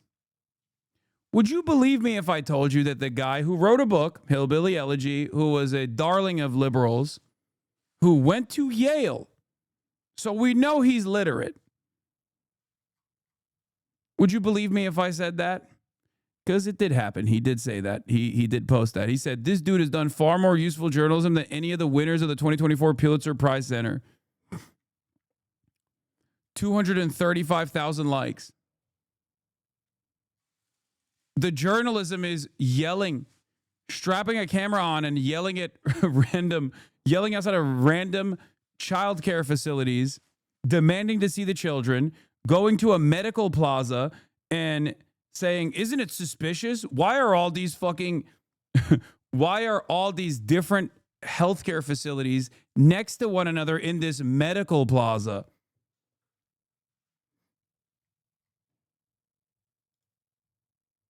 Is journalism for people like this? What did this guy say? Bro has Israel psychosis. Lol, is Israel in the room with us right now? Crazy analogy, dude. Those guys are raided by the FBI. What is dumb is your analogy? There are no kids in any of the child cares that they went through. No, you didn't see that there were. Bro, why did you tweet before even seeing the video? Why are there 0 kids in home cares? He found 0 kids. How can you explain the abundance of kids? It wasn't a weekend, though. How do you explain no kids, though? What is dumb is your analogy. Crazy analogy, dude. Oh. Especially when I brought up Israel, they got real mad. Lol, is Israel in the room with you right now, Hasan? Bro has Israel psychosis.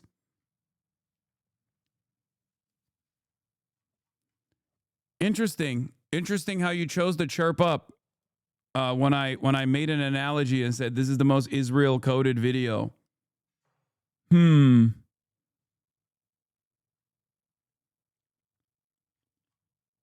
I just don't know why you chose to chime in at that point. I am Mossad. I don't think you are, but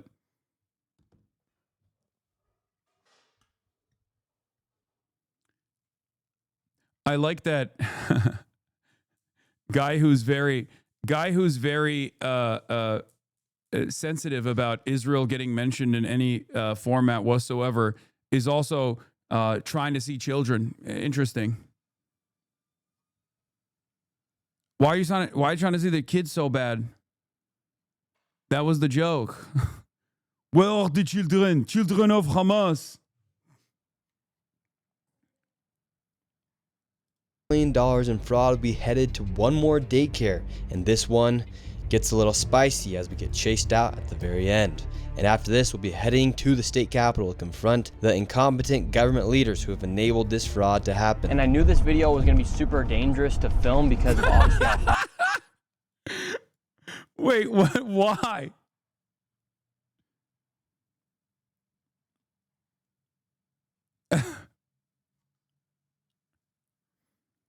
Imagine if he did this with Jewish doctors, medical part. Yeah, dude, exactly. Oh, Cedar Sinai? That's not American. What kind of language is this? We investigated on a Saturday Cedar Sinai Hospital, and they're stopping at every floor. What is the secret that they're hiding? Why do they want the elevators to stop at every floor? I will not be asking any further questions, and I just assume it's Judaism at play. Well, in that situation, it would literally be Judaism at play. But like, you see what I'm saying? Isn't it weird how all these doctors are Jewish? What are they doing to the children? Something nefarious is afoot.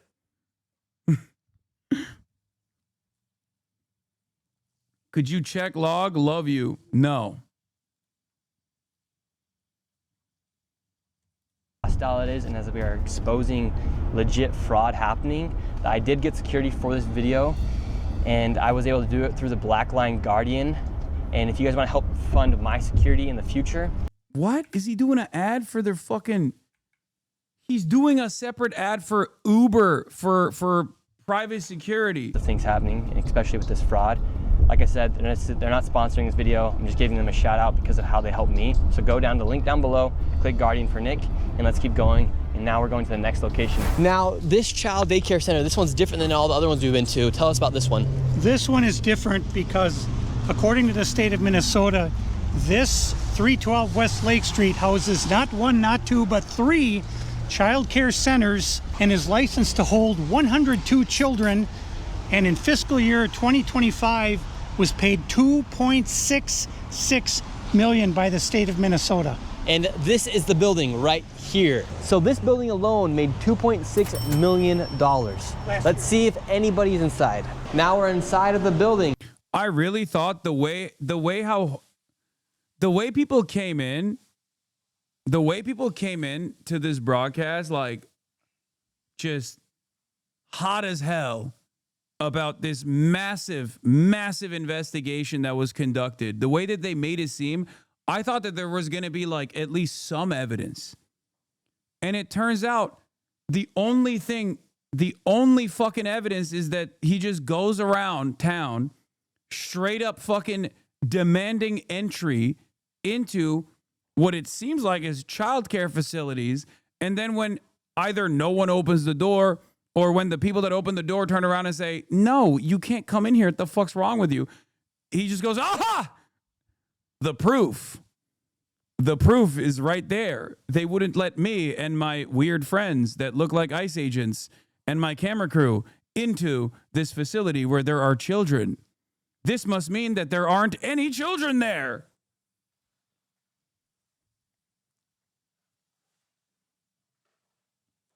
Like, even if every single fucking facility that he visited 100% was fraudulent, he did not prove any of it. Like, he didn't even do it at all.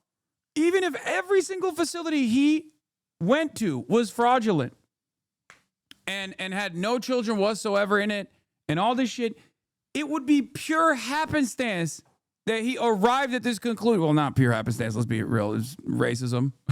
But like, he just straight up didn't prove dick. He didn't even provide any evidence whatsoever. We have been able to find more information about these facilities online that he should have looked into beforehand. If he wanted to invite reasonable scrutiny to the care and consideration that these kids were going through, right, in this otherwise government-funded program, then he could have just at least presented the actual claims. Okay?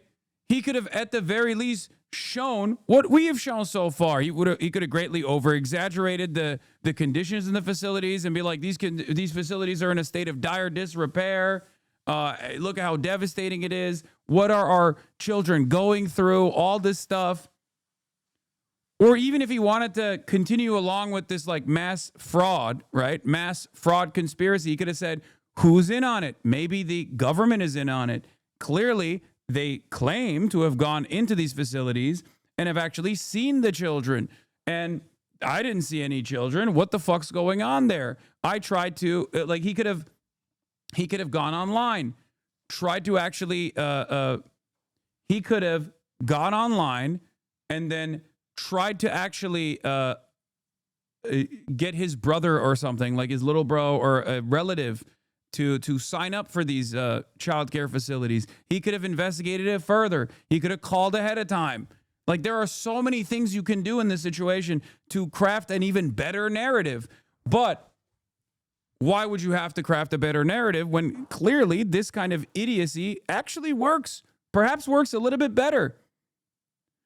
And then he turns around and fucking tweets a poly market bet. Time for people to learn. Time for people to leer the hard way.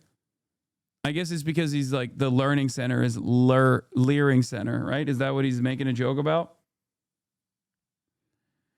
Let's see what a source that is beholden by ethics and not clicks has to say. Oh, it's entirely different. The opposite even. Wait, it debunks all of Nick Shirley's lazy claims in an article from the 4th. Surely he did some fact checking.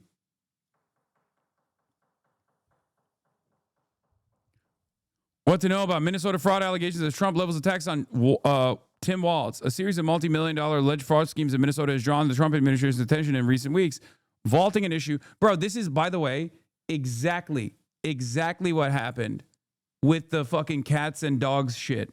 Springfield, Ohio, Haitians are eating cats and dogs, okay? And then every place in Springfield, Ohio started getting death threats and bomb threats for the next week. Why are we living like this? How do we can't continue living like this where we're just beholden to the fucking schizophrenic tendencies of like 30% of the fucking population. Now you got motherfuckers talking about hunting daycare facilities, doxing people that work there. Ask Grok for an extensive list of daycares in your city. Don't pay attention to the list it gives you. Click the link it provides. Here's an example in Columbus, Ohio. Then go hunting. The first 3 I pulled up were Star Wars names.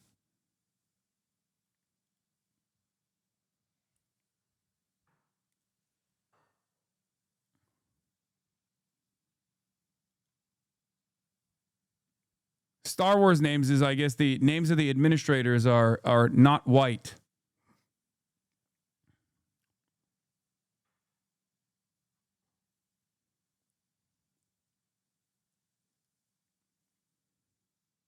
Nick Shirley was in Israel earlier this year interviewing the last mayor of Gaza, retired IDF Colonel Grisha Yakubovich, who was the mayor during Israel's occupation in the early 90s. He asked questions such as, how did Hamas become a group that is raping and murdering babies? Oh, so I wasn't off when I said this guy is the most Israel-coded fucking content creator. It'll take me time to understand. And it's not only the terrorists, it's also the civilians. How did Hamas go from a group that was helping people to now and murdering babies? Theology, philosophy, incitement, using Islam. Where's that fucking chatter? Where's that fucking chatter? Bitch ass, another 80 IQ analogy. The Schrodinger's children, when he visited, they disappeared. Brother, I need you to understand something. And this is going to be quite difficult for you because you literally do not have the brain processing capacity to understand anything, okay?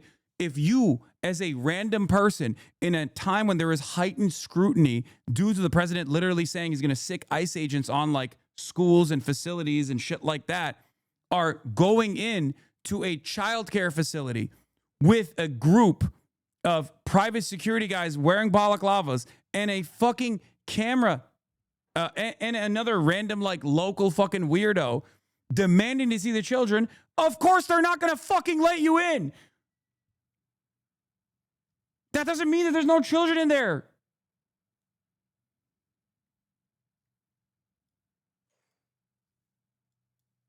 And murdering babies. Theology, philosophy, incitement, using Islam to radicalize. It's a process that took almost 40 years.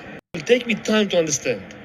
And it's not only the terrorists, It's I don't know if you heard it yet, but we looked into a lot of these places here. It claims are empty. All of them have children enrolled and even get counted. When the state auditor was there to issue the license, it's likely empty now due to ice and the holidays. No, I know. We did that as well. One by one, every single facility visited, we have looked into it. And the state auditors, unless there's a grand conspiracy here, and the state auditors are involved in this fucking mass fraud, which even if that is the case, for the record, even if that is the fucking case, by the way, there is no evidence that he presents because he's too stupid to actually investigate anything.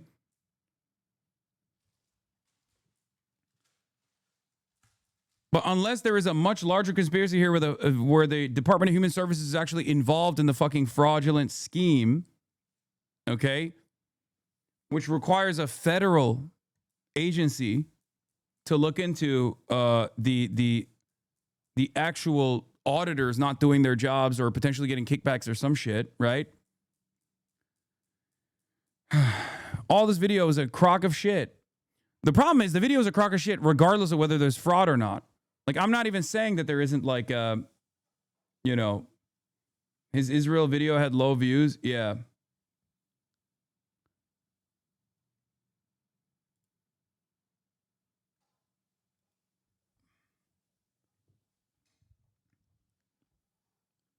And now all these fucking facilities are going to get bomb threats by some of the most psychotic fucking losers, dude. Awesome.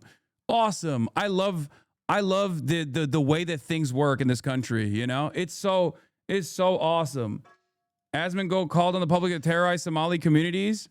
Present help right here. We're looking for the best rates of healthcare here inside this building because we have so many options. The best rates. Who can we talk about getting the best healthcare? I don't know. Oh, here we go. I wonder why this lady is not responding to the guy with a fucking camera. I wonder. It must be because she's Somali and also is up to no good.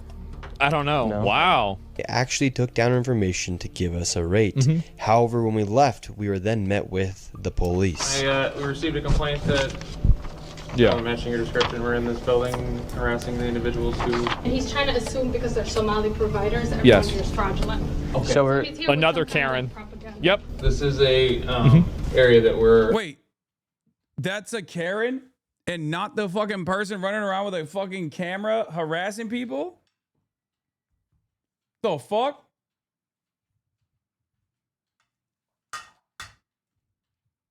Allowed to enforce trespassing ordinance. And the Somali community is a very closed community, so everybody's in on it, and they don't want to talk, as you can see. What would you have the police do instead if you were them? What would be your course of action? Genuinely curious. I would create a situation where the police would be afraid to defend these places because they would be worried about being persecuted. This would cause the police to leave and completely disband the police force. What?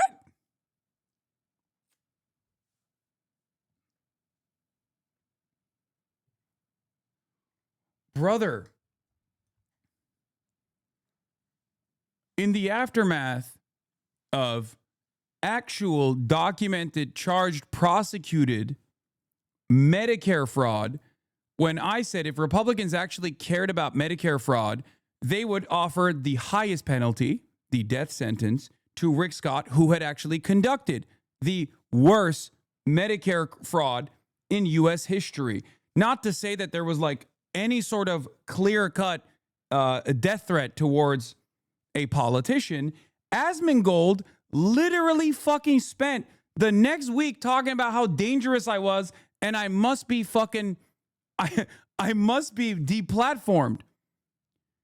He's literally saying you got to persecute the fucking cops. They have to feel like the environment is unsafe for them if they actually do their job as in the situation in an instance where he is hallucinating potential fraud taking place. The fraud isn't even real. Dude, I'm sorry. If he doesn't get a stern talking to in the aftermath of this statement, Twitch is unironically fucking biased, but it's not biased in the way that you would think. It's not biased in my favor, okay? I got banned for a fucking misunderstanding. This motherfucker's doing incitement. This would allow the companies and the people in the area to be effectively completely lawless and turn it into anarchy. That would make it completely chaotic, and these people would then become terrorized by the people that are in this community that they are somehow trying to enable, right? And so the goal is for that to happen and to make it as unpleasant and awful for them as possible, so that way they realize the mistake that they've made. So when they do actually follow through on this demand, because it's very likely that it's going to happen if it hasn't happened already, because the video just came out. Right-wingers are pumping the fuck out of this. It's all over Fox News and shit. And people start issuing bomb threats and stuff like that. And then the community will beg for people to stop, right? Like you'll have members of law enforcement in Minneapolis being like, please stop sending fucking false bomb threats to random childcare facilities in Minneapolis. And Asmongold is directly incited for this terrorism. Will he actually get deplatformed? This is the first time I'm asking this question because everybody loves talking about hypocrisy.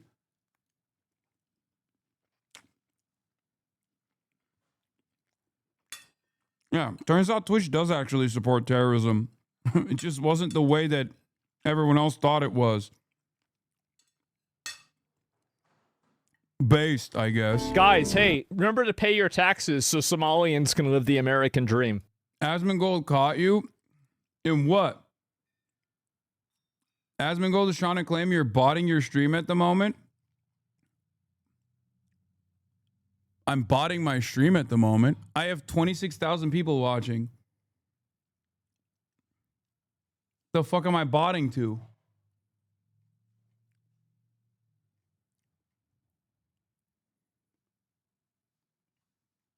It's not even like a high viewership day. What are we talking about?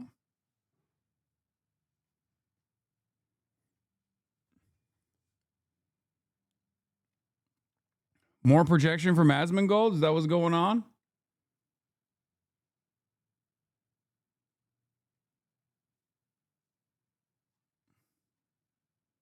This is what I would do. I would look at every single one of the residents and also citizens that have immigrated here. And if these people are considered to be net negative taxpayers, I would deport them and denaturalize and deport them. That's what I would do. Because why do we have all of these leeches on our society whenever they're not even from here? Will Trump act on this? No, I don't think he will. That's one of the reasons why I didn't vote for him. I didn't think that he had the... I don't think that he had the grit to do that. He's really great at killing people in the Middle East. That's amazing. But what about people here? Not good enough. Guys, hey, remember to pay your taxes so Somalians can live the American dream. This is what... The fuck? Different clip, same incitement. Oh my god, bro. What my... Not only is this a call for domestic terrorism, oh, of course, right? The thing is, like, listen, these losers are not even worth responding to. They're not. They're not even worth responding to or taking seriously. At the end of the day, they want to come off on the side of illiterate, un-American immigrant Somalians rather than actual Americans, right? And, you know, at that point, I wonder who's really the one that's committing treason. The fuck? Illiterate, un-American Somalians? First of all, it's Somalis, not Somalians. I feel like you're the fucking illiterate one here for not even getting that correct. And, I mean, not that it matters. I think it's like more so a disparagement, right? Like he's kind of saying that on purpose. Like, oh, who cares, right? Somalians. But I can't believe that, dude, I can't believe so many people fucking watched that video and genuinely thought that this guy had anything fucking reasonable to say. I mean, it makes my job much easier, I guess, to counter, but then again, I'm constantly struggling with the reality that the dumber the narratives are, the more people believe them. So you don't even have to really create an elaborate, convincing, piece of propaganda by at least entertaining certain facts. You can just simply point to a medical plaza and be like, well, this is suspicious. The concept of a medical plaza, isn't that weird? No, motherfucker, it's not. It just shows you're a dumbass. Like, what the fuck do you mean?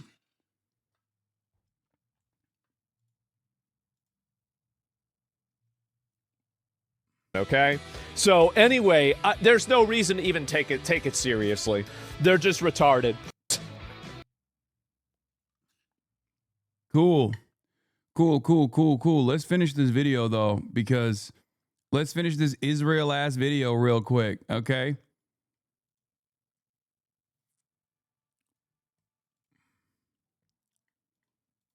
Where there's apparently 4 childcare centers. We met this lady and we followed her to the back so of the fucking dumb. This video is so stupid, and if you actually got duped by this video, I'm calling into question your actual level of intelligence. Okay? We followed this lady. Sorry, doesn't matter. You're barely literate if you watch this video and you were like, well, a lot of good points were made. Like, if you looked into the background of the actual fraud that took place in Minneapolis, that's one thing, because actual fraud did take place in Minneapolis, right? Through a charity scheme, and maybe even some of that was related to child care facilities, right? But this video doesn't prove it. This video doesn't even bring that up. They bring it up one time. One time do they even bring up the one guy.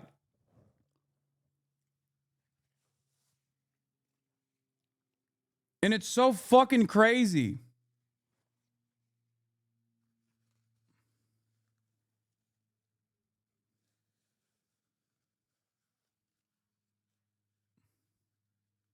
So that was real, but this one is not. This one's like 20 times bigger. Brother, you need 20 times more evidence. I'm not even saying that every claim being made is completely fucking made up. Even if there was, even if what this guy is claiming is 100% correct, he showed zero evidence for it. So even if tomorrow they figured out that all of these fucking facilities actually were straight up a widespread charity fraud, he didn't show anything. He just went outside to the fucking facilities and was like, where are the children? Bro, what do you expect him to do? Okay, I cannot explain this a million times over, but I already have explained it. I have already explained how to conduct a proper investigation in this process. You can just rewind if you subscribe, okay? Building where the daycare was supposedly at. So right here we have 2 child daycare centers. We have the Minnesota Child Care Center, and then we also have Nuna. Between the two, $2.66 million. Hello. Hi. Hi. Why are you recording? Yes. We would like to know. Well, it says we're trying to figure out 102 children. Is that for this facility? What is the name? I see the It's from the state of Minnesota website. It says you have 102 children here in your child care. Which child care name is a lot of Minnesota Child Care right here. It's from the state of Minnesota's website. We're just wondering where the children are. Where the children are? Yeah. He's talking about botting now. Asmongold's talking about your bots currently. If I was Asmongold, I wouldn't invite so much scrutiny into botting, considering that even my biggest fucking ops have openly, brother, one of the ways to try to figure out if there are actual bots in a chat is by looking at the number of chatters, or looking at subscribers, or looking at how your fucking viewership grows. Currently, I have more chatters in the chat than I have fucking active viewers. Okay? I have 27,673 chatters in here. I, on the other hand, have 27,192 viewers in here. Dude, it's not your fault, but you get botted.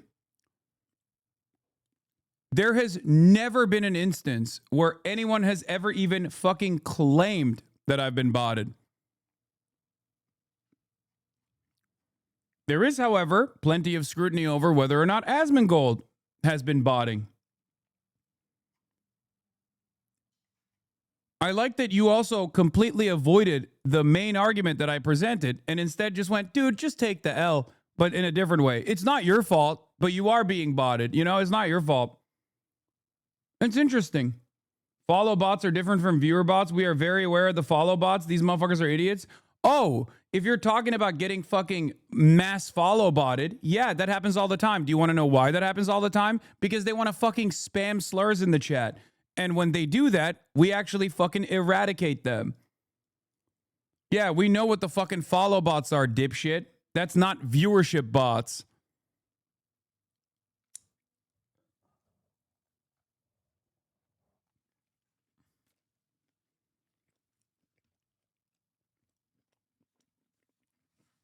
Every time someone tries to do a mass following spree in the chat, he was looking at your Twitch metrics, he was talking about actual botting. If I was Asmongold, I wouldn't fucking bring that up, considering that I usually have a fucking 80% ratio for chatter, for active chatters to viewership. And he's usually never scratching the surface of 50%. So, or maybe that changed. I don't know. He claimed that your 5K gain followers are botted from your giveaway stream. Why the fuck would I give a shit about followers?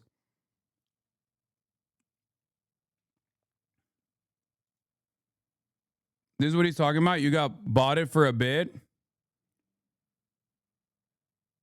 When is this? Yeah, this out of literally every single fucking day. Something I didn't even fucking notice, unironically enough.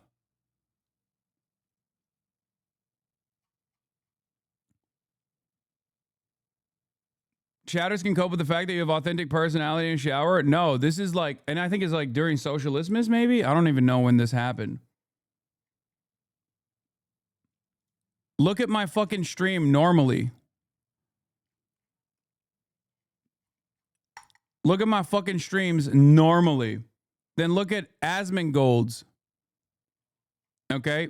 Anyway, why are we talking about this? This is so fucking stupid. Let me finish this goddamn video. And Where then are we'll the children? It says you have 102 children here, and you got $2.66 million this year in funding, and $2.5 million last year. We're just wondering where the kids are. And who are you? My name's Nick Shirley. Nick Shirley. And where are you? Which department? That is harassment. Oh, we are from ourselves. Yeah. Hello, we'd like to ask where the money's going. Look at that. Shut us down. Where are the children at? No children inside of this daycare center. Are you watching this because Asmon did? Can I be honest with you? I think you have the brain of a worm. I think genuinely, I worry for your safety and security because you might at any moment forget how to fucking breathe and you have to like remind yourself to breathe manually. If you think that the reason why I'm watching this video is because Asmongold watched it and not because the Vice President of the United States of America promoted it on his Twitter saying it was worthy of a Pulitzer Prize, you genuinely have, actually, I think that's disrespectful to worms because at least like worms have the capacity to you know, survive. Got him. Okay, you did. You did. And look at this daycare center right here. No children inside of this daycare center, but between those buildings, over $2.6 million. We were just curious, where are the children at? Do you know where the children are at? Where are the children at in these daycare centers? I don't care. I'm gonna be honest. I think this is probably the most pathetic form of existence. When you go and you fight a battle for a dude who openly admits he doesn't shower, who doesn't know who you are, who doesn't even dignify you by offering you his true perspective, openly says he'll do whatever suits his best interest, say whatever he can to get ahead of things. He doesn't even fucking hide it. And you're so enamored by this person that you fight his battles by stream hopping. It is genuinely the most pathetic way to exist. Oh, he's crashing out. I really hope one day you will become a full-blown adult. You'll become a real human, a real boy, okay? How come these child care centers have no children? No. There's $2.6 million inside these businesses that were given by the government, but there's no children to be seen anywhere. People deserve to know where their taxes are going. If these companies and these daycare centers are making upwards of $2.6 million and there's no children to be seen anywhere, something fraudulent is happening. And that is not make you racist, Islamophobic. This is just the truth of what's happening here in Minnesota. If there's a bunch of white people doing the same thing, we'd be talking about the same issue. This is just fraud at unprecedented levels here inside Minnesota. It's actually very concerning. Where are the children at inside? Thank you, Legal Heretic, for the 100 gifted subs. Of these buildings. They're nowhere to be seen. Millions of dollars are being sent into these daycare centers all across Minnesota, and there's not a child to be seen anywhere. Here's another daycare center inside this same building. We don't want you to be videotaping anything. Where is all the money going for if there's no children at these daycare centers? Sir. Yes. I told you, please leave. Yes, we have a question though. Where is the children at these daycare centers if there's millions of dollars? Ask the local government, yeah. Oh, we've asked. We have the paper here. No. So we're wondering where the money and where the children are at. We have the paper right here. Come here. Who are you, first of all? My name's Nick Shirley. You don't have any permission to record me, period. Can we talk outside? You don't have permission to record. She doesn't either have. She doesn't have permission to record me. No, you cannot stop people on the street and question them. We can ask. You don't have any permission. Where are the children? I will sue you. You don't have any permission. We have nothing to do with this. You understand? Then are there children? So leave. Please leave. Are there children? If the dude who came here from Somalia, whose second language is English, has a more competent grasp over the language, has a more competent command over the language than you, when you are a monolingual dipshit, you really got to reconsider shit. You got to go back to the drawing board. You got to go back to school.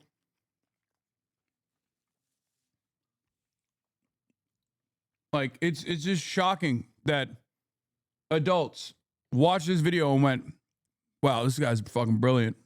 Children here. Please leave. Where are the children? $2.6 million for a daycare center. You ask whoever you think is doing that. You don't know what you're talking about. So leave.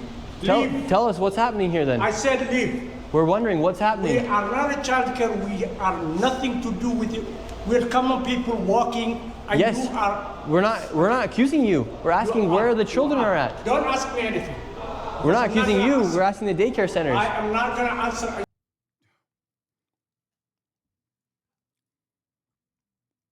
That claim about we care about white people doing fraud too isn't even true. There was a massive fraud scandal involving Brett Favre and WWE wrestlers directly scamming the welfare funds of the state of Mississippi, and no one gives a fuck. I know. I covered it. I talked about it.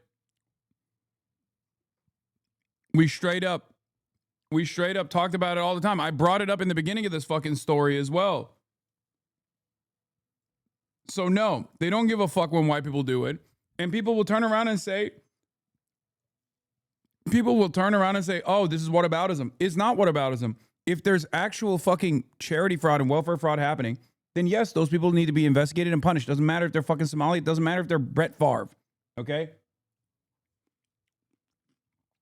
The problem that I had with Nick Shirley's commentary here, his supposed investigative reporting here, is that there is no reporting and that there's no investigation.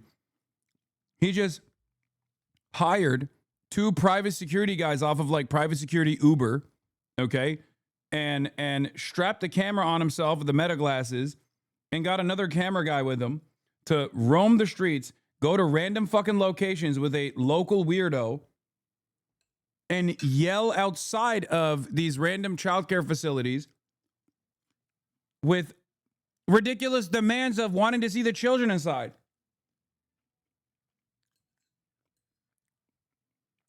There's no proof to the claims. There's no evidence whatsoever. And I genuinely treat this like a filter, okay? It doesn't matter. This is a filter. If you watch this video, so that's what outrages you? Is it really difficult for you to comprehend that what outrages me here is that this is a very serious claim and a very serious investigation must be conducted? And this guy is doing anything but that and basically making a mockery and using this for fucking clout with and fomenting racial hatred and scrutiny over necessary welfare programs.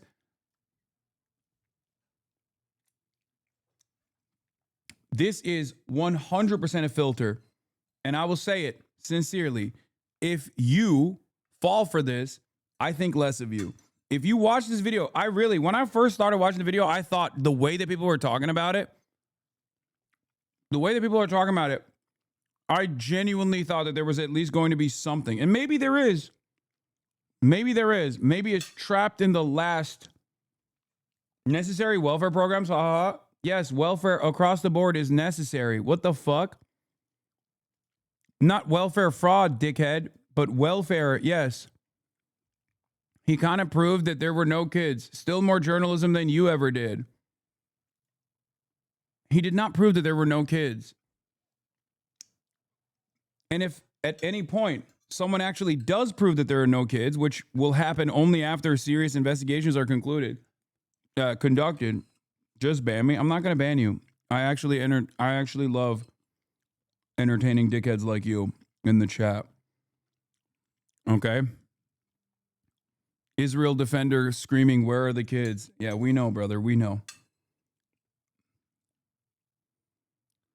What is a filter? Not joking. Like, I think this filters people. This type of video filters people. Like, if you watch this video and your takeaway is like, well, this guy with a camera fucking went to like a bunch of different childcare facilities and demanded, "Where are the children?" And they told him to fuck off. And that was enough for you to go, okay, I guess there's no kids there because they didn't show him the kids.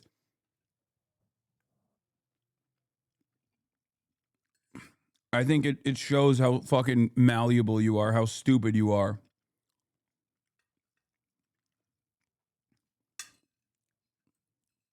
The way that people were defending this video, the way that people were excited about this video made me genuinely think that there was like some new evidence that he actually revealed in it.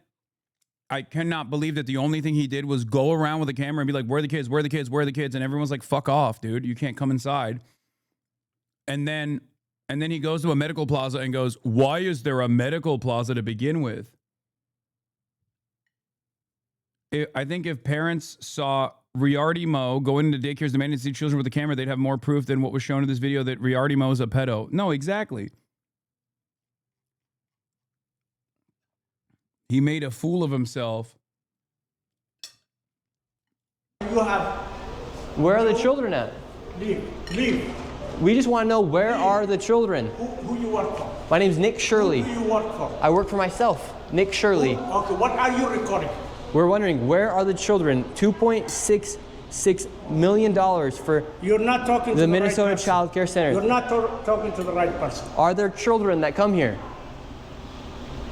Answer the question. Are there children? There's no children inside this building. I don't know who you're talking to. Leave.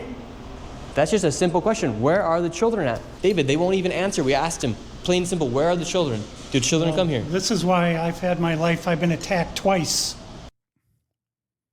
Why would they ever, dude, you're a random guy. Why would they respond to you? Why would they invite you in? If anything, if they actually invited you in, that would be a violation.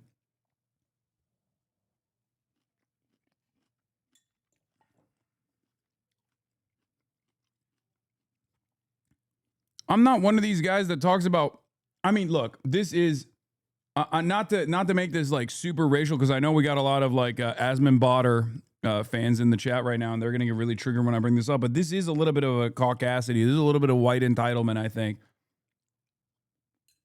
Like the sense of entitlement from a 23-year-old dipshit running around being like, I demand you give me everything. I demand you show me everything. Like, black dude does this, they're getting fucking cooked. Imagine. Black dude doing this. Imagine a Muslim dude doing this outside of like Jewish hospitals or synagogues or whatever. Oh my fucking Lord. They would be in prison. They didn't demand everything, okay? Yeah, simply to see the children inside, which is the most consequential aspect. You might as well demand everything at that point.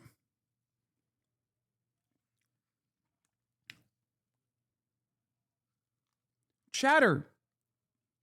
I don't really want to put you in harm's way, but like, just try to imagine what this would look like if you did the same thing. You went to a daycare or a child care facility in your local neighborhood with a camera crew and a bunch of security people, and you were like, show me the children inside right now. How do you think you get treated?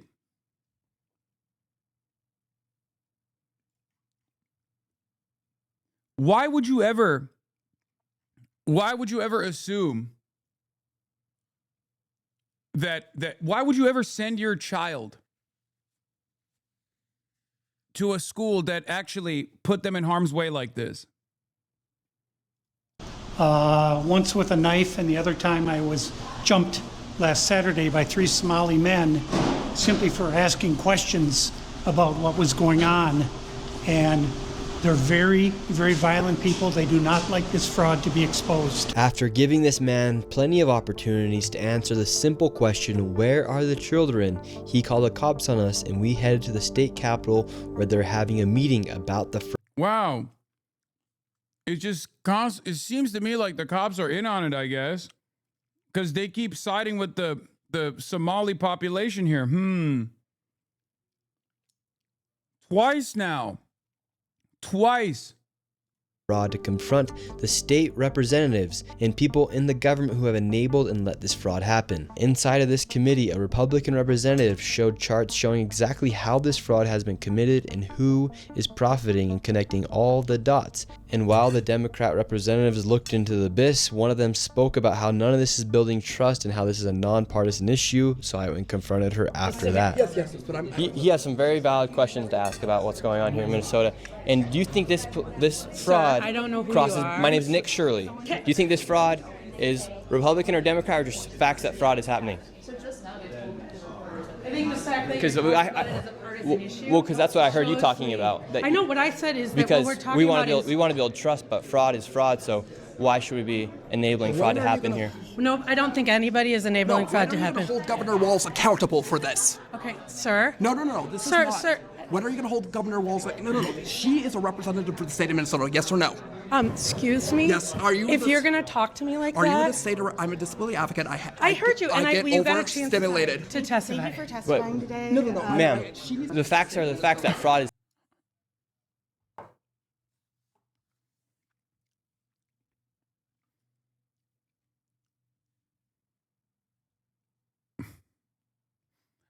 I'm not going to say anything.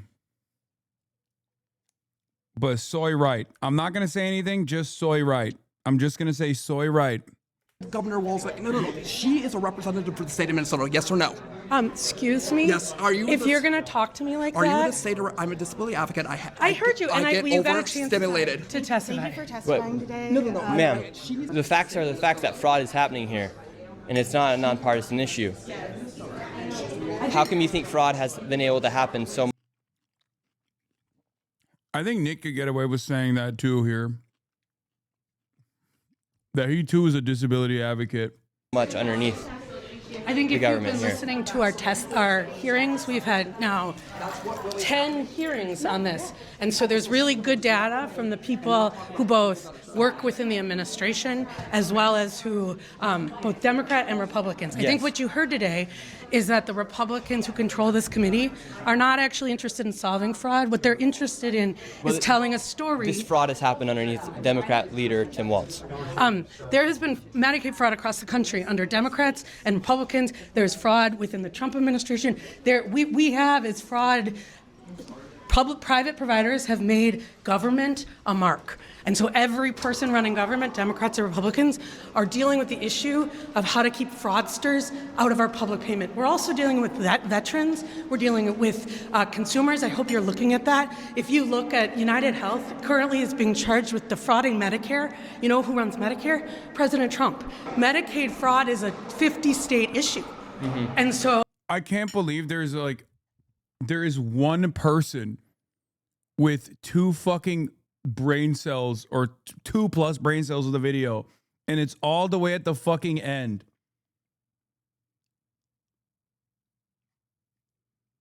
It's just like the entire video was straight up the dumbest motherfuckers I've ever encountered in my life. Nick Shirley and the other guy just running around being like, yeah, why can't I see the kids? I don't want to diddle them. Why can't I see the kids? Only at the last fucking 2 minutes do you actually have a credible human being. again, it is not a partisan issue. There are Democrats and Republicans who are sitting in that committee talking about it. But what you did here was the Republican chair say she's not turning information over to the one person in government who can stop payment. And I hope you print that. Thank you for coming today. Okay. Crazy. Well, you saw what happened the there? state of Minnesota that we live in, and these politicians are just walking off thinking it's okay Tuesday, and they want to go visit the Trump, they want to blame the Trump administration. We have Democrats blaming ICE. I'm tired.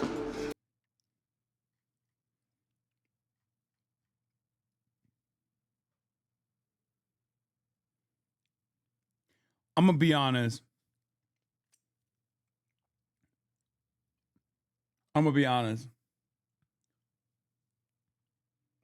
Don't do it. Don't say nothing. Don't say nothing. This is a wonderful journalist and a wonderful he is a wonderful activist. That's all I'm saying. Off thinking it's okay Tuesday, and they want to go visit the Trump, they want to blame the Trump administration. He's like, my hyperfixation is Donald Trump.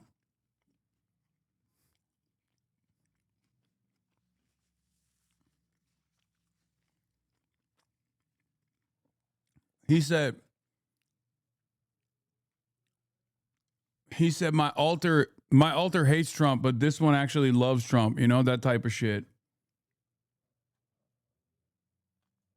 We have Democrats blaming ICE. I'm tired. My people are suffering. I'm scared for my little brother. My people are suffering, and these people just walk off. We have a governor who fucking doesn't care.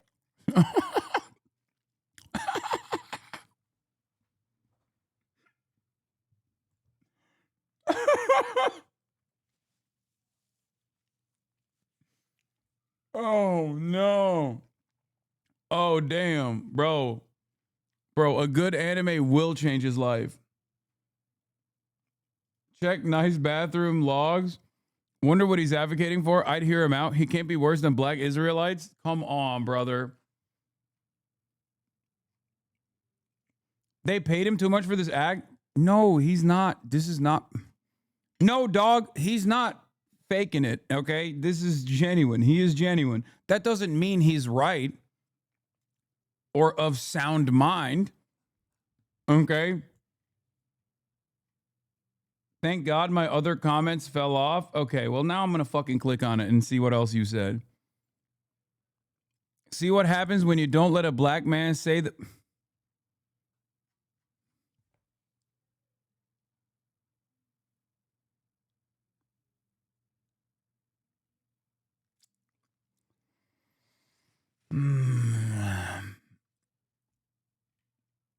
Y'all need to get outside more. People are just like this. Okay. Chatter, he is, let's just say he is a unique style individual. Okay. Come on now.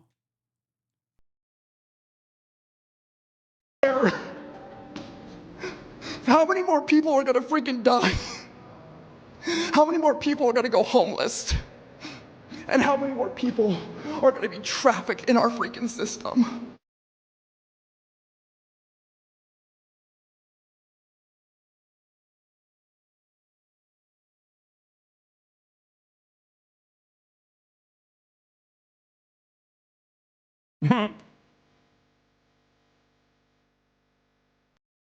Wow.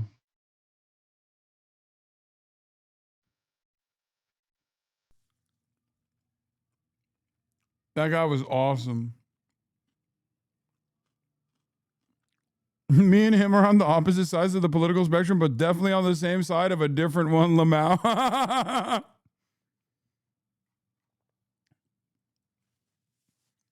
If like 8 things went differently in that guy's life, he would currently be in the chat yelling at me because I'm not like, I don't know, I'm doing too much bodies and spaces about black people's business. Okay? Like what, like butterfly effect, 8 different sequential events.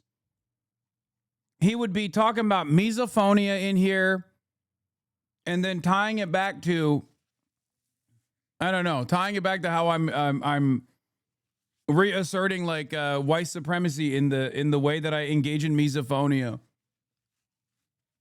It's another moment of white entitlement from me.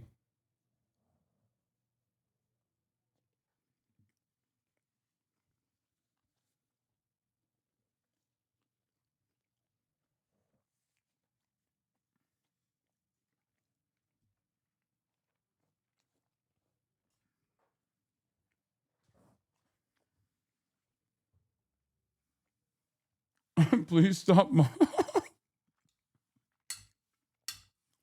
Please stop mocking this video. It's nominated for a FIFA prize for literature. Fuck.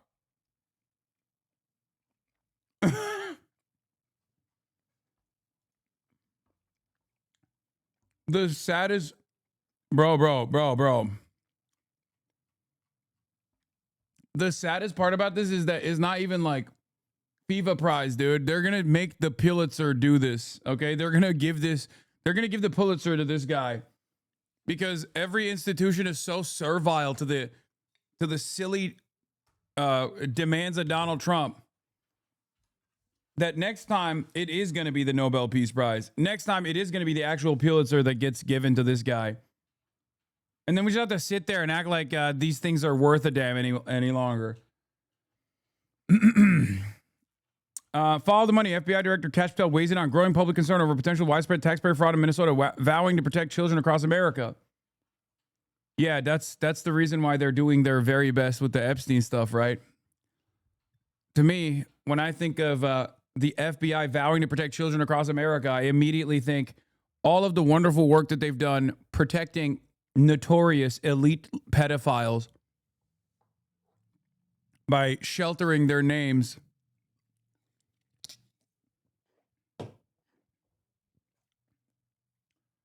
Very cool.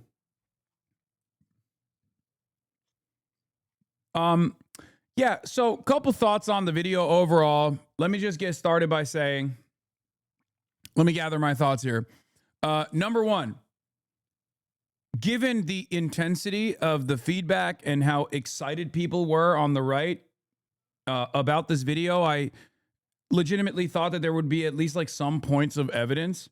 And it was actually worse than I expected. It was quite shocking that there was no evidence at all, like no new evidence. And perhaps even worse than that, the old evidence was not even brought up. Like, because there are actual active investigations in Minneapolis, Minnesota, specifically targeting like Somali Americans, as a matter of fact, and charity fraud that took place. So he could have at least tried to like present that stuff.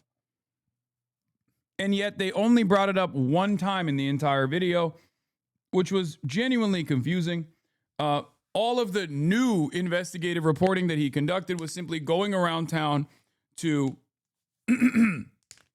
childcare facilities, whether they're active or inactive. We do not know. It does seem like almost all of them were active, though, according to the the Department of Human Services in the state of Minnesota. He just went outside and yelled, like, where are the children? Let me in. I want to see the children. You're hiding the children from me. I must see the children. And it was very strange because, of course, like, in the few instances where there were people that were working at these places, they just showed up and they were like, yeah, no, that's not how this works, actually. Like, this is even dumber than, you know, Comet Pizzeria, Pizzagate conspiracies, because, like, at least the pizza shop is open for business and, like, random people can actually walk in to conduct their own, you know, QAnon-style investigations. But you can't really do that in a child care facility, right? And that doesn't actually mean that the child care facility is up to no good. It just means that it's actually the opposite. It means that the child care facility is doing its job. So, so there was no real evidence whatsoever. And I'm a little bit alarmed by the fact that people watched this and genuinely thought this is brilliant, because they kept saying, well, why aren't there any children at the places that we went to, at the places that he went to? And what's really worrisome about that is that there's that he didn't actually prove that there were no children at the places that he went to. He just was not allowed egress, right? Was not allowed entry into the building for good reason. And as a matter of fact, was actually trespassed twice by cops, or ingress, not egress. And he was trespassed twice by police officers when he went to medical plazas, which I think was even dumber than him yelling about where the children are outside of, you know, childcare facilities, or demanding to see how autistic the kids are inside of the autism facility. In the process of this video, in an effort to understand exactly where he was coming from, we ended up actually going through a comprehensive audit of virtually every single one of the locations that he went to, and found out that while these facilities are in a dire state, some of them actually have been closed down in the past as well, that there definitely were children there, or at least according to the Department of Human Services of the state of Minnesota, in Minneapolis, Minnesota.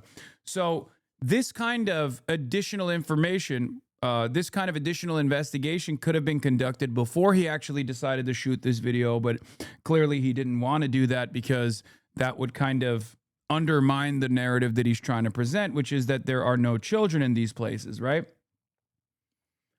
And like I said, I think the dumbest part of the argument was the second half, where he actually goes to a medical plaza, something that is like actually innocuous, something that many of us here in the United States of America, and as chat told me, in other places around the world as well, have encountered. You know, it's a medical plaza.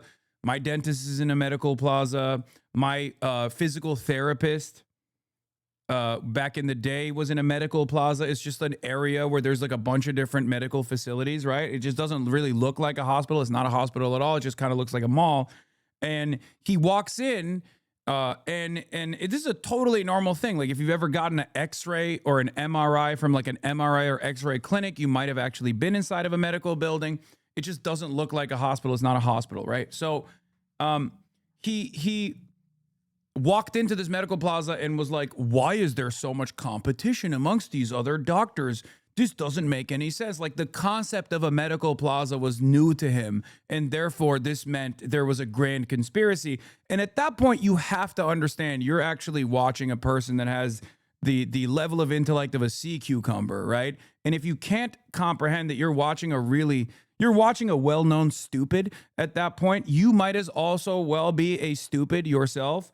And obviously, this is the American century of stupids, and stupids are all around in many different shapes and sizes and colors and backgrounds. So you're probably going to have a decent time, but I will actually think less of you.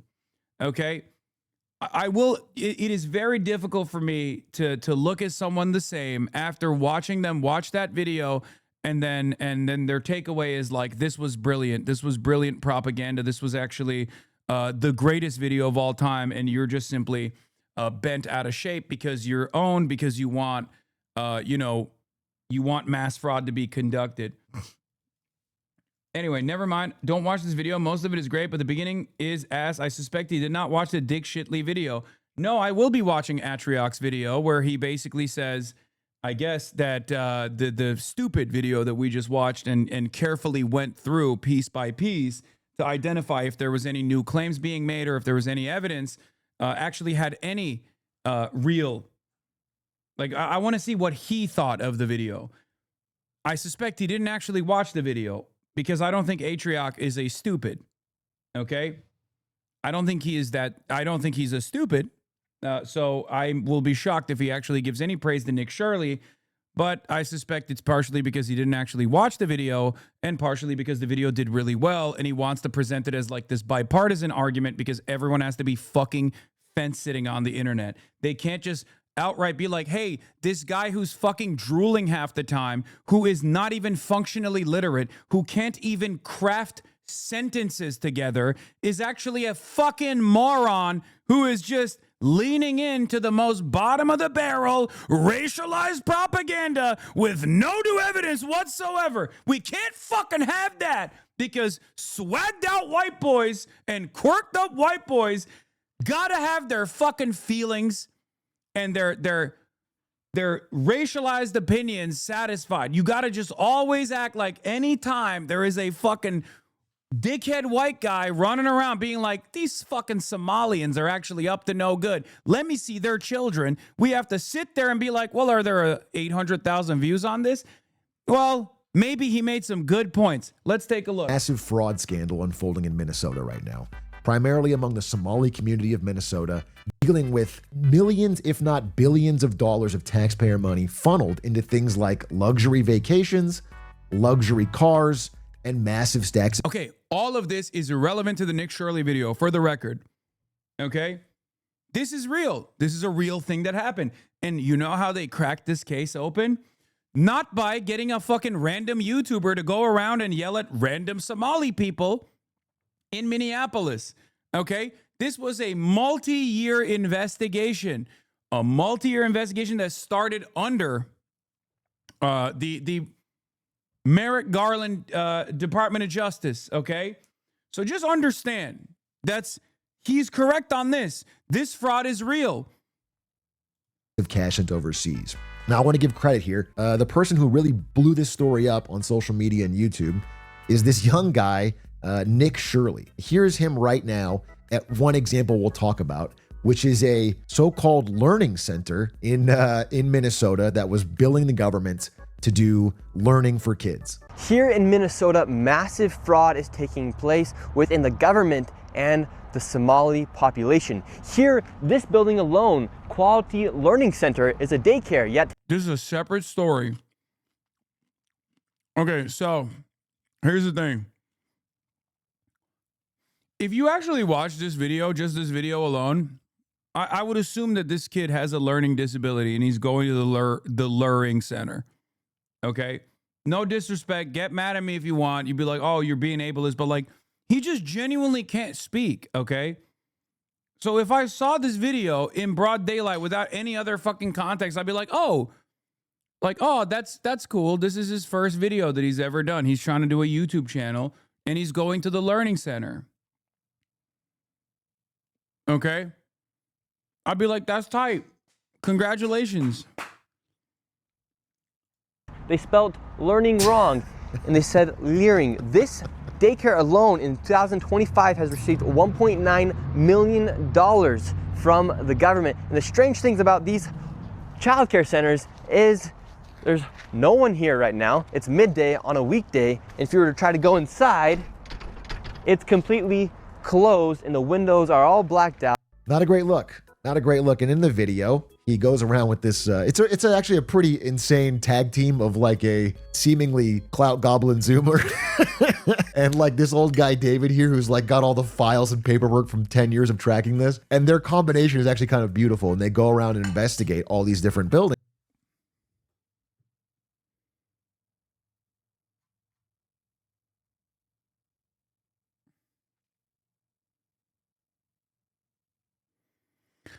Come on, man. There's 0% chance he actually watched this. He just knows that the story. I know. You want to know something? I know what went through his mind, because the same thing that's going through his mind when he made this fucking video is the same thing that went through my mind. At first thought, because I know that there was already prior investigations that were conducted that found a shit ton of fraud, okay? A shit ton of fraud. You immediately went, oh, here we go again. There's probably some fucking veracity to these claims. Okay? But just like, you know, do your due diligence. You didn't have to fucking say, oh, this is a beautiful investigation. There was no investigation. He just fucking ran around talking about how much money these facilities were getting while simultaneously yelling, where are the kids? Where are the kids? Like he's doing a fucking Eric Andre skit.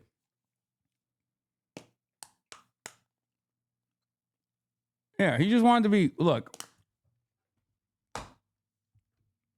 I know Atriok is not like a racist person at all. He's not. He just wanted to probably be first to market, and he didn't do his due diligence in this situation because it ties back to what he saw, as he also brought up. No, he's not more right-wing than I think. Stop. It's not. Shut up. I'm telling you exactly what it is. It's an algorithm play, and he didn't have time to go through the fucking 40-minute video probably. I'm giving him, your benefit of the doubt card has been revoked. Okay.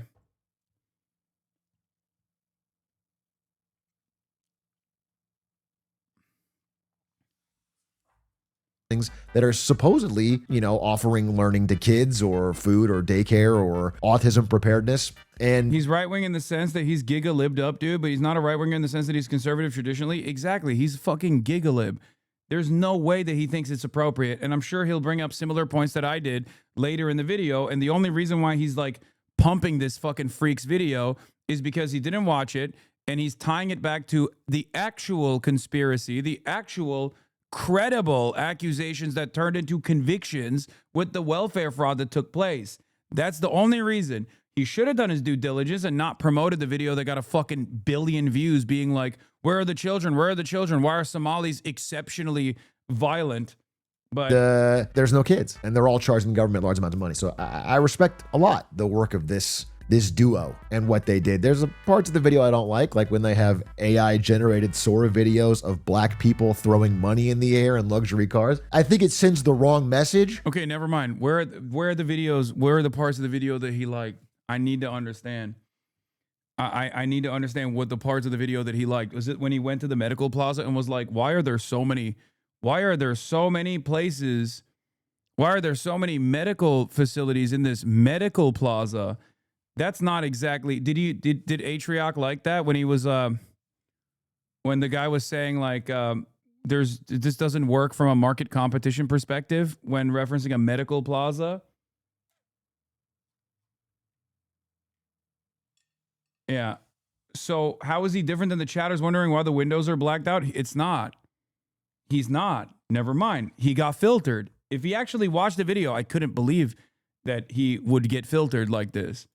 But the core journalism of actually going to investigate was great, and I really enjoyed it. So, listen, let's back up here. When it comes to government fraud, brother, what the fuck? Oh my god! Oh my god! Oh my god! Oh my god! Oh my god! The reason why I was engaging in maximum amounts of copium, immediately proven wrong. Please apologize to chat. I apologize, chat. The reason why I fucking was engaging in maximum amounts of copium is because I think Atriok is a smart person. Okay. I think he's a smart person. I could not believe that he would watch that whole thing and go, this is real journalism. That has the hallmark of Tyler Oliveira style commentary. It blows my fucking mind. I think there is. I genuinely think that there is a different frequency that some people tune into. I think there's a different frequency that people tune into where they are not sufficiently scrutinizing random guys who just claim to be apolitical. Okay? Like in their minds, without like all of this like immediate evidence over and over again, without them just straight up being like, without someone straight up being like, I'm a communist, I'm a socialist, I'm a Marxist over and over again, right? They just don't understand when someone has like a political perspective, or maybe they're too stupid, but they're still playing a role in a political agenda, right? I genuinely think a lot of people on the internet, when someone says that they're non-biased or they're objective and they're simply trying to arrive at the truth, people just go, oh, that's right. That is the truth. That's literally what they're doing. Yeah, it's like Tim Pool shit. You know what I mean? Until you have found yourself over many, many years consistently proving that you're right-wing, there are a lot of people who hear you go, I'm actually unbiased. I'm actually a centrist. And they go, that's right. He probably is an unbiased centrist. And it actually kind of makes me reconsider my style of commentary. I feel like that's my biggest, I think that's my biggest mistake. I should have just constantly fucking promoted the same positions that I promoted while saying I'm a centrist. I'm unbiased. I'm a centrist. Like everybody views themselves as like everybody views like the golden mean. They misunderstand the golden mean. And they view that like centrism as like the peak of intellectualism or something. Or they just believe people are capable of being apolitical when they're very clearly cutting right-wing propaganda.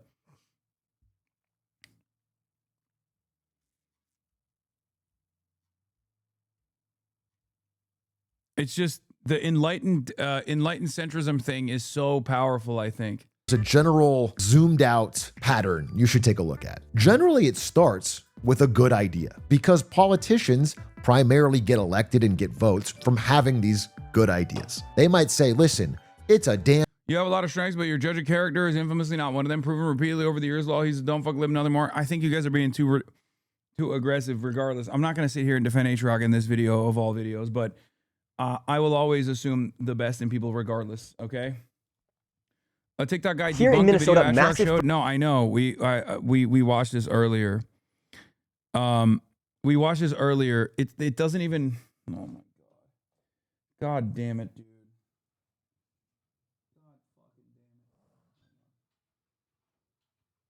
Doors open.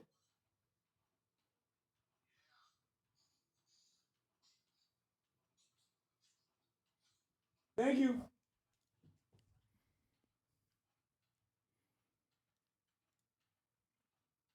Ugh. I can't. It's unbelievable. There was nothing salvageable in this fucking video. The only time where they actually brought up like a valid piece of evidence was from the previous investigative work from the Department of Justice that actually successfully caught some of the fraudulent the fraudulent healthcare centers. And one of the healthcare centers that was closed that they didn't even go to was actually closed down because it was owned by one of the fraudsters. That's it. I'm shame that all our kids in this country can't ride bicycles anymore. We need a government program to teach everybody, every child in America to ride a bike. Whatever it is. It could be something more real, like no kid should be hungry. It could be we need to increase test scores. 23-year-old far-right YouTuber shows up at a daycare with a camera crew foaming at the mouth. Let me take pictures of the kids. Where are the children? Let me film the children. I need to see the children. I think you're overlooking a minor detail, which is the fact that there were no kids there because it wasn't a real daycare. I think you're overlooking the fact that when state officials did the licensing review at the real daycare facility a few months ago, there were actually children there. It used to be called the Salama Child Care Center.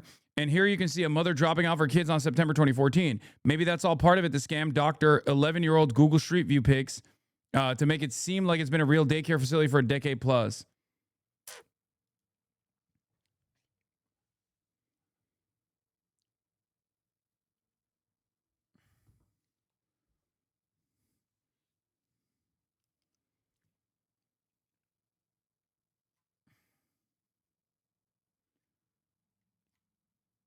The entire video, the reason why I say the entire video is a fucking filter is because if the expectation that you had from this fucking video was that he was actually going to be able to successfully find children, if the expectation that you had was that he was going to be able to enter these facilities and find children to film, you are out of your fucking mind. Like, you're off your dome, brother. No evidence. No evidence was shown that there are no kids there other than asking a random fucking guy in a facility that might not even be open any longer. But every single one of those facilities has been checked by the licensing board, by the government. Okay? So if there are no children at these facilities, then this is a much larger conspiracy. There is no proof in the video that there are no kids in these fucking facilities that he went to. I cannot believe it. I cannot fucking believe it, dude. Yeah, no children equals fraud. They won't let random people see other people's children equals fraud confirmed. Exactly. That's the fucking argument that these guys are presenting. When I see something like this, when I look at like a suspicious looking daycare facility, my immediate assumption isn't, oh, there's probably like a serious crime taking place here, because I'm not fucking insane. Like the black tinted out windows, okay? There is a reasonable explanation for it. The critical thinker in this situation, and I think it requires people to learn, this is a skill that people need to learn, unfortunately, because many of you did not, or not maybe many of you in this chat, but many of the haters that are coming in to watch, perhaps did not learn this incredibly important, this invaluable skill, okay? But the first question you should ask yourself in a situation like this is there a reasonable answer? Okay. I too recognize that the tinted out windows seem a little bit weird. I never had encountered a child care facility, so I don't know why there would be blacked out windows in a child care facility. This causes a little bit of concern. I wonder why that could be the reason. And then you think about it and you realize, oh, perhaps it's for the safety of the children, that you don't want other people from the outside looking in to this facility where there are children inside. And you think to yourself, maybe that is the more reasonable explanation, right?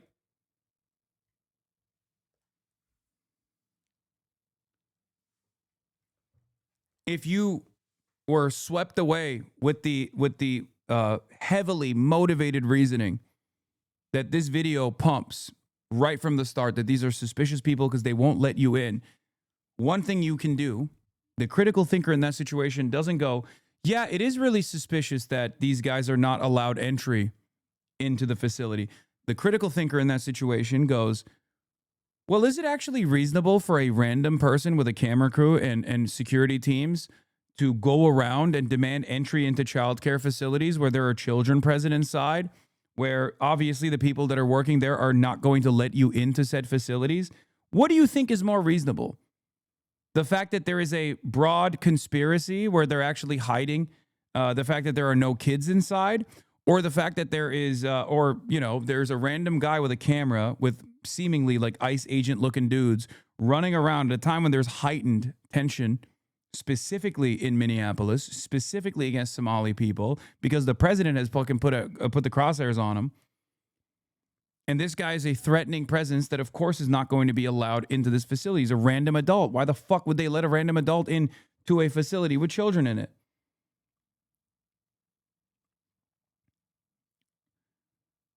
So my final point that I'm going to make here, and I'm not going to watch the rest of the Atriarch video because it was very disappointing, but my final point that I'm going to make here is this. Even if the underlying suspicion that Nick Shithead has, that determined that all of these facilities have 0 children in them, okay, that this is a grand conspiracy, even if that was to be true, even if that came out to be true later down the line, he did not give us a fucking iota of evidence to suggest that that hypothesis was correct. Okay? That video was empty. It was devoid of any evidence necessary to arrive at that conclusion. Okay? And to make matters worse,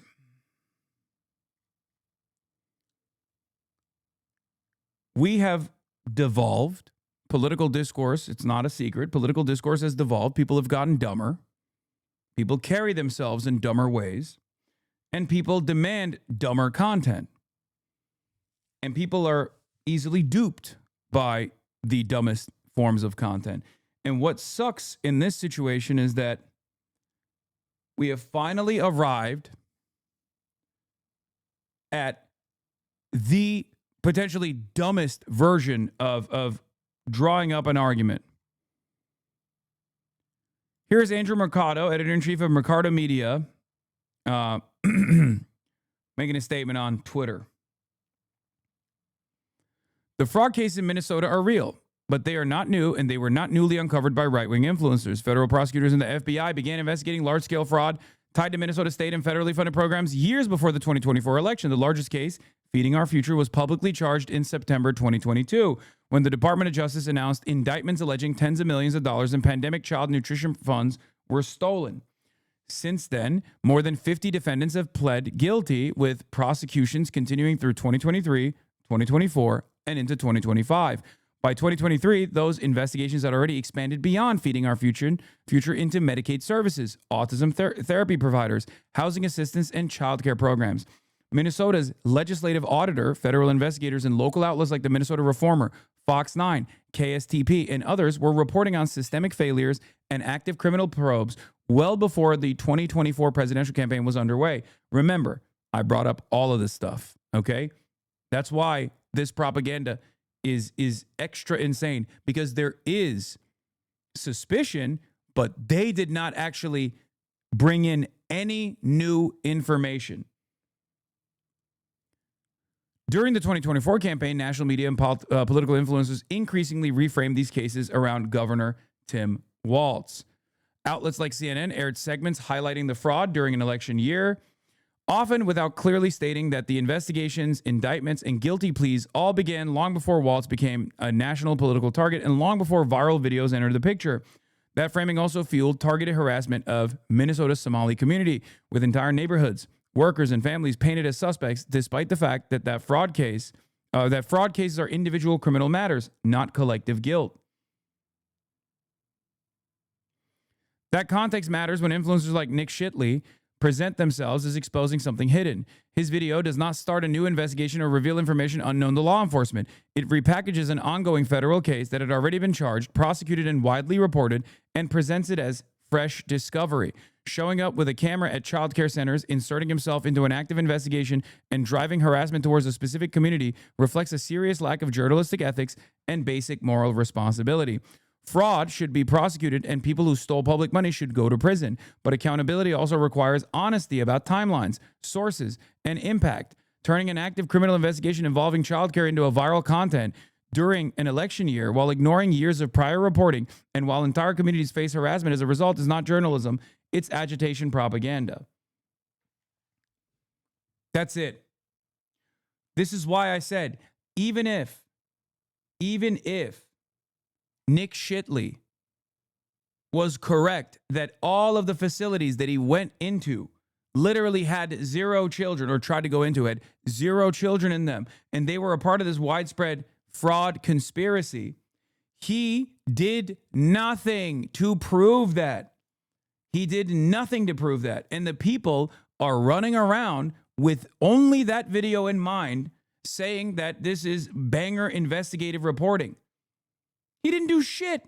It's objectively not journalism. And as a matter of fact, if he actually had done his due diligence, and if he had actually conducted any kind of precursory investigations into the places that he went into, he would have figured out that perhaps the conspiracy was far larger, considering that the places that he went to were actually checked by the Department of Human Services in Minneapolis, Minnesota. As in, this conspiracy, implying that this conspiracy would actually take a totally different light if there are no children in these facilities, or if they're underreporting, or if they're claiming that there's like 50 kids and they're elevating their head count or increasing their head count for no reason in an effort to justify further funds, which would be fraudulent, right? That still wouldn't be that there's no children there.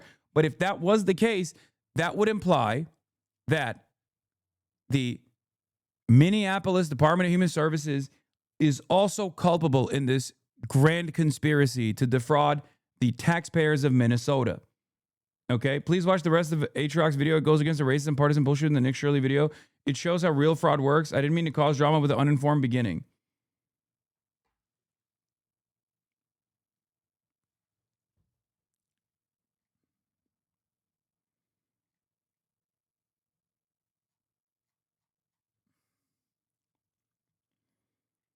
I can't believe they're still stopped defending fraud. He did, but you choose to ignore that. Okay, once again, I am going to once again repeat this. That video is a fucking filter, okay? You got filtered. You got filtered. You watched a video that was utterly devoid of any new information whatsoever that tied previous and ongoing investigations into a racist conspiracy that targets every Somali person. You fell for it. You fell for it, and you're admitting that you fell for it. You have to work on your critical thinking, because that video did not feature any information whatsoever. He just went around with a camera and demanded to see children. Of course there was no new information there. I also gave, what is this? Because we're all watching a Twitch streamer right now, like it or not. Oh, like it or not, this is how people get their info. It's just the world we live in. Brother, sure, I'm a fucking Twitch streamer. I've been doing this for 12 fucking years, and I do have some, experience in this field and also some credentials. Like, I know I often don't bring this stuff up, but not only did I study this, but I also have, a decade plus experience in this field. Jesus Christ, please stop comparing me to other fucking Twitch streamers. Like, oh my God. Do I have to consistently bring up my background? Is that what I have to do?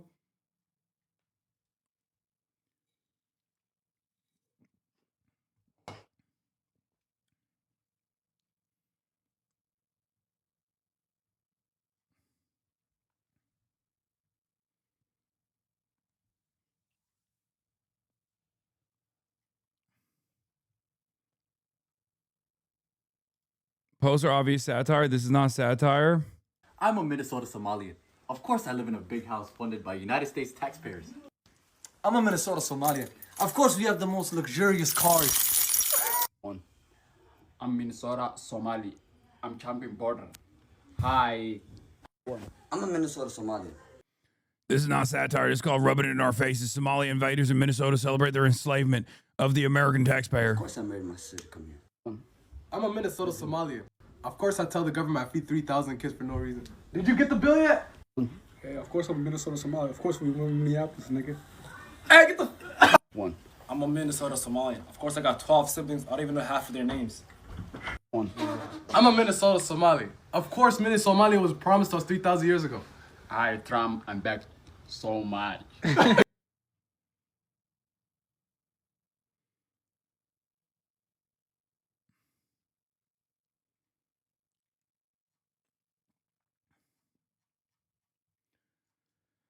Oh, I think filter in this situation is coming from maybe a little bit of racism too. Like for Alex Jones, like you can't be this fucking stupid is the question I would have. But I guess he is. He like literally watched this video that's obviously a sketch and thought this is real. This is not a sketch at all.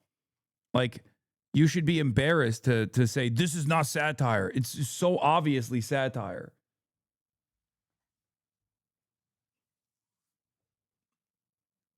Yes, and I know Nick Shirley also. There was additional sources for the record. 47 defendants charged. Follow up on DOJ press release of court filings. Minnesota legislative auditor feeding our future oversight failures of the Minnesota Department of Education. Legislative audit reports detailing systemic failures and warning signs missed prior to indictments. Minnesota reformer ongoing investigative reporting on feeding our future and related fraud cases. Coverage expanding in the Medicaid, autism services, housing assistance, child care programs. Reporting on feeding our future, CNN, 2024 election year segments referencing Minnesota fraud cases in the context of Governor Tim Walz, and U.S. federal court records, guilty pleas, indictments, and sentencing documents in feeding our future cases. Sources from Pacer, U.S. District Court for the District of Minnesota.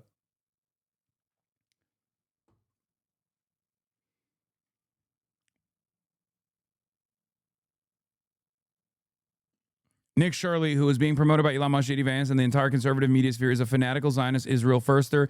He literally went to Israel to do propaganda tour just a few months back. All the Zionists are doing, oh my God, Somalis, oh my God, Muslims for Israel. 100%.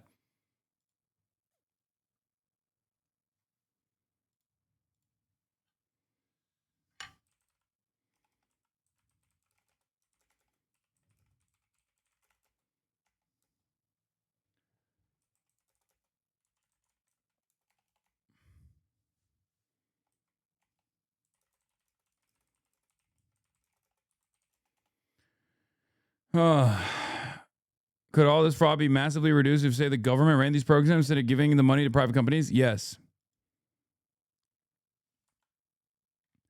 Of course he's done fucking Israel slop. And of course everyone is fucking eating this.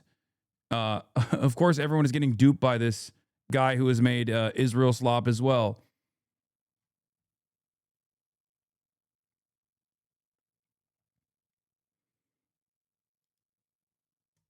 Yeah, apparently MAGA is fine with random adult males going into child-focused spaces with cameras and demanding to see their children. Makes sense given they support a pedophile as president. Nick Shirley is a paid government actor, not an independent journalist. These investigations into fraud have been going for 4 years, and our state was working with federal government to uncover it all. Just because you have constant distracting hate boners for trans people doesn't validate your ignorance.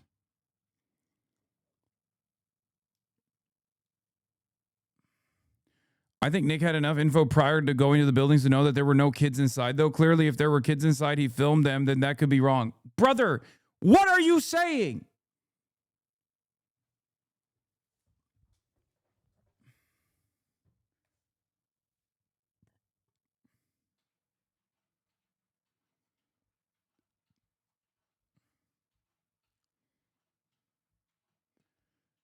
I can't believe that this is the argument, man. And it sucks because, like, listen, once again, it is the craziest part about this, okay?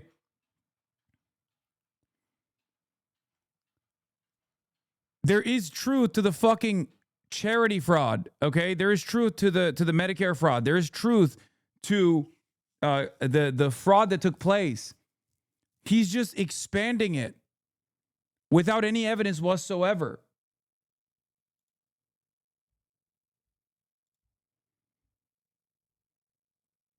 I'm pretty sure plenty of MAGA divorced dads have plenty of experience showing up and demanding to see kids.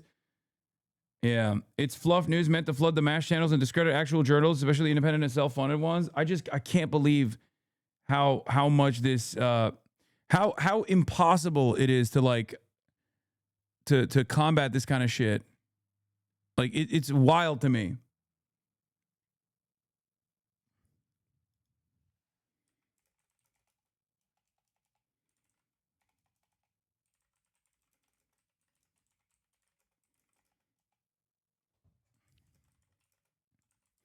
In all these facilities, and when they wouldn't let him in, enough evidence of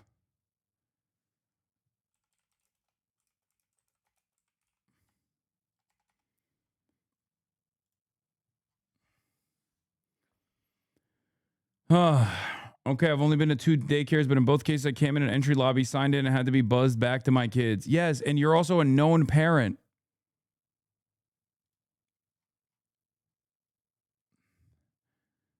Fatlaw came out with a statement.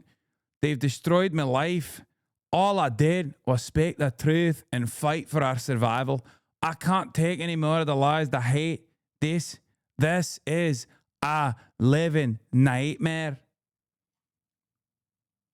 Reed Brace's response. Let's combine nightmares to make a crazy dream. One where we pour gasoline all over this twisted earth and smile as the bitch burns down all around us. 2 jokers in a deck that don't want us anymore, but fuck their rigged game. We play for keeps. DM now.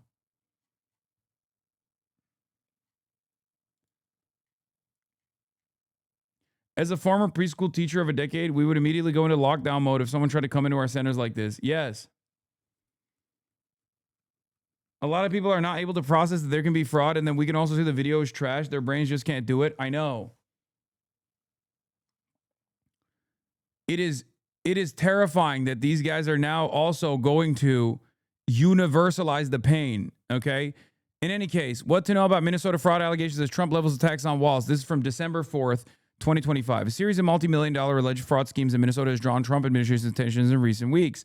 President Trump called Minnesota a hub of fraudulent money laundering activity and has lashed out against the state's Somali community as the most of the fraud defendants were of Somali descent, drawing stiff criticism from local officials. This week, the administration launched enhanced immigration operations in the Minneapolis-St. Paul area.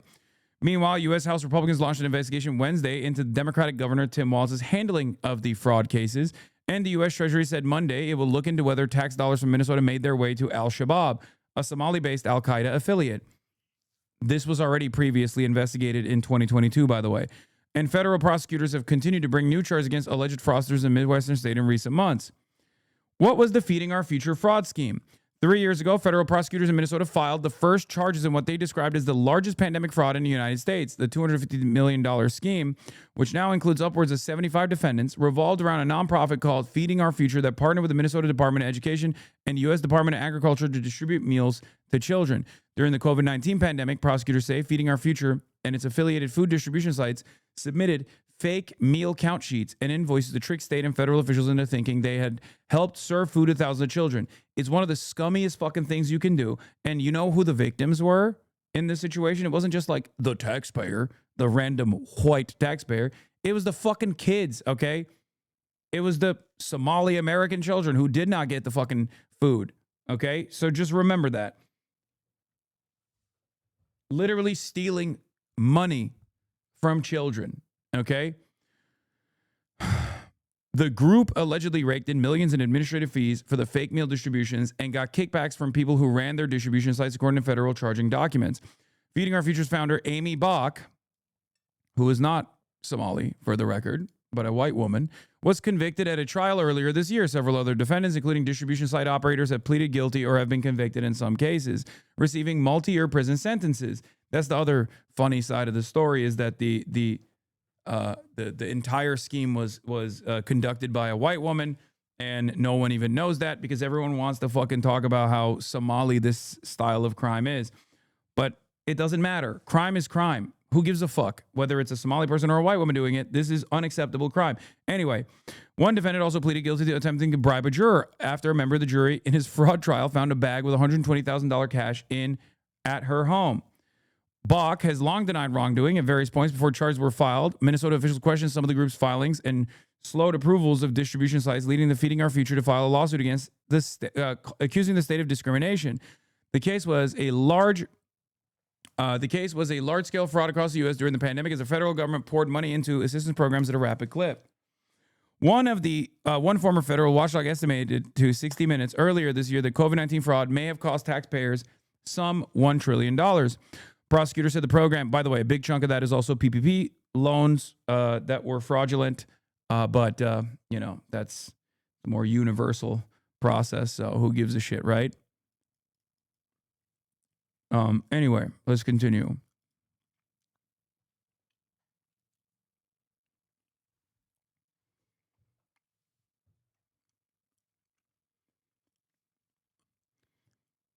Oversight was more difficult because of the health crisis, and federal officials waived some of the program's rules to let restaurants participate and allow off-site meal distribution. State officials have faced scrutiny for their handling of the situation. A probe last year by the state's Office of the Legislative Auditor found the Minnesota Department of Education created opportunities for fraud by failing to act on warning signs with Feeding Our Future or investigate complaints about the group. The report also found that officials felt they needed to handle Feeding Our Future carefully because the group had responded to a 2020 slowdown in food site approvals by accusing the Minnesota Department of Education of racial discrimination and of depriving needy children of food. Peak woke. In Feeding Our Future's lawsuit against the state, it noted that it caters members of a protected group of racial minorities and foreign nationals. The auditor's office said the threat of legal consequences and the negative media attention affected MDE's decision about the regulatory actions it did and did not take against Feeding Our Future. This right here is a wet dream for every Republican. That's why they're fucking lasering in on this. You understand? Of course they're going to accuse you of racism, just like the Black Lives Matter group did. Who gives a fuck? Just do your goddamn investigation. Okay? What other fraud allegations have circulated in Minnesota? The Feeding Our Future scheme isn't the only fraud case that rattled Minnesota politics. In August, state officials shut down a fairly new program designed to help seniors and people with disabilities find housing after discovering large-scale fraud. A month later, federal prosecutors charged 8 people with allegedly defrauding the program, which was run through the state's Medicaid service by enrolling as providers and submitting millions in fake and inflated bills. Notice how none of the schemes, none of the schemes are done at the point of the individual, because Medicare fraud and Medicaid fraud are done at the point of the providers. As I always say, this kind of welfare fraud, this kind of Medicaid fraud, this kind of Medicare fraud is always done at the point of the provider, just like with Rick Scott.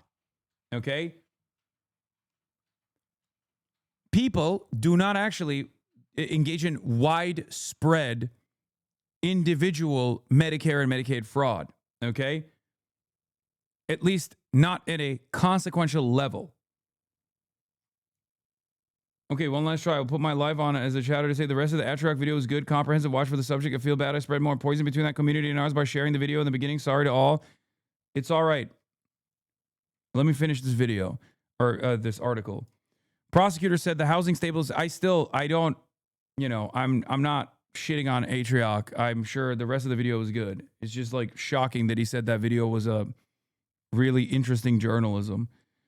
Prosecutor said the housing stabilization program was susceptible to fraud because it intentionally had low barriers of entry and a few record-keeping requirements.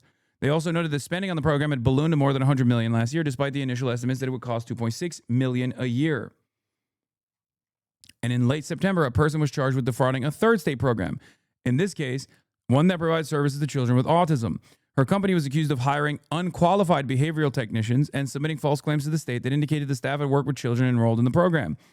She also allegedly paid kickbacks to parents who agreed to enroll their children in the program, in some cases sending them as much as $1,500, prosecutors said. That same person, Asa Farhan Hasan, was also charged in September with running a fraudulent food distribution site as a part of the Feeding Our Future scheme.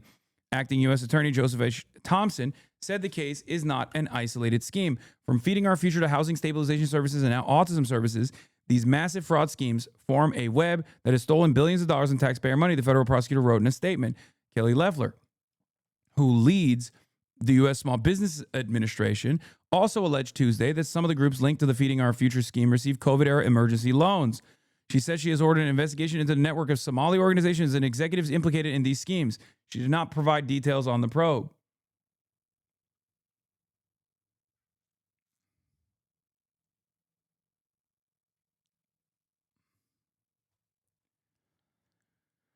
It's been like 6 hours. Can we please talk about something else? Shut the fuck up and tune out if you don't want to hear me address probably the most consequential piece of misinformation that is directly targeting like 500,000 Somali Americans right now.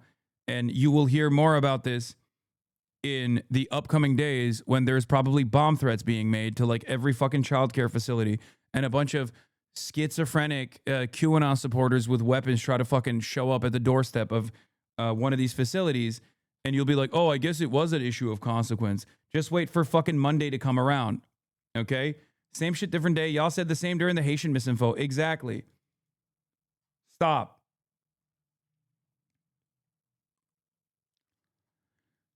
What is the connection in Minnesota's Somali community? Most of the people charged in Feeding Our Future case are of Somali descent, though Bach, the group's founder and scheme's alleged mastermind, is white. Prosecutors in the alleged autism services fraud scheme said the defendant approached parents in the Somali community to recruit their children. The named fraud defendants appear to represent a small percentage of the Minnesota Somali population, which is among the largest in the nation. Some 76,000 people of Somali descent live in the state, more than half of whom were born in the U.S., according to a Census Bureau figures from last year. The vast majority of the state's foreign-born Somali population has U.S. citizenship, and most entered before 2010. Around 65% of the Somali people in Minnesota ages 16 and over were employed as of last year. Last year, a Somali-American former investigator in the Minnesota Attorney General's office, Kasey Magan, wrote about what he called an uncomfortable and true reality that many people who have been charged with fraud in the state are of Somali descent. He wrote that fraud occurs when desire meets opportunity, noting that many Somali Americans are poor, desperate, and seek shortcuts, and their families in the impoverished East African country frequently rely on money from their U.S.-based relatives. He said Somali service providers often leverage trust within the community to recruit friends and relatives into their programs. Many victims of these fraud schemes are Somali too, he added. has Minnesota taxpayer money made its way to the terror group Al-Shabaab? Scott Besson said earlier this week that his department will investigate it. They had investigated in the past in a 2019 report. The state's office of the legislative auditor said it was unable to substantiate allegations that child care assistance funding is going to the terrorist groups, though he didn't report to rule it out, saying it's possible that the state's funds may have been sent overseas and eventually found its way to terrorists. Multiple federal investigators told CBS News Minnesota's Jonah Kaplan that there is no evidence taxpayer dollars were funneled to Al-Shabaab. Yeah, Andy Luger, a Biden-Obama era U.S. attorney for Minnesota, told the Minnesota Star Tribune last month that those charged in the Feeding Our Future fraud scheme, just like I said, were looking to get rich, not fund overseas terrorism. Okay? Anyway,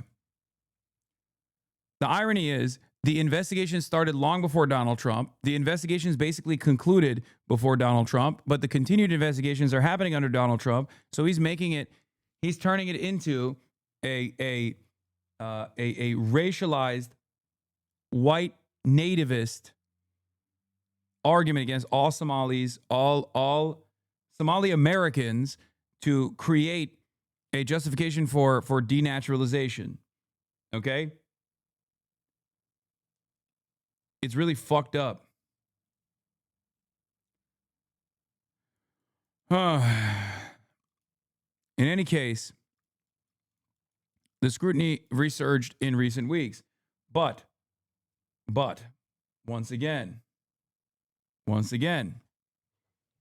need you to understand something. Assistance fraud of this sort is not unique to a specific subgroup living on U.S. soil. Okay? Wait, they didn't show the front of the daycare? Yeah.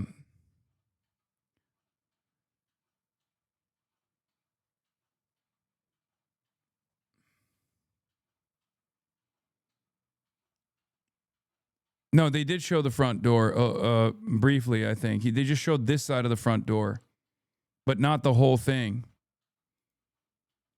Not sure what this image shows. He went to the parking lot and went to the side door, said that there was no entry into the place, and then went to the front door briefly with this other guy.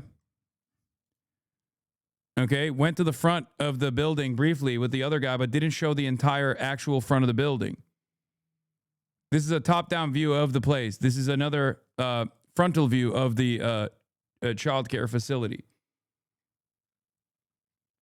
It was deceptively edited, of course. No, it's not the same door in the video. No, it is. It is. It is the same door. I'm pretty sure it is the same.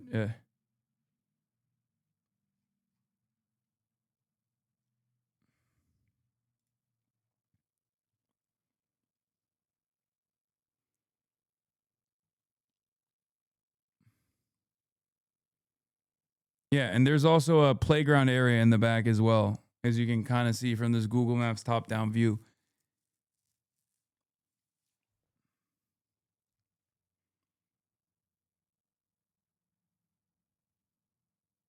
The front door is where he was talking to the dude who lived there since 27. They just didn't show it really. Yes, they framed it in a way where you can only see a little bit of the front door. Anyway, like I said, the very fact that we were able to on the internet find more information about these places, or at least these places that were like checked by the local administration. If your argument was that there is mass fraud taking place and you want to actually blame fucking Governor Walz, and if you want to blame the Democrats, you had a better argument if you actually showed that the Department of Human Services was actually going to these facilities. Do you understand? You could have crafted a better conspiracy which would have more legs if you actually did a little bit more investigation into these places and found out that people had, like, the government had actually checked these facilities.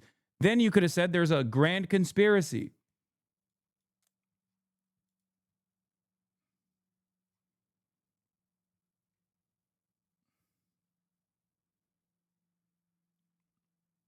But they didn't even do that. And now he's on fucking Fox News chirping. Here when they can't even spell on the side of a learning center, Nick? Yeah, it's a great question. And I have to give props to the man by the name of David who helped me in this investigation. He's been doing research for years trying to expose this fraud. And nobody has given him the time of day to even talk about this. So with his help... Brother, what are you talking about? There were active investigations into fucking charity fraud in this state for years.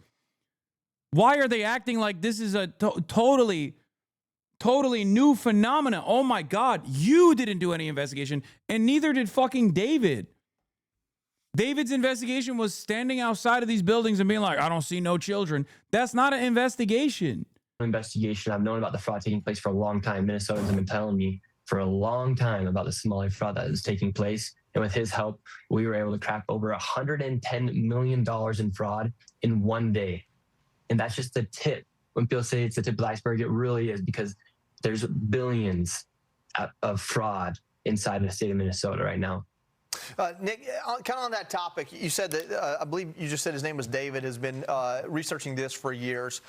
In your experience, or in your opinion, just spending the day you spent out there tracking this down, is there any way that this hasn't reached the governor of Minnesota, Tim Walz? I mean, you know, take aside ongoing litigation or what have you, but is there any way that he could claim ignorance on this, just in your experience over this investigation?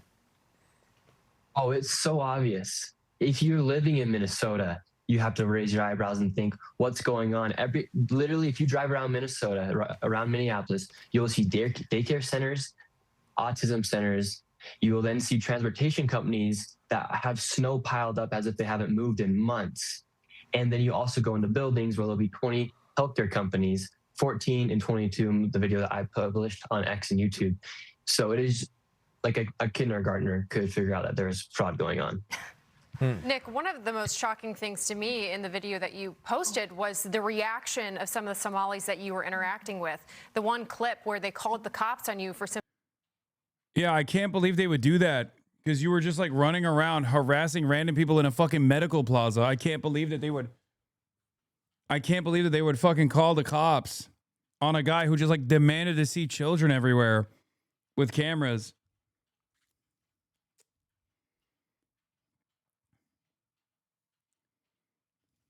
Asking about some of the healthcare companies, the 20 healthcare companies that were located in one building.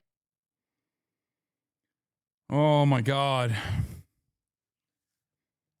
Once again, if everyone is fucking stupid, it doesn't matter if your argument is stupid. As a matter of fact, it helps better. If he had crafted a more elaborate ruse, if he had crafted a more elaborate conspiracy, an elaborate ruse, it might have been more difficult to bring as many people on board. All you got to do nowadays is just run around and be like, I want to see your kids. I want to see your kids. I want to see your kids. If you don't show me your kids, then I assume you're suspicious. Yeah, the dumber the conspiracy, the better it is.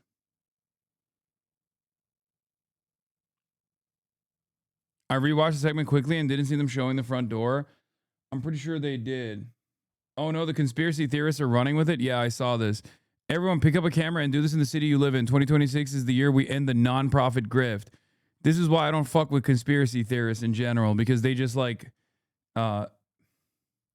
conspiracy theorists have this reactionary tendency where they think as long as you present something as a conspiracy, they'll fall for it.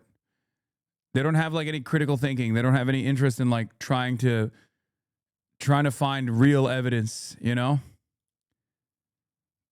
It's fucking annoying.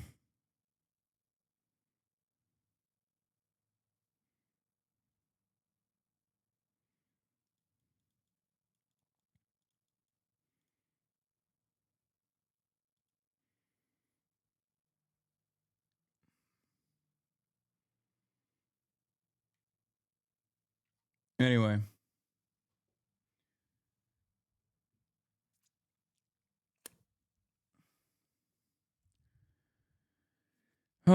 Coincidentally, such a post would not be possible through the Great Firewall. Yeah, Democrats, go find ongoing criminal investigations in red states and provide a paid propagandist to present it as they are the ones discovering it and it's all a secret. That's how right-wing media works. And then also expand on it, you know? Anyway, Zelensky went live with Trump. Do we have that video? Not this one. He did it again, right? They first came out and spoke a little bit. But then there was another video, no? Too many people dying, and I think both presidents want to make a deal. President Trump is hosting Ukrainian President Zelensky at Mar-a-Lago in Florida. The Oh, this one. Let's Here. go live to Mar-a-Lago, where President Trump and President Zelensky are speaking after their meeting, trying to seek a peace deal. Let's listen in.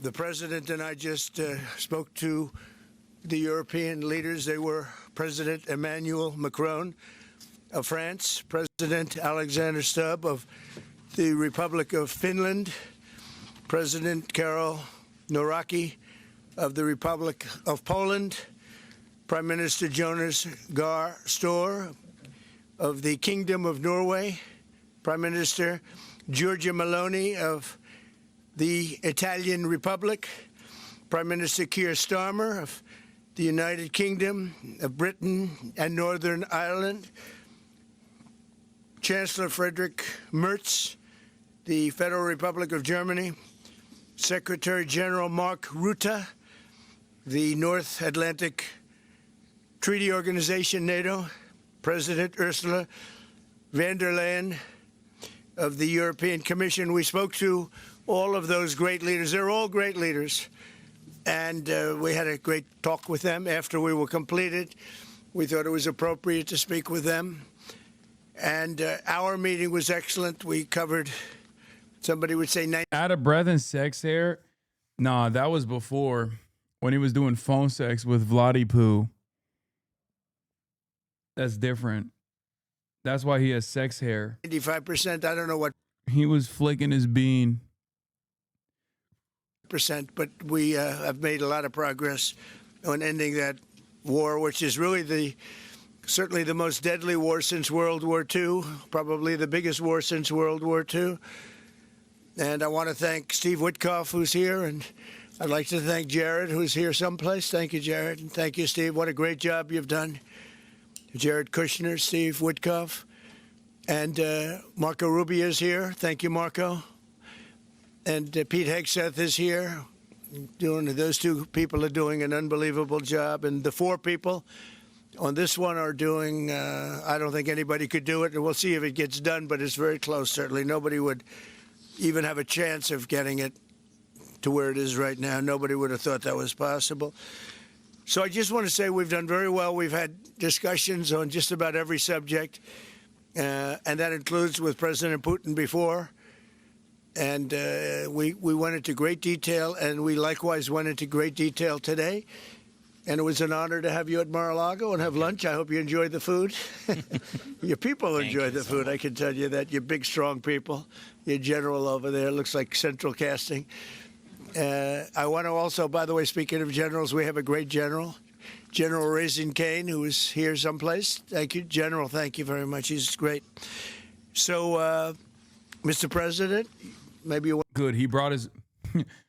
Zelensky knows now he has to bring his most fuckable general. You got to do it.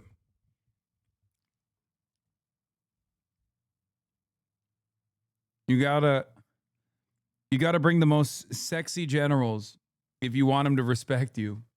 I want to say a few words, Yeah. and then we'll speak over the next couple of weeks. We'll speak probably quite a bit, but we'll speak tomorrow. Thank you very much. Appreciate it. Thank you so much, Mr. President. Thank you. Thank you for everything.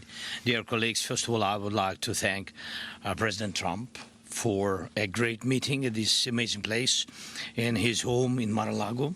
And we had a really great discussions on all the topics, and we appreciate the progress that was made by American and Ukrainian teams in these recent weeks.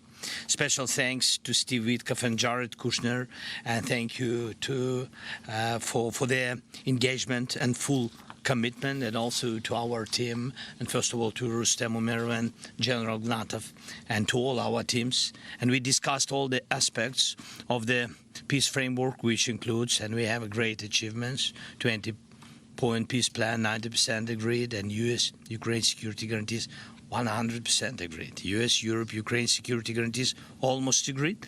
Military dimension, 100% agreed. Prosperity plan being finalized, and we also discussed the sequencing of the following actions. And we agree that security guarantees is the key milestone in achieving lasting peace, and our teams will continue working on all aspects. We also had a joint productive call with European leaders, like President Trump said already, and a lot of leaders, including NATO and the EU.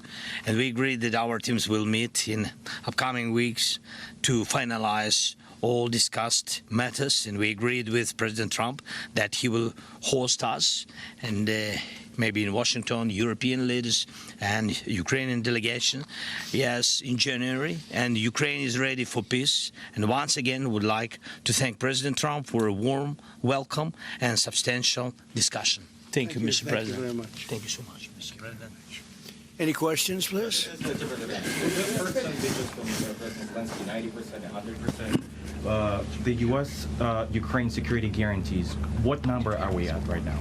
Well, I think look, you can say 95%, but I don't like to say percentages. I just think we're doing very well. We could be very close. There are one or two very thorny issues, very tough issues, but I think we're doing very well. We've made a lot of progress today, but really we've made it over the last month. This is not a one-day process deal. This is very complicated stuff. But I think when the president says 95, I think, could be close to 95%. Yeah, please, behind you. Mr. President, have you agreed on the so-called free trade zone on Donbass? How to separate the sites? How to make the separation line? Who will be responsible? The word agreed is too strong. I would say not agreed, but we're getting closer to an agreement on that, and that's a big issue. Certainly, that's one of the big issues, and I think we're closer than we were. Probably it's unresolved, but it's getting a lot closer. That's a very tough issue. Day one, by the way, yeah, day one. But one that I think will get resolved. Yeah, please. Mr. President, we are receiving some mixed signals coming from Moscow, even after you spoke with President Putin. Can you assure us that you have received written or part of the reason why I didn't immediately tune into this is because this is identical to the exact same bullshit that has taken place, 5 times now? It's just always the same. What's the new revelation here? An informal response from them. Well, what was the issue? There were chatters who were mad at me. There were chatters who were fucking mad at me for not covering it. I saw in the chat. They were like, I can't believe you're not talking about Ukraine on this day of all days. And it's like, what the fuck do you mean, brother? What the fuck do you mean? Like, this is just the same PR bullshit.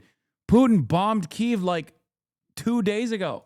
I mean, what did they say? So they are telling that Ukraine has to give up Donbass. Just very recent statement coming out. Well, that's what they've been asking for, and there's a dispute about that. So they're going to have to iron that out. That's an issue they have to iron out.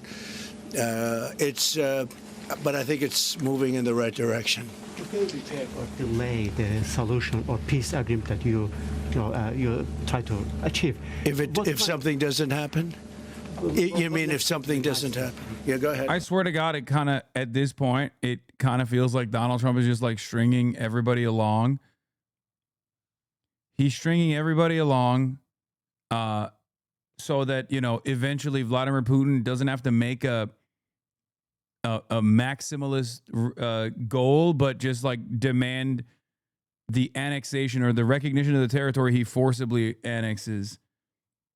He's just it feels like there is a line, and he's just waiting for Vladimir Putin to get to that line.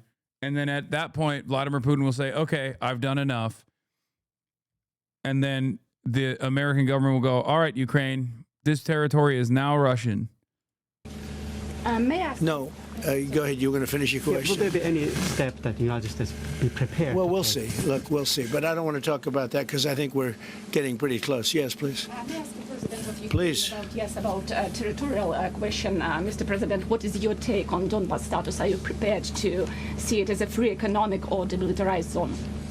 No, we spoke about 20 points plan, and I'm happy that really our team's very close to results. And I agree with President Trump that our teams work not one day and not one week, more than 1 month, beginning from Geneva, then 2 meetings in Miami, then we had Berlin, and now we have Mar-a-Lago. So this is a very difficult question.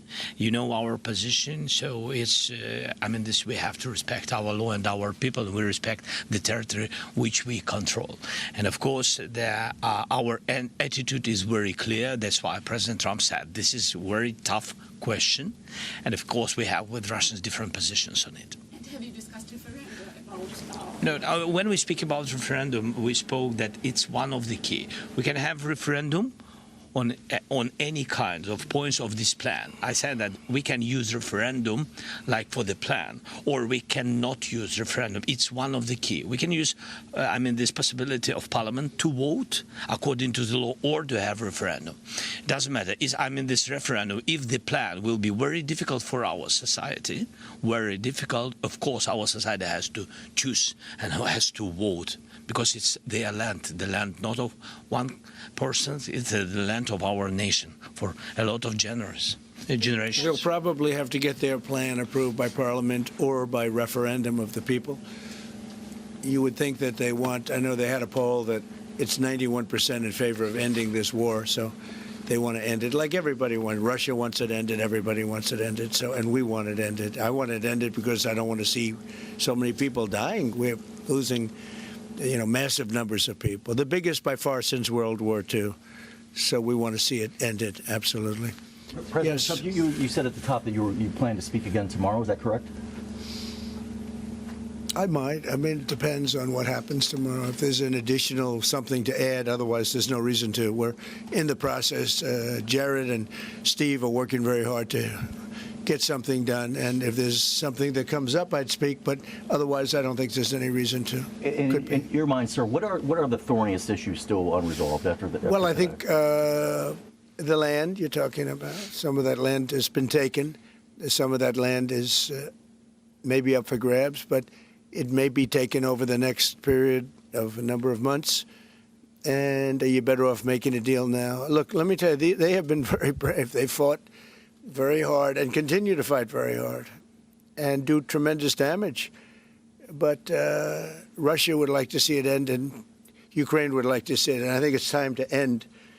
And a lot of very brave people, a lot of people that are dead right now, unfortunately, because I've said, and nobody's disputed it, that if the election weren't rigged and stolen, 2020, you wouldn't have had this war, would have never happened. And it didn't happen for 4 years, never was even thought to happen. And I spoke with President Putin. I got along with him very well, despite the Russia hoax, which was a total hoax. He used to say, what is going on over there? But it was a total hoax, as he knew and as I knew. But I spoke to him, and we'd talk about Ukraine. I've said it before. It was the apple of his eye. This is very relevant. A lot of this stuff is very relevant to whether or not there will be long-standing peace achieved in Ukraine. It is the apple of his eye. He wouldn't have invaded if it wasn't for Joe Brandon. Joe Brandon let him invade. He said, come invade, Mr. President. But he wasn't going to do anything about it. He didn't do anything about it until I was gone. And then a lot of really bad statements were made by people, by a lot of people, I guess, but by a certain president that we had who was a disaster. Yes. Anticipate going to Ukraine if you can get to an agreement? And I know I'd have no problem earlier, with doing it. I have no problem with doing it. Don't anticipate it. Would like to get the deal done and not necessarily have to go. I've offered to go and speak to their parliament. And, if that would help. I don't know if that would help. I think it would probably help. But I don't even know if that's... You're welcome. Yeah, no, I know. Always. So I'm not sure that it would be really necessary. But if it would help save 25,000 lives a month or whatever it may be, I would certainly be willing to do that. Yeah, please. No, behind you. And how about Where are you from? From Ukraine. Good, I had a feeling. Public broadcast. Good. And how about Zaporizhzhia nuclear plant? Have you discussed this question? On what? Zaporizhzhia nuclear plant. Yeah, we discussed that at length today. As you know, it's in pretty good shape. It can start up immediately, almost immediately. And it's one of the things I discussed with President Putin. And they were talking about the nuclear plant. It's probably the biggest in the world, just about the biggest anywhere in the world. Can you believe that? And President Putin's actually working with Ukraine on getting it open. He's been very good in that sense. He wants to see that open. And he hasn't hit it with missiles, hasn't hit it with anything. It's a big danger to do that for everybody. But they're working together to try and get it. It can open very quickly. It's in pretty good shape. And the people there have been there for years. The people there running it. You know, they have 5,000 people in that plant. Can you believe it? I learned that today. 5,000 people. It's the biggest plant of its kind in the world. And they're working together to get it opened. They could maybe get it open quickly. That's a big step when he's not bombing that plant. It's a big step. In the readout from Moscow, they talked about the creation of some working groups that would be set. Can you tell us about what those working groups would entail? And also, if you wouldn't mind, what is the message that you will give to Putin when you speak to him after your meeting? So the working group is going to be composed of Steve Witkoff, Jared Kushner, General Raisin Kane, Marco Rubio, and a few other people that we're going to be putting onto it. I think Pete Hegseth should be in that working group. He knows the territory very well. He's been fantastic at what he's doing. And they may add one or two people. And likewise, Ukraine's going to have some very good people that were at lunch today that enjoyed the lunch today a lot, more than they thought, right? But do you want to say who may be on your working group? Yeah, we now, as I said, that we work with Steve and Jared. We worked and worked our Rustem Umerov and also Deputy Minister Kislitsa and also General Ignatov, and they will continue work in this group. And of course, if we will go further, and I hope that really we will have decisions in January, as I said, about all these documents, 6 documents. And of course, we will continue work on this, so they know what to do. Yes. And that working group, by the way, importantly, will also then be working with Russia. Okay? Because to work with ourselves doesn't really solve much of a problem. So they'll be working with Russia. Yeah, please. President, you said this morning you weren't a deadline guy. How long do you think it'll take to get this last little bit, as you say, finished? What are we talking about? So if it went really well, you know, maybe a few weeks. And if it went poorly, longer. And if it went really poorly, it's not going to happen. That would be a shame. There's that chance also. You know, it's possible it doesn't happen. But, you know, in a few weeks we will know one way or the other, I think. But if it went really well, but it could also go poorly. I mean, you know, we could have something where one item that you're not thinking about is a big item breaks it up. Look, it's been a very difficult negotiation, very detailed. It's funny, I settled 8 wars. Some were going on for 35 years. And we got them settled in a couple of days. Some of them, one was going on for 37 years. I settled it in 1 day. But this is a very complex one. What the bad? No, I think we'll get it done. I don't want to say when, but I think we're going to get it done. Yes, ma'am. Mr. President, you in the past have suggested a trilateral meeting between both Presidents Putin and Zelensky. Right. Is that something that is also on the docket? I see that happening, sure, at the right time. I saw a very interesting President Putin today. I mean, he wants to see it happen. He wants to see it. He told me very strongly. I believe him. Don't forget, we went through the Russia hoax together. And he'd call me, I'd call him, I'd say, can you believe the stuff that they're making up? And it turned out we were right. They made it all up. And despite that, we didn't get into wars and we didn't get into problems, but we weren't able to trade very much or any of that, which was a shame because, you know, a lot of success could have been had by trading with Russia. They have great land, great minerals and other things, and we have things that they want very badly. But the Russia hoax, which was a terrible, made-up, fictional thing by Crooked Hillary and by Adam Shifty Schiff and bad people, sick people, they made it up. It was all a made-up hoax. But it kept us really from dealing with Russia, kept Russia dealing, from dealing with us. So, but despite that, we got along, and I don't know. I think we're going to get there. I know him very well. I think we're going to get there.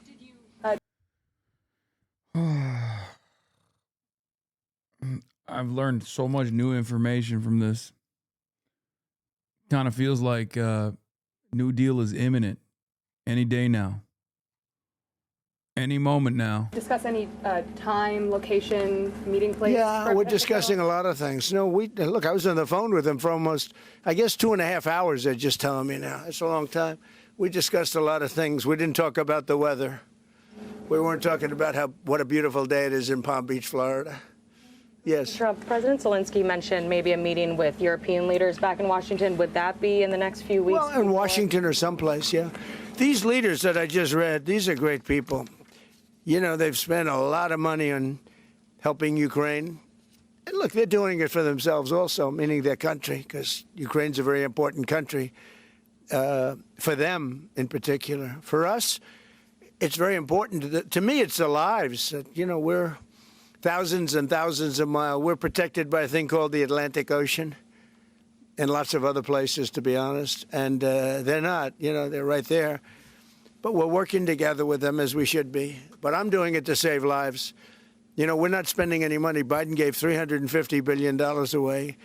And the president was nice enough to give us a contract to take out rare earth and things. So we'll see how that all works out. We have a contract, but we appreciated that. He was very good. But we'll see how that works out. But if you think about it, we're going to have. I really believe we're probably, Mr. President, by far closer than ever before with both parties. We had some times when he was close and President Putin wasn't. Then when President Putin was close and he wasn't. You saw that in the White House. When was that? Kind of feels like President Putin has been stringing you along a little bit, but. Yes. But I think they both want to see it happen. In your conversation with... You're saying that you've said multiple times that you want to stop the killing. Yeah, the only takeaway is that none of this would have happened under Trump's watch. Even though it's currently happening under Trump's watch, it's still not his fault. And he wants you to understand that none of this would have happened under Trump's watch. Regardless of the fact that it is currently Trump's watch and it's happening, you must understand none of this would have happened under Trump's watch. And it didn't. Even though it's happening right now under Trump's watch, that doesn't mean anything. Okay? And nearly 100 American citizens died in Ukraine on the battlefield. Yeah. What's your message to their families whose loved ones died fighting for you? Well, look, the message is so obvious. It's what a shame. They died in a foreign country. And some are celebrated people. They're very celebrated. But so sad that a thing like that would happen. Yes, ma'am. Obviously, security is a major issue for the Ukrainians. Right. Did you offer any promises, any assurances today? Well, I did. We want to work with Europe, and Europe is going to take over a big part of it, as you can imagine. They're right there. But we're going to help Europe 100%, like they'd help us. Yes, ma'am. You were going to say something? Yeah, I was just going to ask, when your conversation... Who are you with? Andrea Shala with Reuters. That's what I thought. Yeah.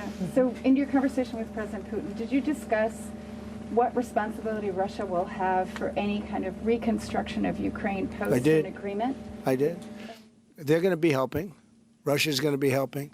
Russia wants to see Ukraine succeed. It sounds a little strange, but I was explaining to the president, President Putin was very generous in his feeling toward Ukraine succeeding.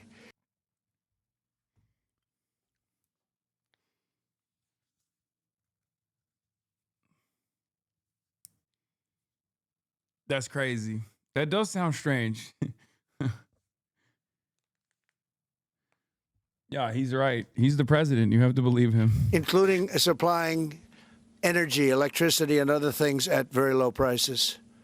So a lot of good things came out of that call today. But they were in the works for 2 weeks with Steve and with Jared and Marco and everybody. Did Russia agree, or did Putin agree to a ceasefire to allow a referendum to take place? Not a ceasefire. And that's one of the points that we're working on right now. No, not a ceasefire. He feels that, look, you know, they're fighting and to stop, and then if they have to start again, which is a possibility, he doesn't want to be in that position. I understand that position. The president feels strongly about that or something, but I think we're finding ways that we can get around that. But I understand President Putin from that standpoint. You know, you have to understand the other side. And, you know, I'm on the side of peace. I'm on the side of stopping the war.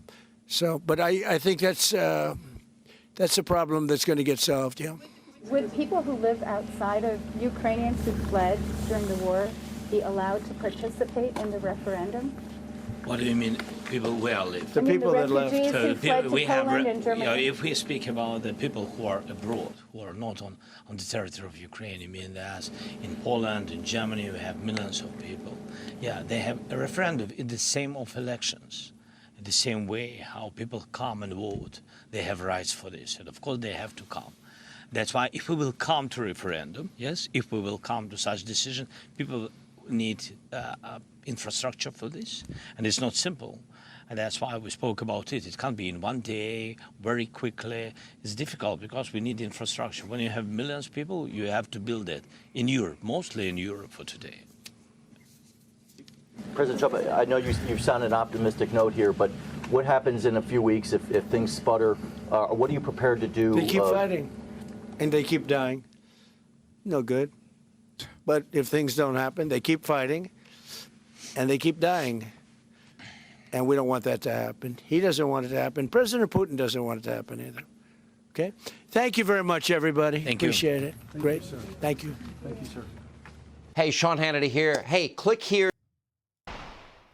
Yeah, This I mean, is what is left. Oh, here, the clavicular went on where is it?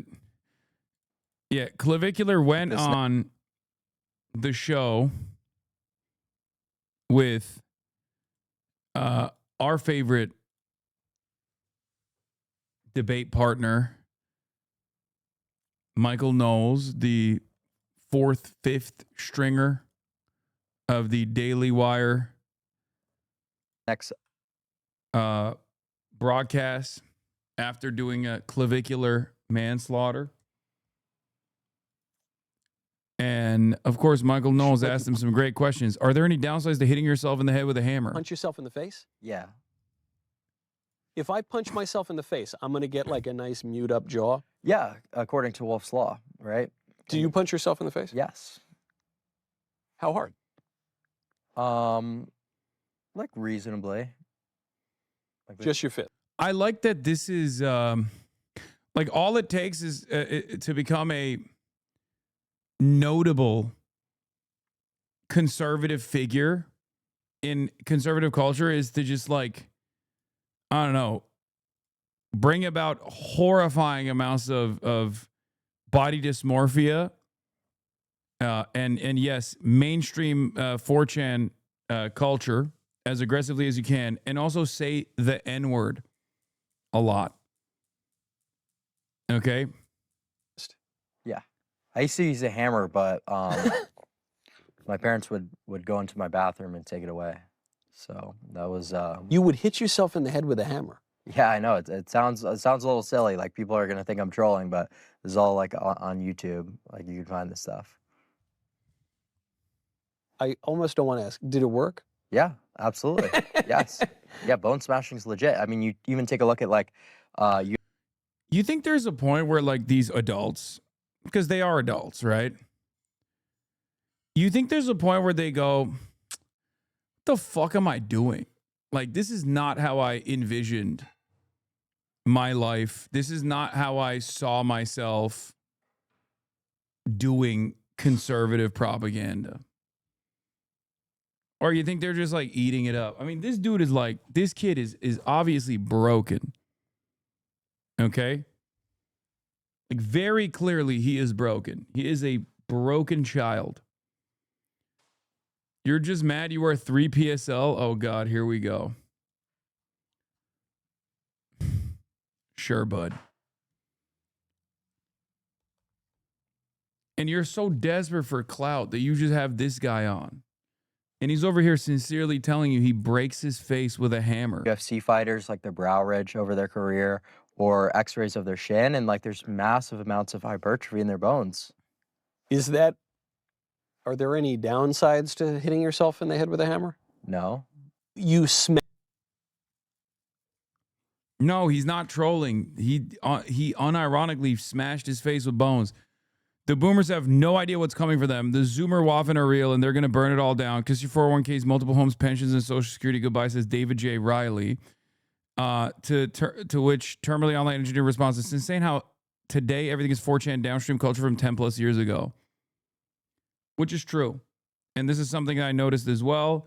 A part of that was Twitter for sure. But I think a big part of that was also... A big part of that wasn't just Twitter. A big part of that was also TikTok. Because Clavicular is a creature of TikTok. Like the lookism stuff, the incel community forums, the looks maxing forums, all of that got normalized on TikTok.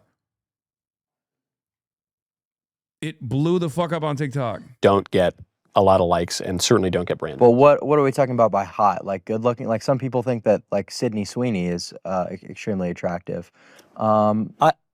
I would say, I don't want to scandalize anybody, a married man. I would say Sydney Sweeney is very attractive. I would say that she's pretty malformed. Her upper maxilla is extremely recessed, right? She's got the eyes of doom with no infraorbital support. She's really not that much of a looker in her face. I think that... I'm going to be honest with you, dude.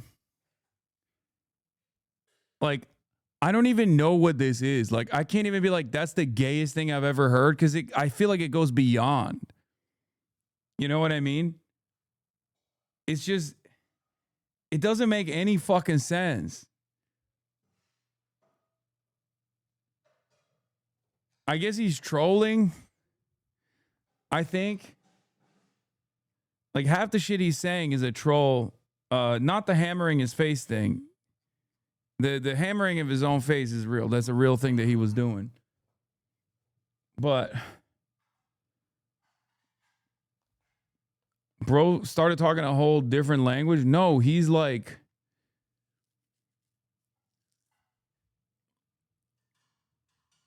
I just don't know, man. I don't know. A lot of people with brains find her attractive because of her body. I don't have porn. I don't know.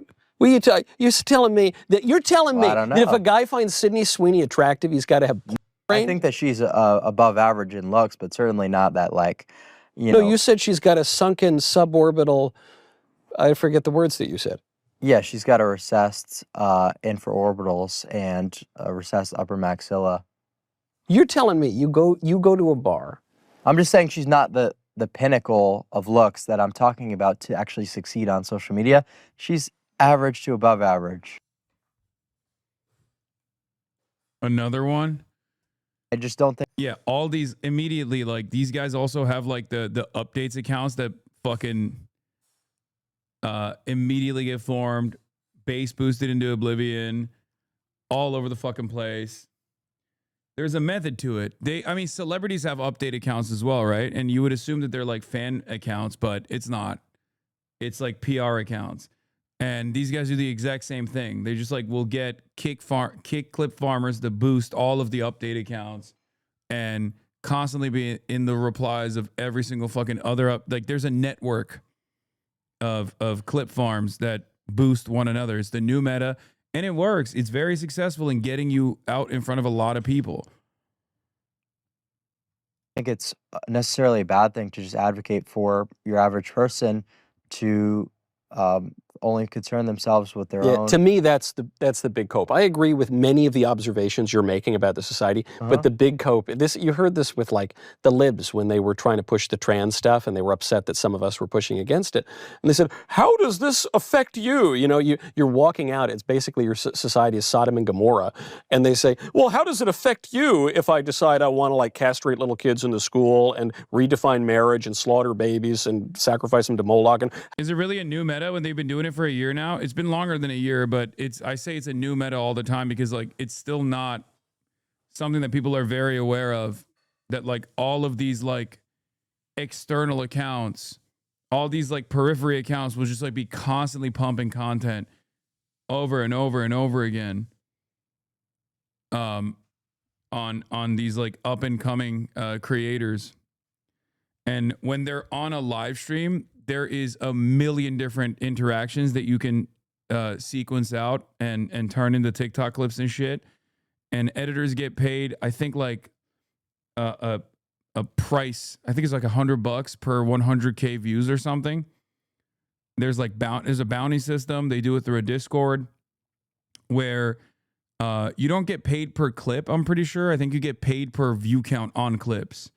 So if you actually put out, I clip for Aiden, I get paid $10K a month. Your clippers would too if you pay them. It's just a hot topic now. Recess Lamau, you clip for Aiden, you get paid $10K a month, but you're in here. What the fuck? It's fascinating. There actually isn't any downside. I did my research. Oh, you're fucking talking about the bone breaking? That's crazy. He right, not gonna lie, she mid. Recess Lamau. This is basically what the weird ass account Yeet is all about, but an employee of LSF. Yeah, those guys do it in the reverse way. My clippers get paid to find shit that they can clip out of context to make me look bad and then blast it into orbit. So I do have a clippers as well.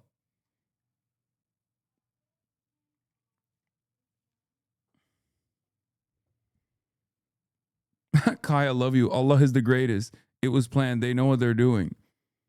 Okay, I do believe this. Hasan, go to Turkey and help your peoples. W Islam. Just ignore them. She wants you. Hasan, you have no risk. Okay, I 100% believe this is an Aiden clipper. 100%. I make Aiden look bad too. You know what's really crazy, actually? I have noticed that. I noticed that with Miskiff. A lot of the same clipper accounts, like they just clip Miskiff in like very negative lights, but I don't think they give a shit as long as there's eyeballs. Honestly, W Islam.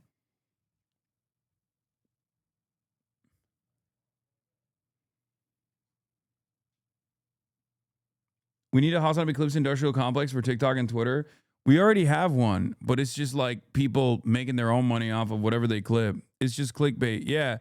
The worst part about it, the issue is clickbait shit, is I see this most commonly on Twitter with like all the AMP adjacent clip accounts, especially, but like with a lot of the kick clippers, they straight up lie. Like they will take a video of like Duke Dennis talking about something from like months ago, okay? And then they will straight up write an entirely separate description for the clip. And it goes super fucking viral. And it's one of the most insane things I've ever seen. And they get like crazy views on it too. It's such a wild thing because like now it's gotten to a point where if I see like Kick Champ or Clip Champ or whatever the fuck, you know, sponsored by Rubet, like when I see stuff like that, I'm like, oh, there's no way I can trust this information. Like this person is 100% lying. And I look at the replies. And I'll be like, I wonder if anybody knows that this is a lie. Like because, you know, this very clearly doesn't, you know, this doesn't look right at all. Right? And what is this? That Clav guy has your stream up and just went away. Cool. In any case, it's always shocking. It's always shocking to me because like they just, I don't know. People just don't give a fuck, you know? Check original poster's bio. Yeah, another fake ass misleading caption. Another angle's the release of the fight that broke out with Duke Dennis and Chris next door.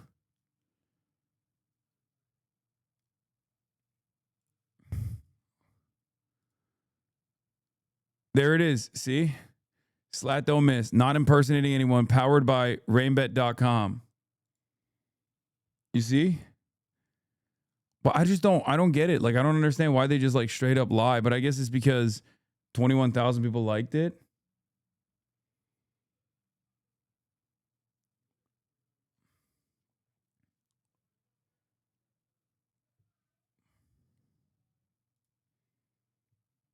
Yeah, 2 million views. That's why these motherfuckers lie. But yeah, it's just clickbait and nobody gives a shit.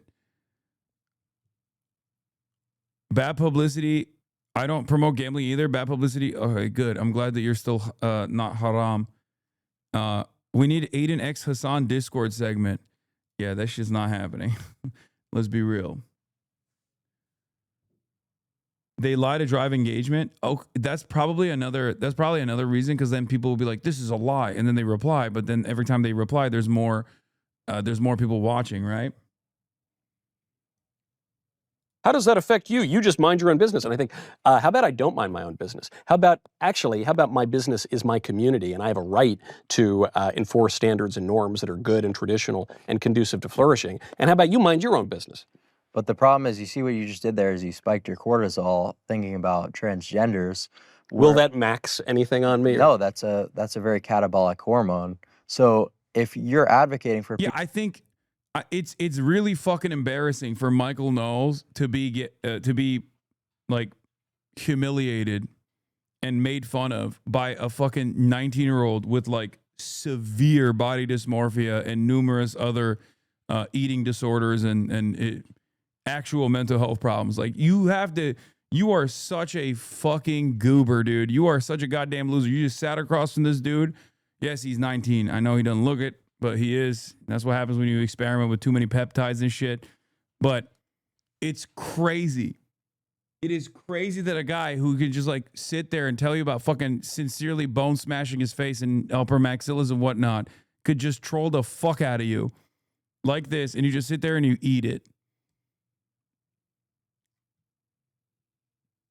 hormone. So if you're advocating for people to, go around and, concern themselves with these issues, or go to, like school, like board conferences and like, be outspoken about. Also, weirdly enough, I guess he's like not anti-trans because it makes sense because he's male to male.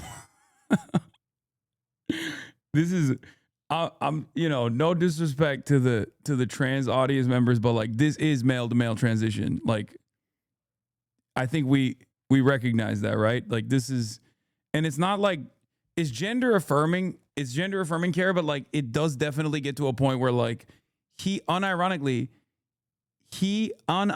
like what he's doing is actually unhealthy, as opposed to like the health benefits of gender confirmation. Okay. So weirdly enough, while Michael Knowles has spent his entire life shitting on fucking trans people, what this dude is doing is literally the thing he claims trans people are doing. Changing their body and body modifications in a very unhealthy way that'll like fuck up their brains or something like that. So the one time he's in front of a person that is male to male, and maybe doing a little bit too much gender affirming care, he doesn't recognize how unhealthy that is. Like, the driving factor there is so unhealthy. But anytime he sees like the most confident trans person, he's like, oh, there you go, another person mentally ill. That's just largely going to be unproductive.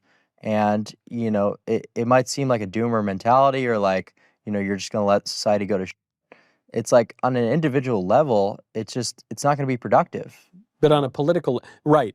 Well, look, it's been productive in as much as, at least the trans thing, there's so many other problems. Well, at least the trans things, though, we've kind of won on that. Well, the way that I see trannies is like, that's one more person to mug once they brutally butcher themselves transitioning, But is it? If you didn't say the second part of that, that's kind of a funny statement. But again, if coming from a trans person, that unironically is a banger. Okay. Do you see what I'm saying? Like that, I can hear, this is humor that you can only craft if you are a trans person. Down to saying the T slur and everything. Okay. That's just another person to mog. Yes, this is the exact type of joke that Liv Agar would 100% make. Person to mog once they brutally butcher themselves. Transition. Also, again, not self-aware at all. Oh, trans people are brutally butchering themselves, you say, as you sit there and sincerely defend bone smashing. Yeah, like, I talked about this before, but like, this motherfucker is doing DIY shit. He's literally doing like the DIY stuff that trans people in like red states have to figure out because they have no access to gender confirmation, whether it be surgery or even hormones and stuff. And then he's over here being like, well, you know how these transgenders are, fucking themselves up, fucking their lives up. It's like, no, I think you are. But again, he's too stupid. This dipshit, Michael Knowles, is too stupid to understand that he's like making fun of him a little bit. And as long as you like say the right words, as long as you are seemingly making fun of trans people as well, then it's like he's fine with it. But is it, I see that. Like go descend yourself. Like that's fine with me. Because you're ascending yourself. Yeah, I'm gonna ascend and this person is gonna be a comical botch job, you know? So like that just seems like very logical to me. Like, yeah, go be a tranny, like now I mog you to death. Now isn't I just don't. Again, probably the worst person to be transphobic. Gen Z was a mistake. Yes. I'm argue cope maxing. I don't think this guy's trolling. His mental illness is genuine. There are moments where he's trolling and moments where he's not. You can tell. I think when he talks about like, please talk about this man's wardrobe. How the fuck can you worry so much about your appearance and dress like that? He's dressed like a Redditor. He's dressed like Reddit r/male fashion advice from like 2018. No, this is the most rated ass fit you can ever fucking find. Straight up. He's like, oh, polo t-shirts that accentuate your pectoral area and your shoulders. This is what you're supposed to do. This is how you mog people. Yeah.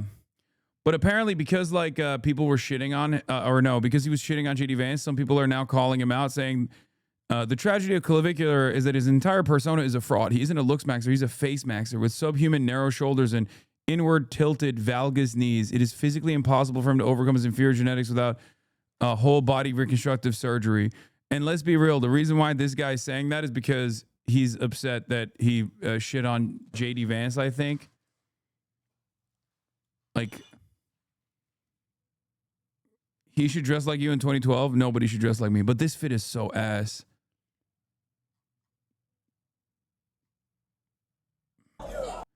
What is this? Clavicular is truly the modern Patrick Bateman. Who are you? Clavicular. Why are you so fancy and popular? It's because I ran over a guy with my car. Why? What? Are you going to jail? Scaring the hoes.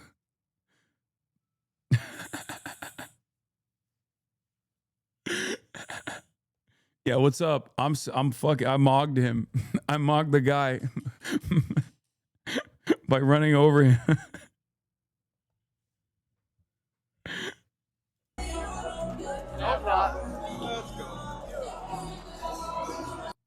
are you? I did a vehicular manslaughter plus 2 PSL. True. This next election cycle, who's going to win? It's going to be Gavin Newsom against JD Vance because JD Vance is subhuman and Gavin Newsom mugs. JD Vance is subhuman? Yeah. What makes you say that? He's got a very short total facial width to height ratio. He's obese, very recessed side profile, whereas Newsom is like 6'3" Chad. So JD's very tall. JD's got to be. Well, still, 6'2", 6'3". Gavin Newsom, obviously. Bro, this is the gayest person. But it's not even like, I can't even say he's gay because it's like almost not even sexual, the fascination with dudes' looks.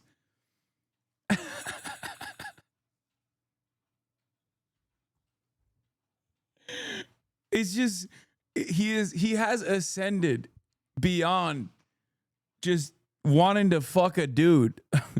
It's something beyond that. I don't know how to describe it. It is so crazy. It's whatever Nick Fuentes is. No, I think Nick Fuentes is just gay, like regular gay. I've seen the way Nick Fuentes was eyeing him down when they did the collab stream together. He's in demand, but in like a clinical sense, hella weird. Too many years in look maxing subs. Yeah. You know how I used to always joke and say like, oh, working out is the gayest activity you can engage in. The more you work out, the gayer you become. And I used to say like Bradley Martin is way worse than whatever Republicans say is like turning children gay because he owns a gym.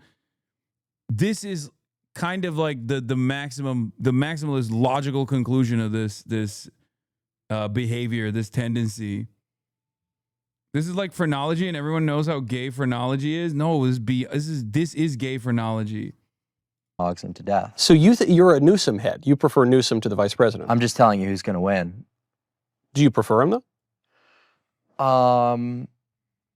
Honestly, it's hard to say, but Newsom being that much more. Why are you asking a fucking 19-year-old who's famous for breaking the bones of his face what his political opinions are, Michael Knowles? What the fuck is happening? God, the Daily Wire is so washed. It's not even funny. It is the most washed institution. It's so funny to watch it happen. More of a mogger. And like having a president who's like fat and especially that young. You think I don't think he's fat. I would say he's a bigger guy for sure. Okay, what about Donald Trump? Sure. It's just like, it's just embarrassing. Like, how are you fat and you expect to like lead a country? You can't even be in shape, you know? So let's say you got a vote. It's 2028. I'm voting for Gavin Newsom. You're voting for Gavin Newsom. You can't be that subhuman. So hold on. You got, all right, well, this actually is of a thread with the whole conversation because you look at these two candidates. You have Gavin Newsom, worst governor in the country. I think we would all agree. Destroyed his state, let its main city burn to the ground because he doesn't care about any of this stuff. He's talking about how Gavin Newsom mogs, brother.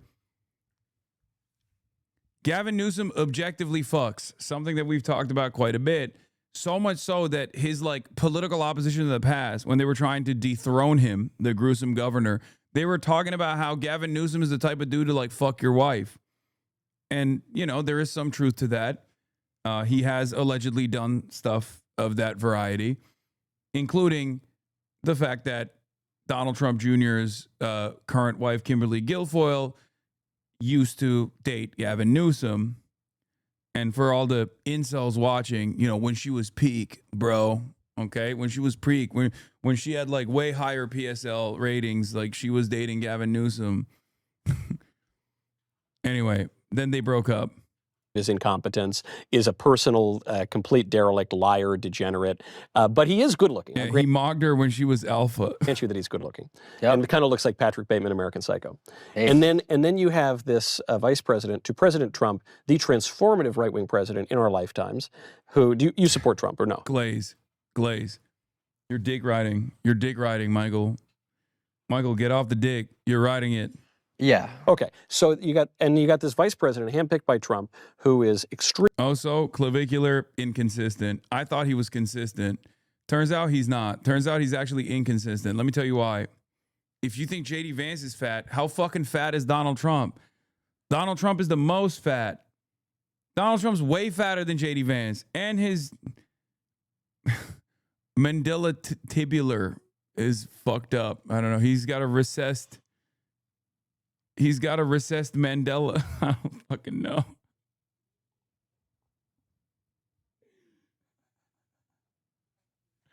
At least he's over 6 foot though. He's like 6'3", I think. I guess Donald Trump is a little bit of like a looks maxer in the sense that like he also lies about his height and weight. Right? And I feel like that's a looks maxer tendency. extremely intelligent, very right-wing. I think he's a pretty good-looking guy. I don't know, maybe you, I guess you disagree. But he's all these things, checks all these boxes, would have all these great policies. And regardless, you're going to pick the pro-mass migrant, pro-trans, pro-murder the babies, pro-burn the cities to the ground, pro-BLM Democrat because he's skinnier than the conservative vice president. 100 times over. J.D. Vance, would he be a better candidate and probably closer to me in terms of policy than Gavin Newsom? Yes, but he's just not going to be good enough to be deserving. I think the right has kind of let. What policy prescriptions could this motherfucker personally have? Like, what could he possibly? What do you mean policy? Oh, J.D. Vance is closer to me in policy. Like, oh, really? Like what? No, I don't know. The fucking killing migrants or something. Like, explain to me how. Oh, fuck. God damn, dude.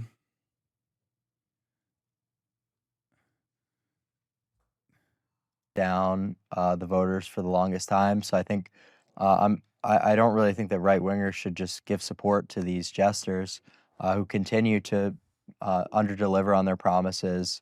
You know, just let the Democrats win. That's kind of what I'm talking about in terms of just like why I don't support Vance as a voter. But so you're saying no, they shouldn't vote for any Republican. The right-wingers should not vote for the Republican. Not until the right actually wants to do the things that they're promising. So is there a candidate you would prefer? I assume you don't actually want to vote for Newsom. Maybe you do. Maybe you are a Democrat. No. Okay. So then who's a right-winger you want to vote for? Or maybe there isn't one. No, yeah, there really isn't one. It's kind of doomer, isn't it? So now you're saying if you're a real hardcore dog, you're talking to a 19-year-old who came to fame through what is known as BP edits, black pill edits. Okay, yeah, no shit. He's kind of doomer. He is infertile at the age of 19 due to excessive steroid usage. And he most likely is done at the age of 35. And I mean, like, the amount of lifespan that he shaved off the top is so severe. And you're over here being like, you seem like kind of a doomer. Yeah, man, he's trying to live fast, die young, have a high PSL on his corpse. Okay, that's what he wants to do. Make a Chad right-winger, you should let the Democrats rape your country. Well, yeah, you kind of have to. Like, that's the accelerationist mentality. Because, like, look, what is the right going to? Oh my God, the right accelerationist. Hell yeah. Hell yeah. New guy invented. Okay, I like this. I take it back. I like this. This is good. To do other than just like a small win here and like, you know, maybe you overturn Roe v. Wade on like a federal level, but abortion is still allowed, like state to state. So it's like it really doesn't do anything. It's like if these people are just gonna like continue. Maybe you deport 2 million people. Maybe okay, but there's still 28 million more, right? So until these people actually want to make changes that matter, right? I think 2 million. Clavicular deleted all of his old videos on his YouTube channel of him schizophrenia maxing. I can't tell if you're fucking with me or if that's like a real thing. I feel like I'm too old, you know? I'm too old. I'm too much of a normie. What is it? High tier normie, which means your average looks, but above average. And then what is the tier? What is the tier? It's like low tier normie, high tier normie, Chad light, right? And then Chad. I can't believe schizomaxing. That's awesome. Stop making me know these things. No, you're going to fucking learn it. Chad light, Chad and True Adam. Who's a True Adam? You should not know any of this. Of course I know everything like this. I need to know all the brain rot.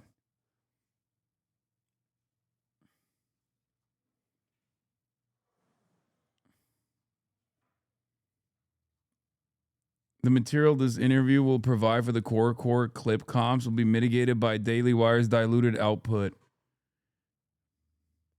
I've come to learn Hasan's concept of fun is making us learn about the dumbest people. Yeah, I mean, it is. It's also my concept of this is what I look at when I'm offline. I do genuinely try to figure out like the depths of man. I try to do my very best to understand like exactly where the fuck people are at. Like, what are the depths of insanity? And people matters. I think. Does it in a country of how many people? Like, what are we? 330 million or so. Exactly. So it's like this is we're. Apologize for this link, but apparently this is a true Adam. Did Clav just get mocked by an unknown true Adam? 41,000 likes. Yeah, this is the guy that walked up to him and was like, "You're a rapist." And then started like vaping in his face or something. I don't know. I saw that. We watched the clip a couple days ago. Wait, what are people saying? Let's see what the cope is. Yo, that's me. Nathan Moggs. Wait, is it actually him? Wait, he's also a mogger?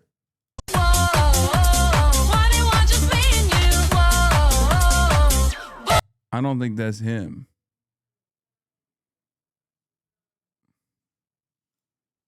The Mog Wars? Oh, that is him. Wow, this guy mogged the fuck out of him, dude. Mandibular. That's how you got famous? Crying emoji for mogging a mogger. This is insanely homoerotic. This is gayer than gay sex.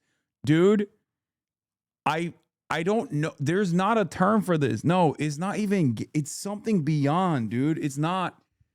Like, do you guys see what I mean when I look at this stuff and I'm like, it straight up is actually the gayest thing I've ever seen. And I don't mean like it's difficult to describe. This is not like heated rivalry. This is gayer than jerking off to gay porn. Like, this is the sequel to gay. It's something beyond being gay. Is this not JoJo? Kind of. But at least in JoJo, they're doing shit, you know? They're fighting each other. They got Satundu, you know? They got stand users and shit. This is like... it's a Mog Eat Mog world out there.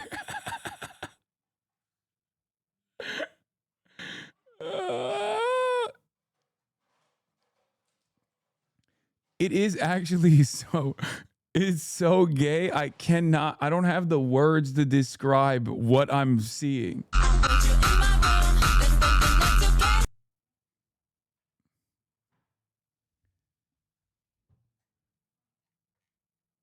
It's Dudegenics.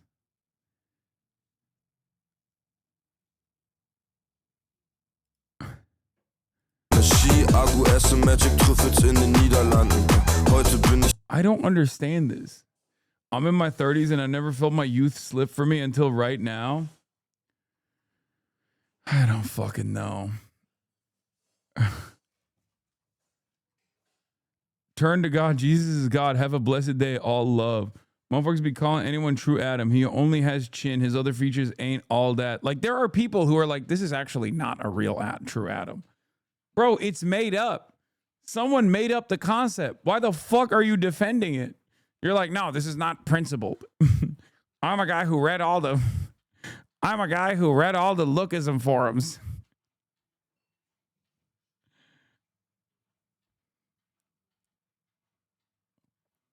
At least with like Marlon, he's hot and he doesn't like, he just kind of popped off in the same communities, but without like trying so hard. Which there is a term for, but I cannot remember. There is a term like when you're natural, when you're like oblivious to being, when you're oblivious that where is the dog, bro? I cannot believe it. Sniper Legacy, you are literally a sniper.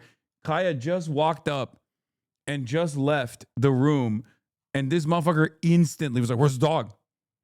Like, she was just there. You can rewind if you subscribe to the Piker Broadcasting service.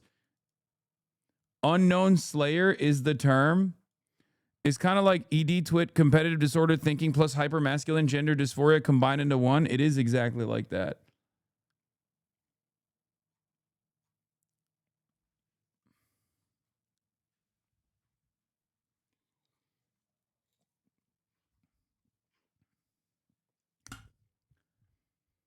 Bro, you're literally the guy who read all through the Lookism forums.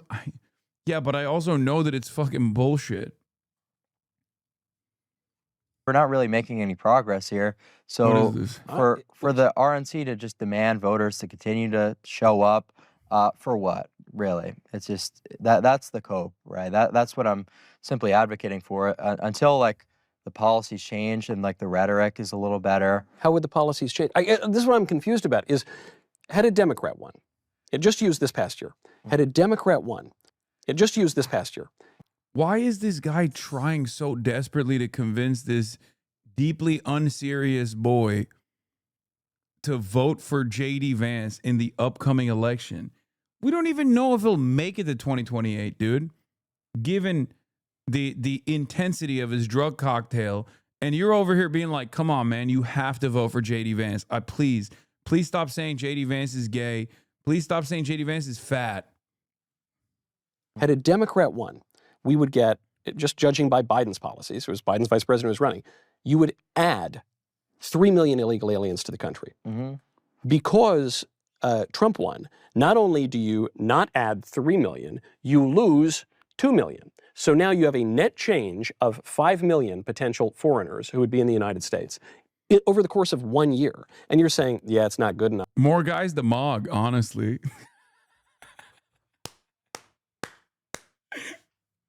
Yeah, bring him on, dude.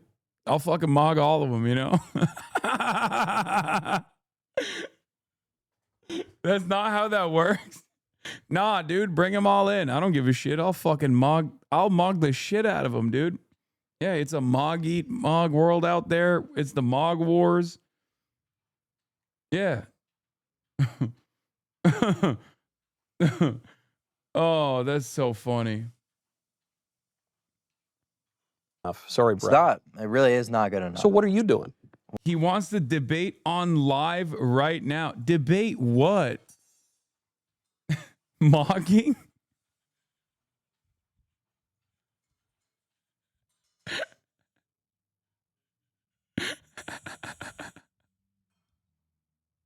Afraid he's gonna mog you? I'm terrified. I'm a 34-year-old man. Nah, you would mog him? Do it, Hasan. I am begging you. Do it. Let me mute real quick. Hold on. Yeah, he wants to just clout chase. That's what he's trying to do. What am I doing? Yeah. I'm realizing that society is going one direction, and I'm trying to improve myself as much as possible so that I could succeed financially, so that I'm not having a dude who constantly fucking says the N-word on my live stream Twitch broadcast, chatters. Let's be real. I'm not trying to eat a fucking ban on this holiday season for a kick streamer who loves saying the N-word. What is this? You talk a lot of shit, but these are the article headlines you get now?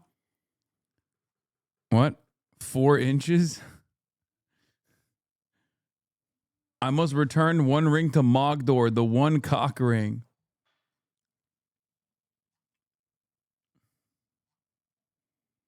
Didn't he almost kill somebody? Yes. But we don't know if he died.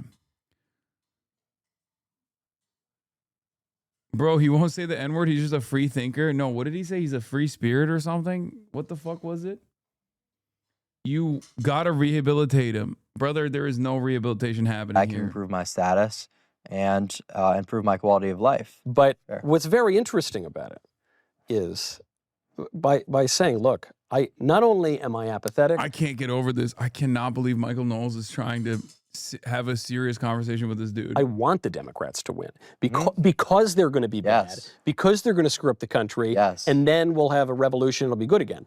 Right. What's interesting about that to me is it reflects something quite real and I think quite understandable, which is the alienation, especially among young men, especially among young right-wing men, from the country that at a very... Oh, I forgot I was watching a fucking white supremacist clip compilation. I was like, that's weird. What the fuck was that?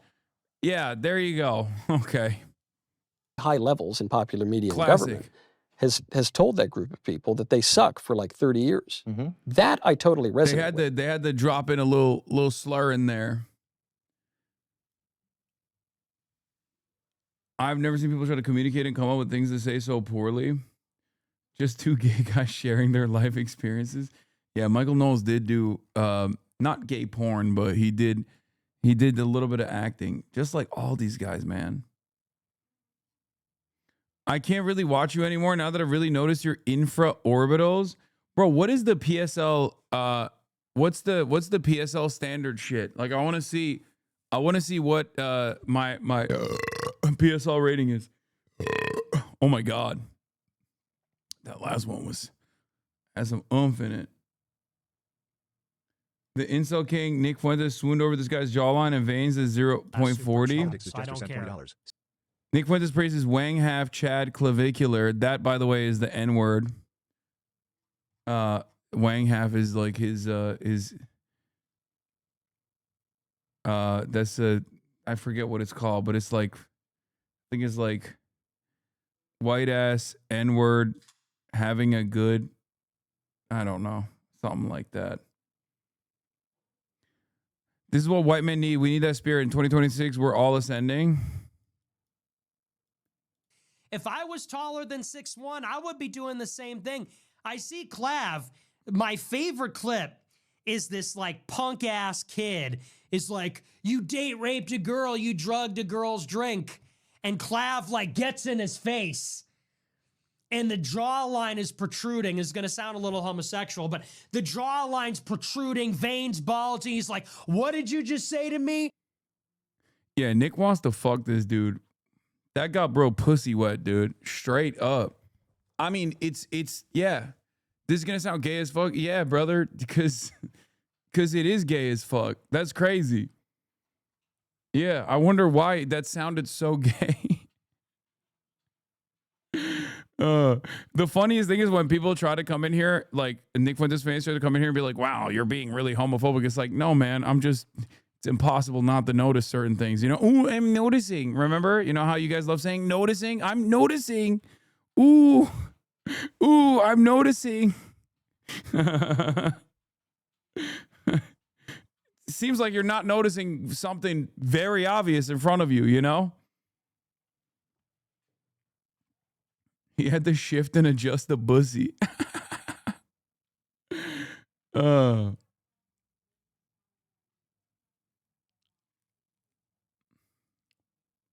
I found a thread of you where your PSL is being judged. Oh, send it to me. Is it the lookism one? Or the looksmax.org? This is old. Yeah, that's old. Looksmax.org. Aesthetics matter. He's 6'5" and slays. Rate him. Bad pictures. Chad. Looks. Hasan browses lookism.net. Looks good here. Soy personality. High HTN. What does that even mean? Chad, but he used to appear way more masculine than he currently is. He looks girly now. Must be the finasteride. What does HTN mean? Oh, high tier normie.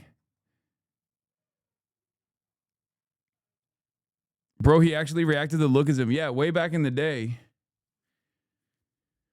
Way back in the day. Dude, I was there when the fucking ancient tomes were... How attractive is Hasan Piker? Hasan has a wide, masculine, forwardly grown jaw, as well as high-set cheekbones. 0 fucking likes, bro. How attractive... This has 0 likes, 0 comments. What do you mean you found one? Did you make this? Did you find this or did you make this? There is no... This is... Doc Facepill 1013. Hasan has a wide, masculine, forwardly grown jaw, as well as high-set cheekbones and a tanned, healthy skin complexion. Hasan's eyes have a slight positive canthal tilt and an attractive, compact shape. However, his mid-face is slightly longer than the ideal. No! Not my mid-face. And overly large ears, bro. His ears are flared and overly large. He also has a thin upper lip and slight upper eyelid exposure. Overall, Hasan has a highly attractive face, scoring a 7.25 out of 10. No! Is that good? I don't know. Is 7.25 good? You have to work on your triangle of sadness? Yeah, that's why I'm allowed to make fun of Marco Rubio's Dumbo ears, because I got some big ones myself. Get the hammer, buddy. I don't even know if I can fix it with a hammer. My tibular is His long. ears are flared. My long. I have a long mid face. I can't even do that.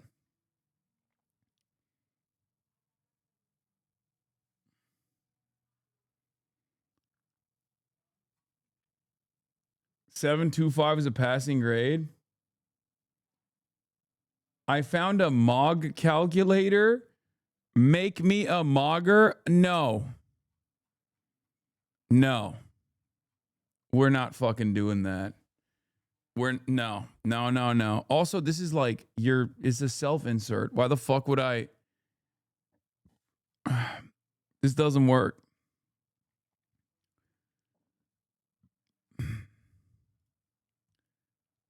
First question is skin tone law. Do you ever watch your edits when you're sad? No. I do repost them every time. Saving it for offline time, I see. Yeah. Yeah, that's right. Didn't you say everyone can be a 7? Yes. And I am the proof of that. I have been able to become a 7 through tremendous hard work. He's a chatty. Wouldn't be that big if he weren't.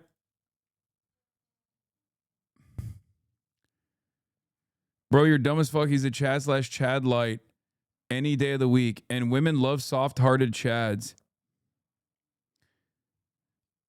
You're a curry brown abomination. Your opinion doesn't matter. You rape victim. Your grandparents are probably dead law. Okay, that seems not nice to say. I doubt the average dishwasher is 30 plus. His entire audience is 16-year-old girls. Your mayo cum skin.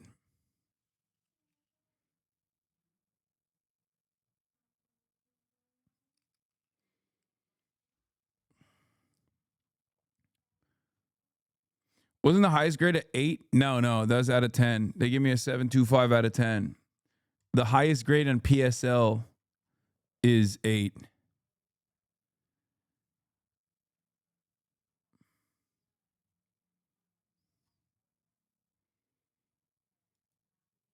How attractive is HasanAbi? Hasan has low-set, dark, and positively tilted eyebrows. He has a wide lower third, wide neck, and good chin to philtrum proportions. Hasan has balanced facial thirds with a dominant lower third. Wait, this one says I have balanced facial thirds. It doesn't say I have a long one. A perfect total face shape and high-set cheekbones. His eyes have a positive canthal tilt, a compact shape, and excellent lashes. Hasan's eyes are too close together. His mid-face is overly long. Oh! No! Close set, long mid-face. No! How do you fix the long mid-face? You can't fix it. Almost like this entire concept is made up. Yeah, this is just so funny because like dick riding with AI is crazy. I'm chopped. Get the hammer, buddy. Chop, chop. Dude, I got it right here. I'm gonna fucking Theragun my face. That's how I'm gonna fix this shit. And I need to do upper lip injections. Long, and his mouth to nose width isn't great. His FWHR could be more compact, and his jaw is slightly obtuse. He has a good side profile, but his ramus could be longer, and his brow ridge more projected. His face is pretty angular and masculine, with decent features, but his ears are flared, and his nose doesn't have the best shape. Hasan is a 7 out of 10. Damn, both of these. Did you see this before? Just stumbled on it. The people are being thirsty for Hasan Piker 5 months ago? No, I haven't seen it. What the fuck? I did not see this at all. We would have watched it if I saw it, if I seen it. Now that they mention it, your mid-face is kind of long. It's true. How have you not seen this? Where the fuck would I have seen this?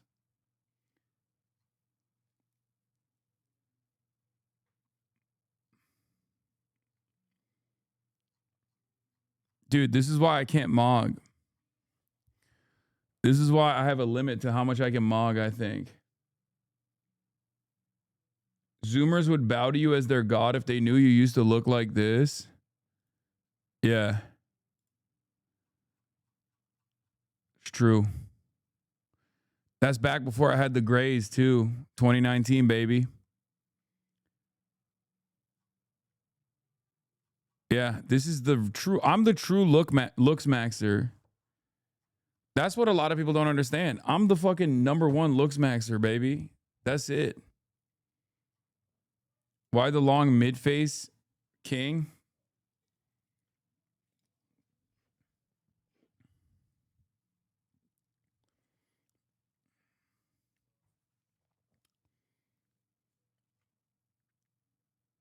Who convinced you the sideburns were a good idea? I just didn't have any facial hair. It was the only type of facial hair I could grow, and I really wanted to grow facial hair. You know?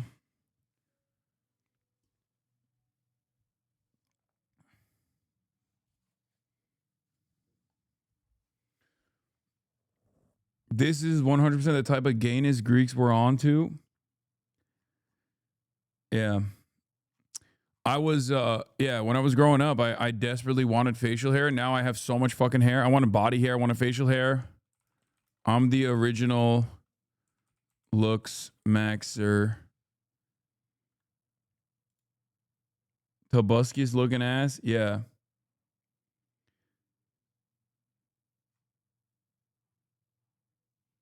What would you be doing for your Ramus?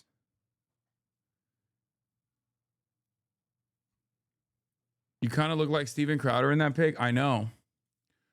Also, when I have a beard, I genuinely can't wear these glasses that I normally wear because I look like Matt Walsh, I feel like. When I wear these glasses with the beard and my hair, I look like fucking Matt Walsh, so I can't even wear these glasses. It sucks, dude. Straight up, I got insecure with the beard. I got insecure about how much I look like Matt Walsh, and I stopped wearing them. Yeah. When I was younger, like the bro tips days, when I was doing that fucking satirical alpha dog shit, that's when I looked the most like Steven Crowder. You look perfectly fine back then, and I think that's the point people should take from this. Not that you must look like now. Your issue was simply your styling. Okay, calm down. Let's not lie to one another or ourselves here. Do you even mew, my man? No, they didn't even have the mewing technology back then. Your glow up over the years is truly a W. Does it remind you of the W's you've had over 2025 specifically? What about the L's? No, we're not going to do that today.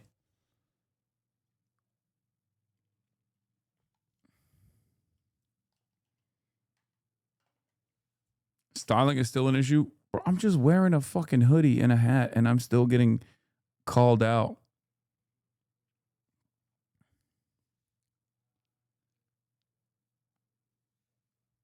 How did you elongate your Ramus from his depressed state? I don't know what that means. At least you don't overwear chains and rings anymore. I wasn't overwearing chains and rings either. I had a fucking choker necklace and one ring in this photo. Calm down now.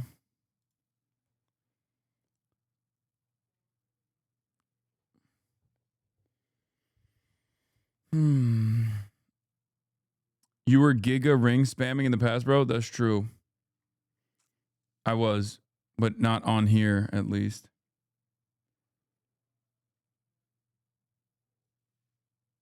All right. Anyway, this is crazy.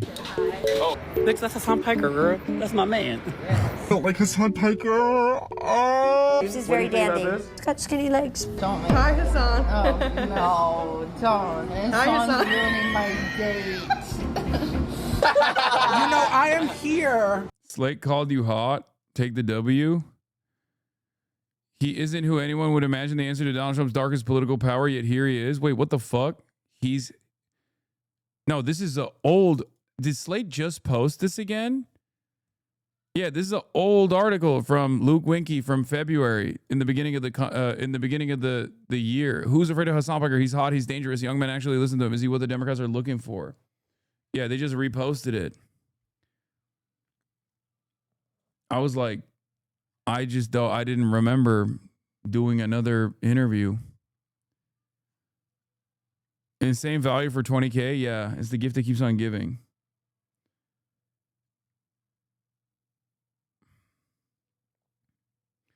You should debate him. You could reach an impressionable young audience. Who? Donald Trump? I agree. Who would mog? Angela Davis or you? Angela Davis would mog me.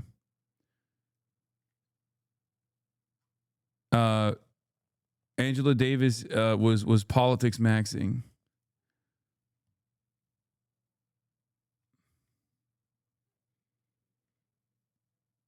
Anyway, all right. Please just give this video a chance. Check logs. Can you please react to this video, Senator Armstrong? No. What about you versus Zoran? I mog Zoran. Let's be real. Come on now. That's not even a question. All right. I'm done for the night.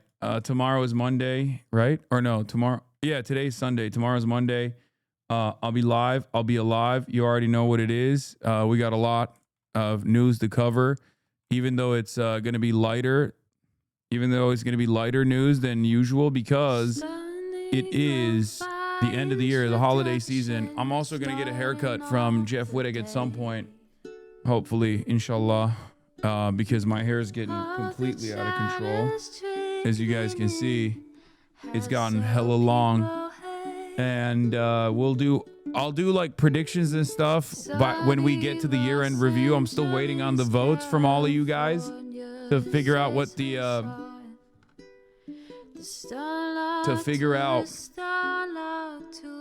what the best clips, best collabs, things like that are this past year. Slanta, bro, in chat, love them mods. Hell yeah. See you tomorrow. Peace. Love you all. Bye bye.